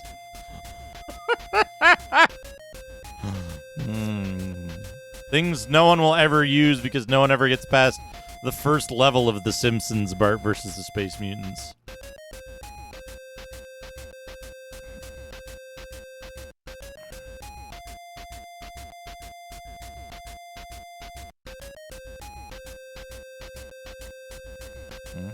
Continue on the next stage.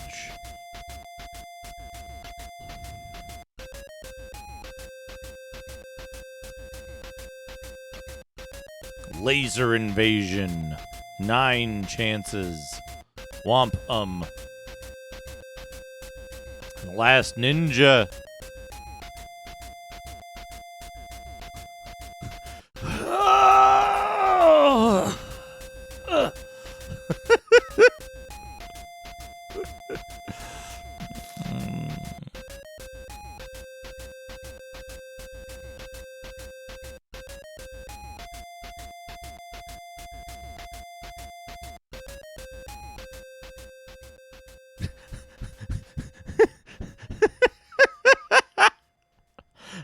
patched this out, though, didn't they?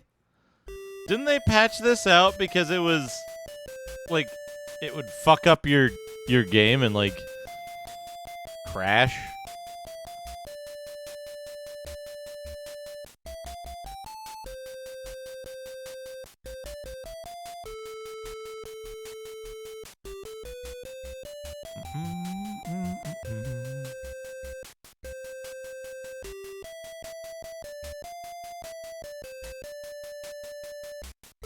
Oh, Hayes has sent me something.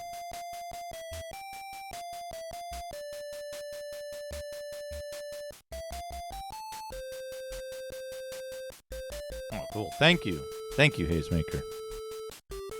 I'll check out that list a bit later. Yeah, Actraiser with the 2,000-yard stare. The Centaur, there he is. Guardian. Those eyes. Hypno Minotaur.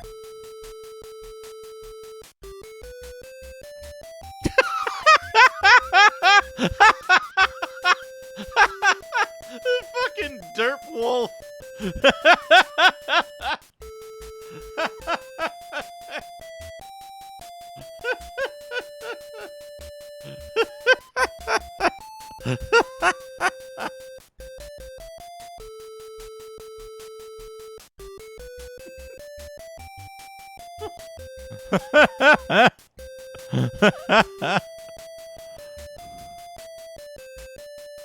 Oh, these are really good.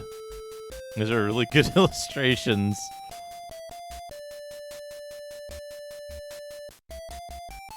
Wistful looking Pharaoh.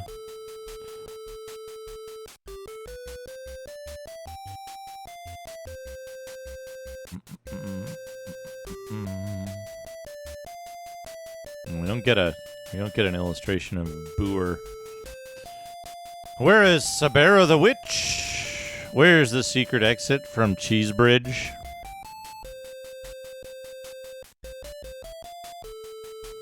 How do I reach the rescue mission? What's the code to reach Chapter 5?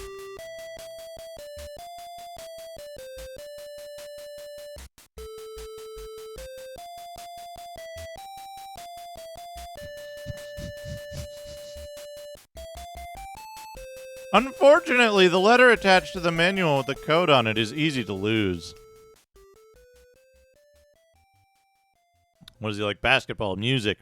Finished Narc with 3 men. His favorite game is Wizardry. Snowboarding, volleyball, music. Finished Solstice in 1 man. Battle of Olympus.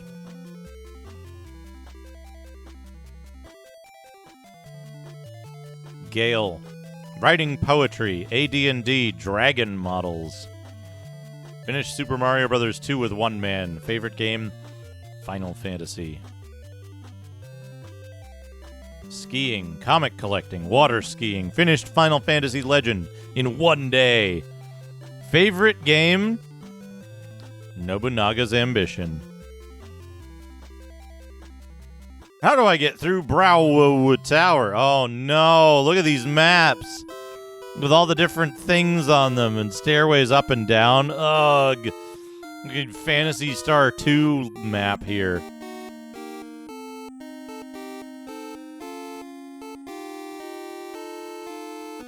Where do I find the diving suit?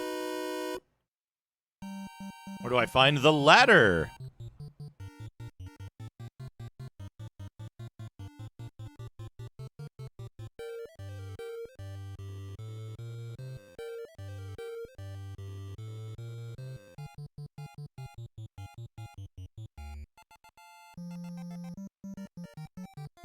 This image is really funny to me.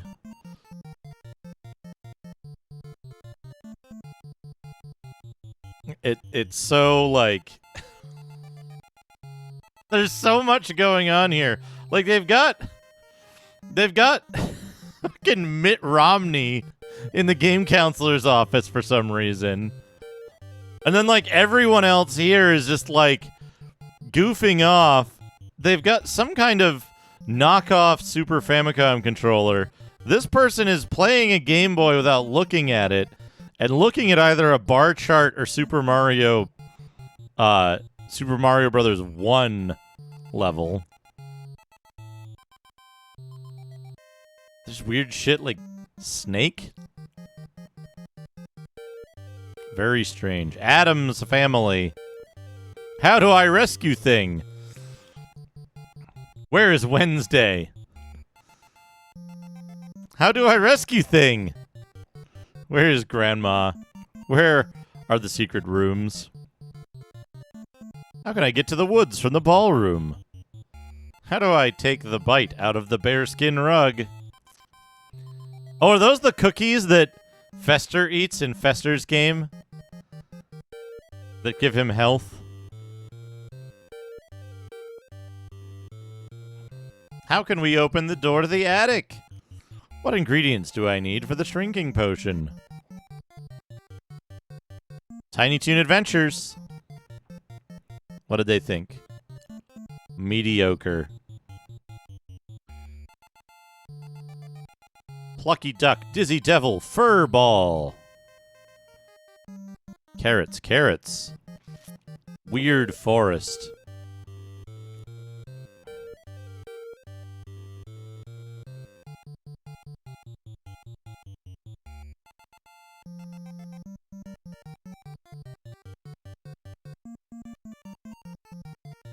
The Manhattan Project. It's the Turtles. Coming soon. I think we've gotten reversed. Neural Fault. Thank you for 3 whole actual years. For 3 whole actual years.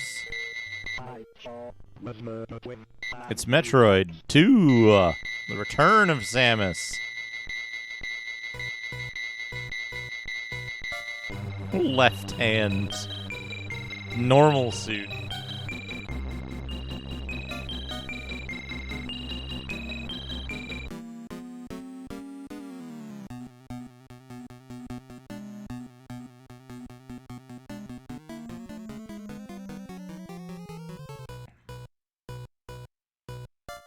Seek out cybernetics.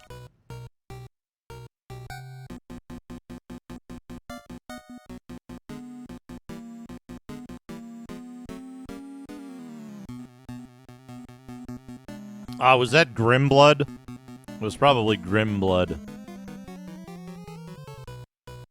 Alpha Metroid. Ninja Gaiden Shadow.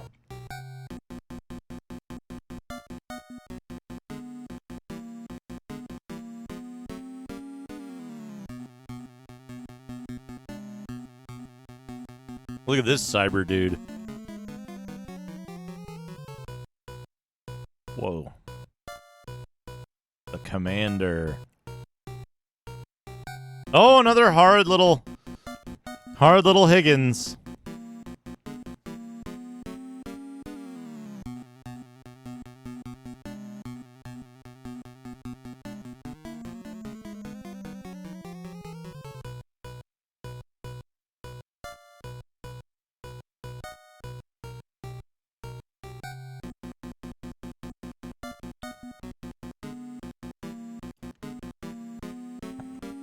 Car, I think you mean they forgot to draw his mustache. All right, what do we got? Comic action, driving, sci-fi, adventure, ninja action, puzzle action, driving.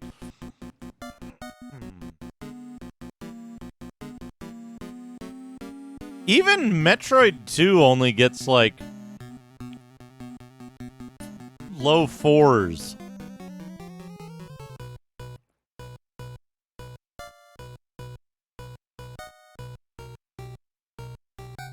Big elf.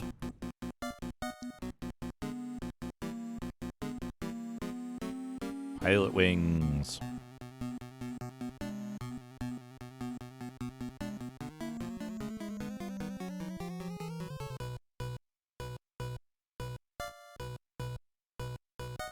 Populous. Populous. Featuring Featuring the weapon from Hexen. The Cleric's best weapon? Ultimate Game Boy Design Contest. Yo, they gave it PlayStation handles. They gave it PlayStation handles.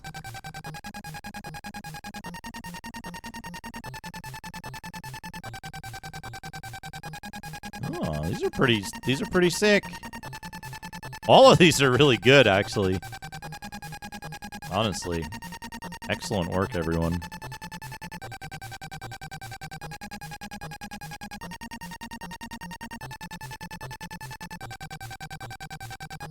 This is interesting, though, because those are like pretty ergonomically placed. If you had to put it on the Game Boy itself. Star Wars Extravaganza.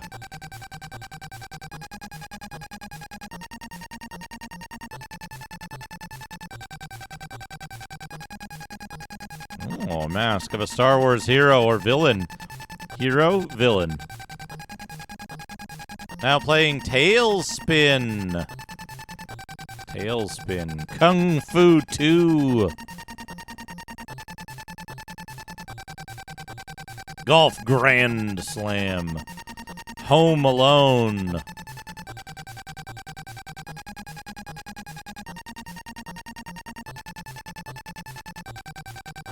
Oh no.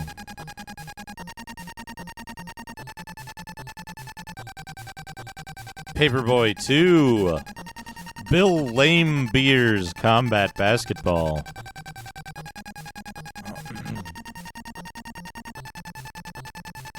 Comic action, comic action, comic book action, cartoon action, treasure hunting action, airplane action, street fighting, golf.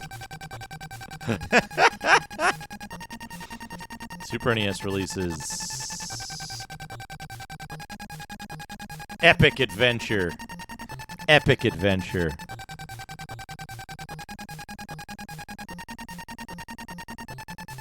Chess action.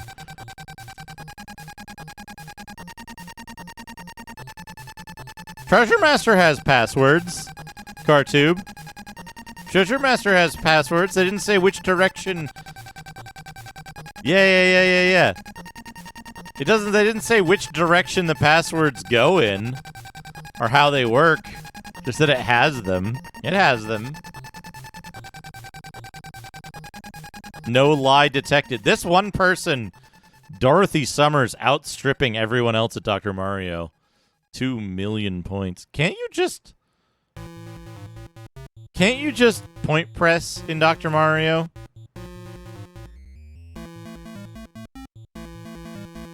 Somebody counter-stopping Pinbot for some reason.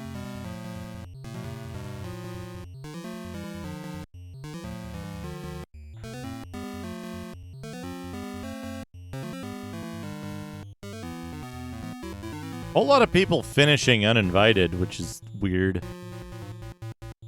These people are all lying.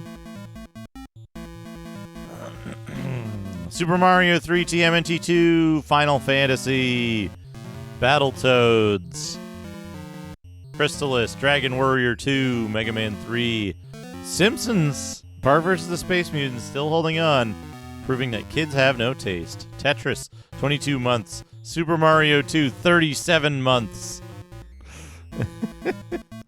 We don't get to see how long The Legend of Zelda has been on this list. Or how long Dragon Warrior has been on there. Or Zelda 2, The Adventure of Link.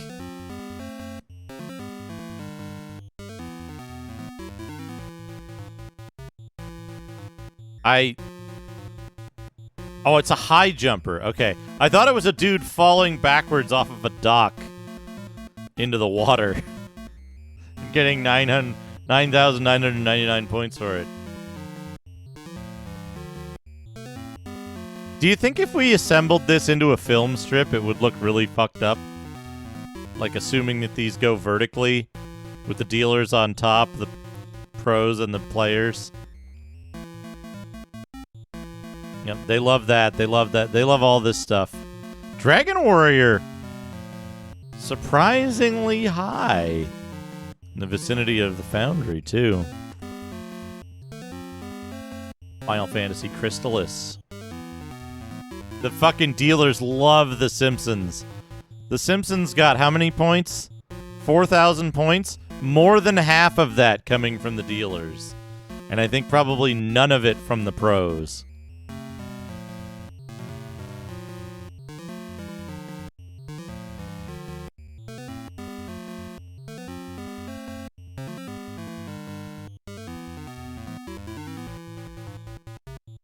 Destiny of an Emperor making a surprise appearance for the pros. Legend of Zelda. Almost. You should have given it one less point. Yeah, like look at the shit they're selling. They're selling all this like action shit, stuff that brings people back a couple of days later to get a new game, like Battletoads or Bart Simpson. Bart's Simpson.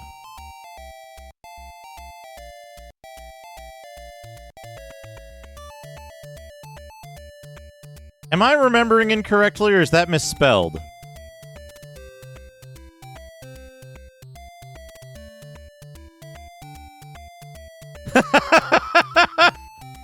Good work. The Geek.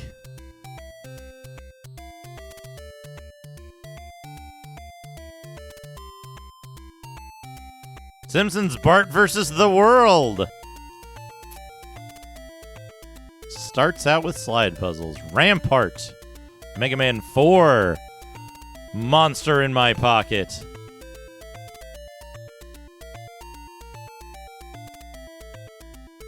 Super Off-Road. Smash TV. The Super Connection.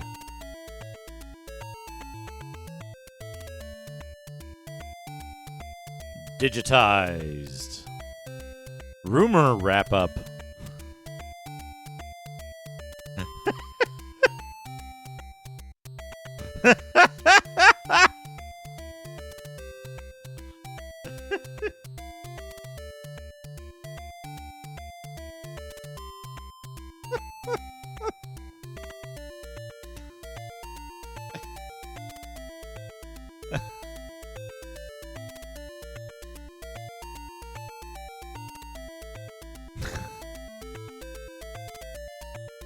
What do we got here?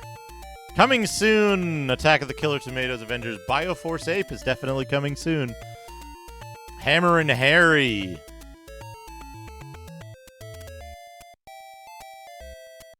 Euphoria. Uh-oh, Chubo has sent me something else.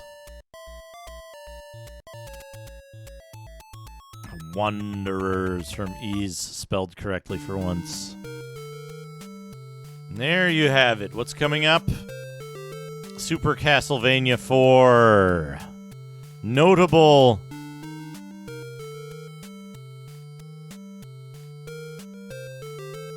Rocky for the NES. Super Castlevania 4, a game that is notably worse than James Pond Robocod. 3-star game. The very definition of average. Thank you, Red Mercer. A little bit of Digimag.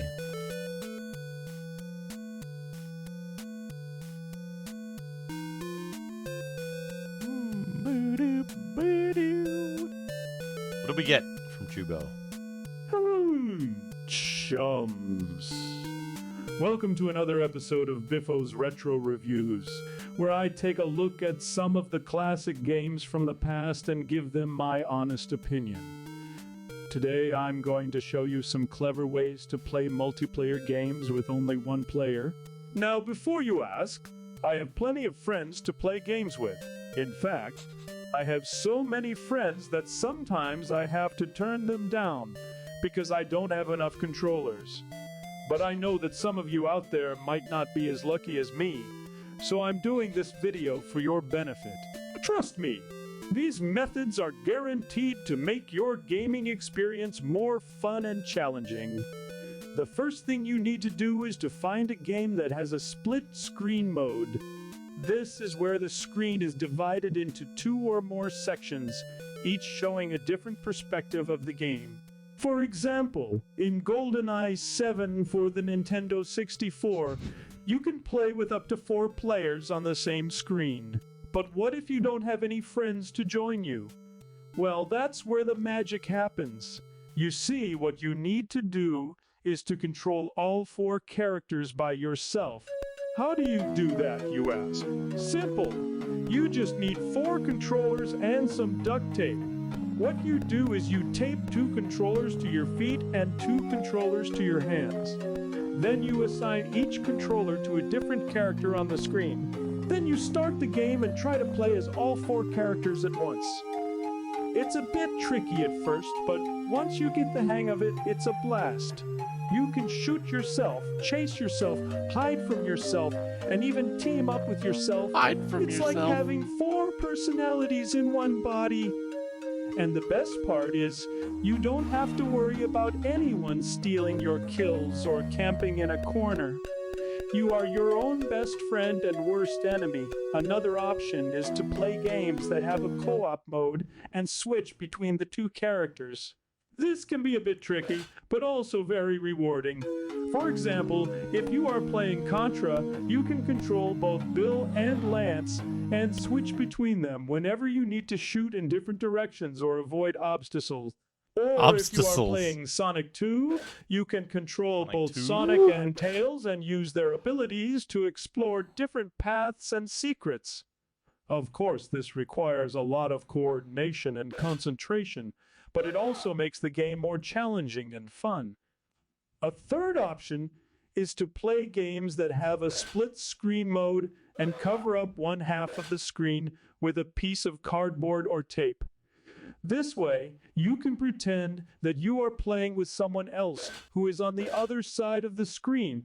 You can even talk to them and pretend that they are responding to you.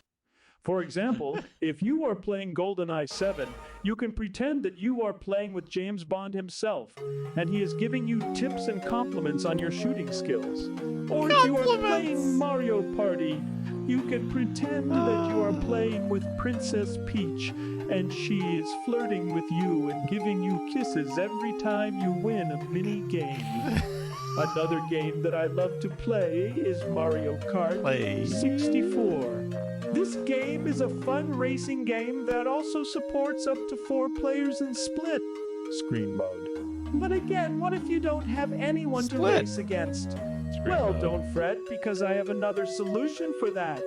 All you need is a mirror and some string. What you do is you place the mirror in front of your TV screen and tie the string around your controller. Then you pull the string to make the controller move in the opposite direction of your character. This way, you can race against yourself and see who is faster. It's a great way to challenge yourself and improve your reflexes. As you can see, there are many ways to play multiplayer games with only one player. You just need to use your imagination and creativity. And remember, this is only for those of you who don't have any friends to play with. I have plenty of friends, thank you very much. In fact, I have to go now because they are waiting for me to join them for a game night. So until next time, chums, keep on gaming. Keep on gaming.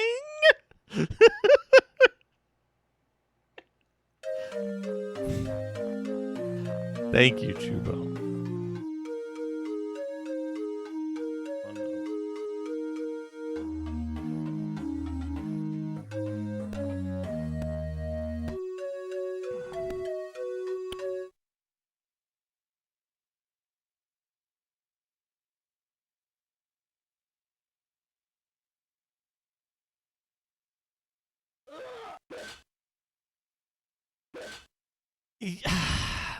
Yeah, I don't know what he's really saying there.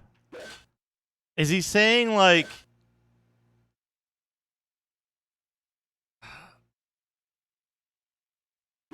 Is he saying, like, you look at yourself pulling the you look at yourself in the mirror, but you're pulling the strings on the controller, so the controller's over by the mirror.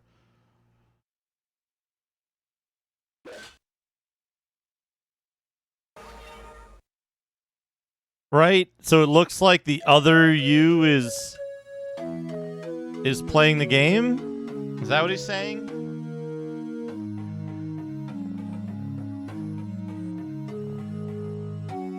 Yeah, we need... Wait, can you ask it? Do you still have that in your history?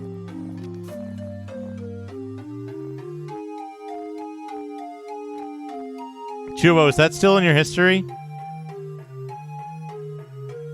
Ask it to draw you a diagram. Ask it to draw you a picture of the mirror setup. Of how it's set up. To use a mirror like it described. It should do that, right?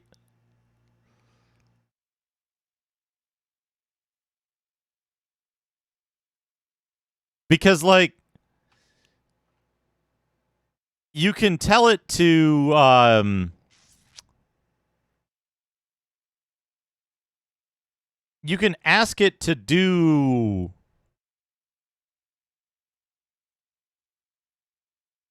stuff. You can ask it to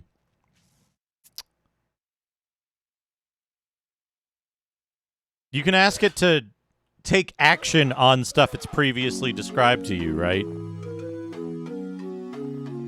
Oh no, gropes at dad.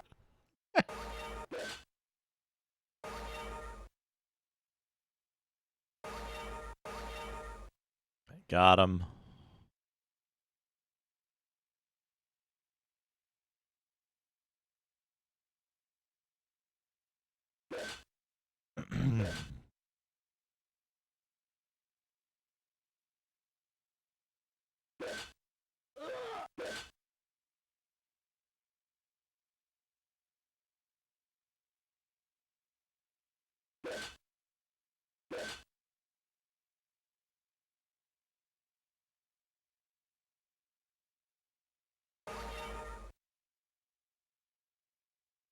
Wow, almost 1,000 experience for that.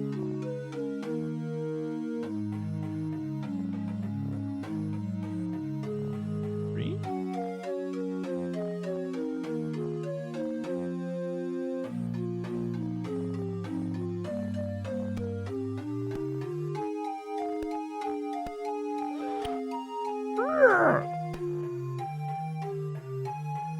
I don't think I have.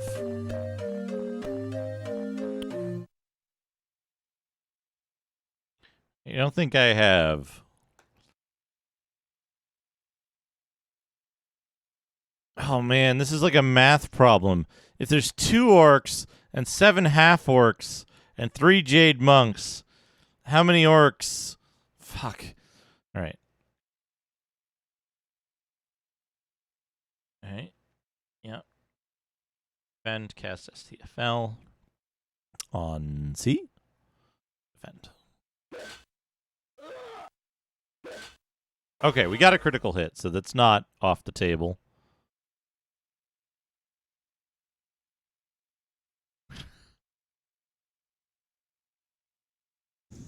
Three and a half orcs. Okay, what do we got? What do we got? Oh!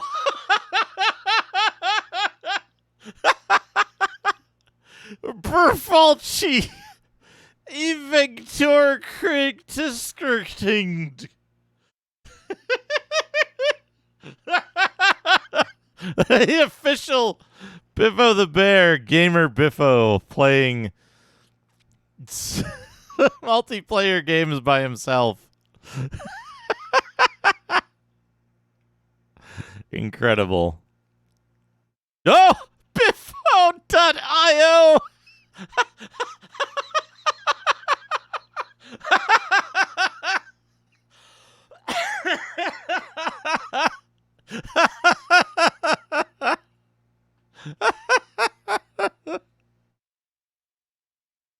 Oh, man. Biffo IO. Oh! I like how he has this random wires hanging all around his computer space.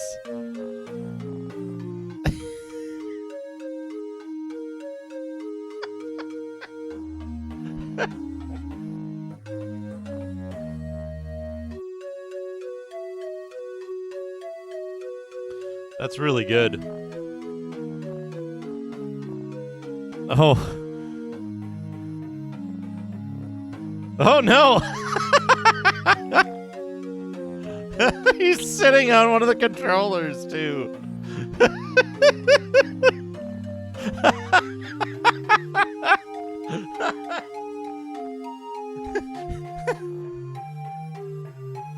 Oh jeez.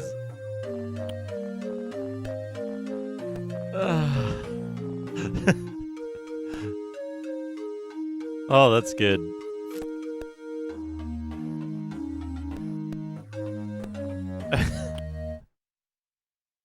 Seven spiders. Gauntlet 7 spiders. Okay. He's a serious retro gamer. Oh. What time is it? It's after midnight. I gotta. I'm gonna give him 100 bits. I also forgot to.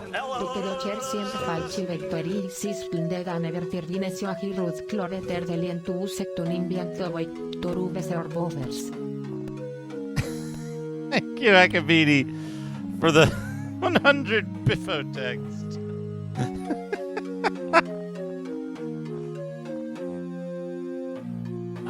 Did I teleport? No. Okay. 1, 2, 3.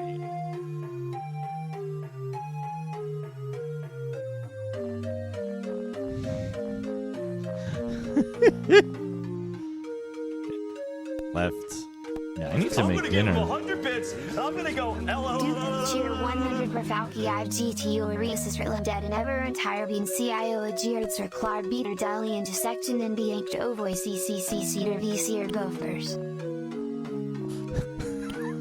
Heck, Petey, thank you. Thank you for the bits. Bofers. Hello, chums. Bofbers the bear.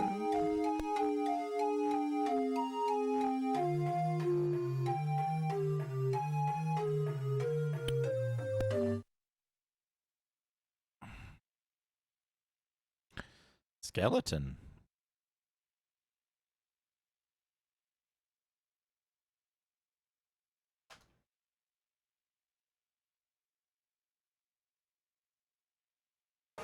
They all chose to attack Berserker, who has -9 AC.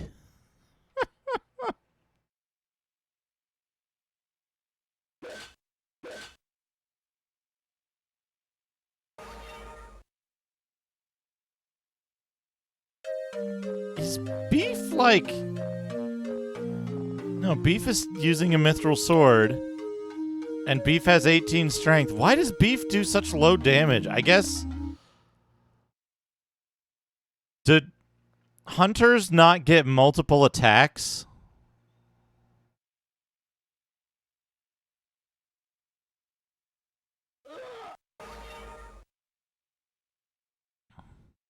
Wastebasket. Wastebasket.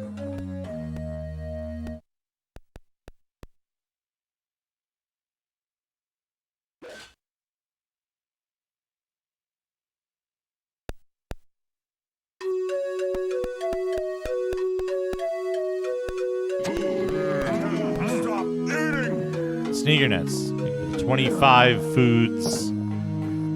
Seaweed shake with pure hydrogen peroxide. Of course.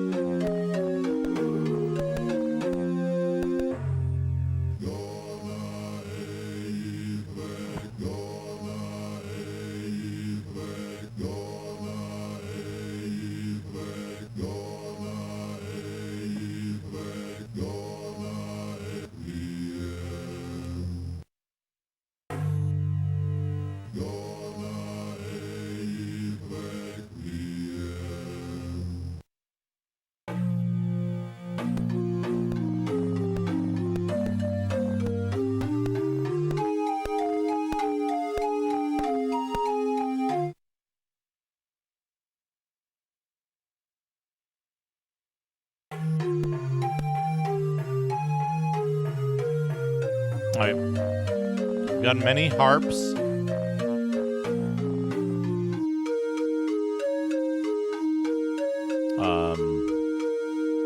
Scale armor and a mace that we don't need.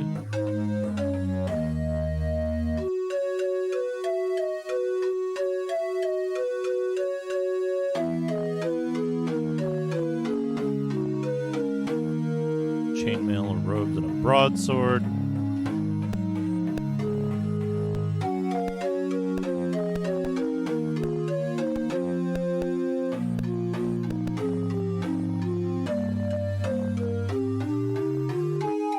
Need 22,000 and 32,000 to advance to the next level.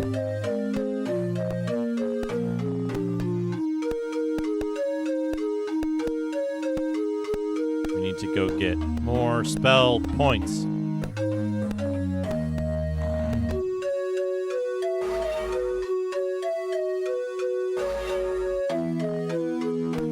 Thank you, Roscoe.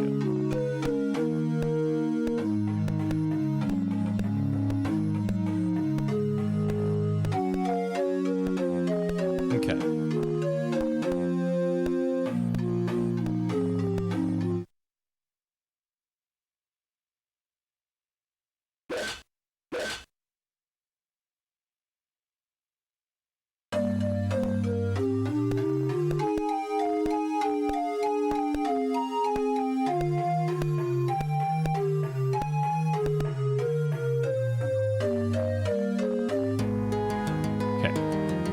Remove all. And leave the game. We've done it. All right. Pause the timer. Save the timer.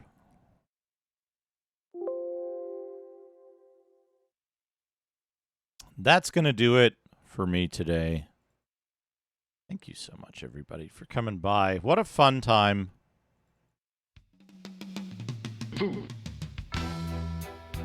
Let's see who's streaming and doing what.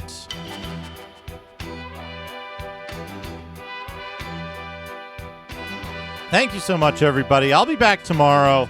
There's a chance I'll be doing this tomorrow. If so, I might not stream, but yeah, I can cover half with cardboard. That'll be good. That'll be good. Let's see who's streaming. I think we're going to raid Mr. Radon.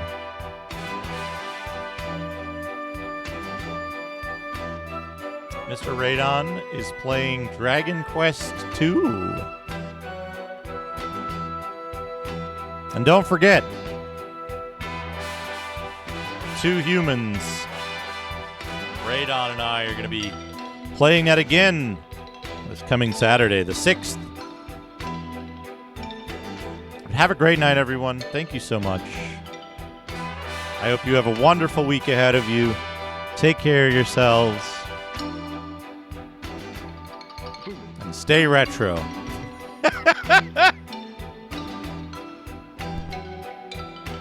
Thank you so much. And thank you, Chubo, for all the biffos that bring us mirth and joy. I'll see you all again very soon. Good night, everyone.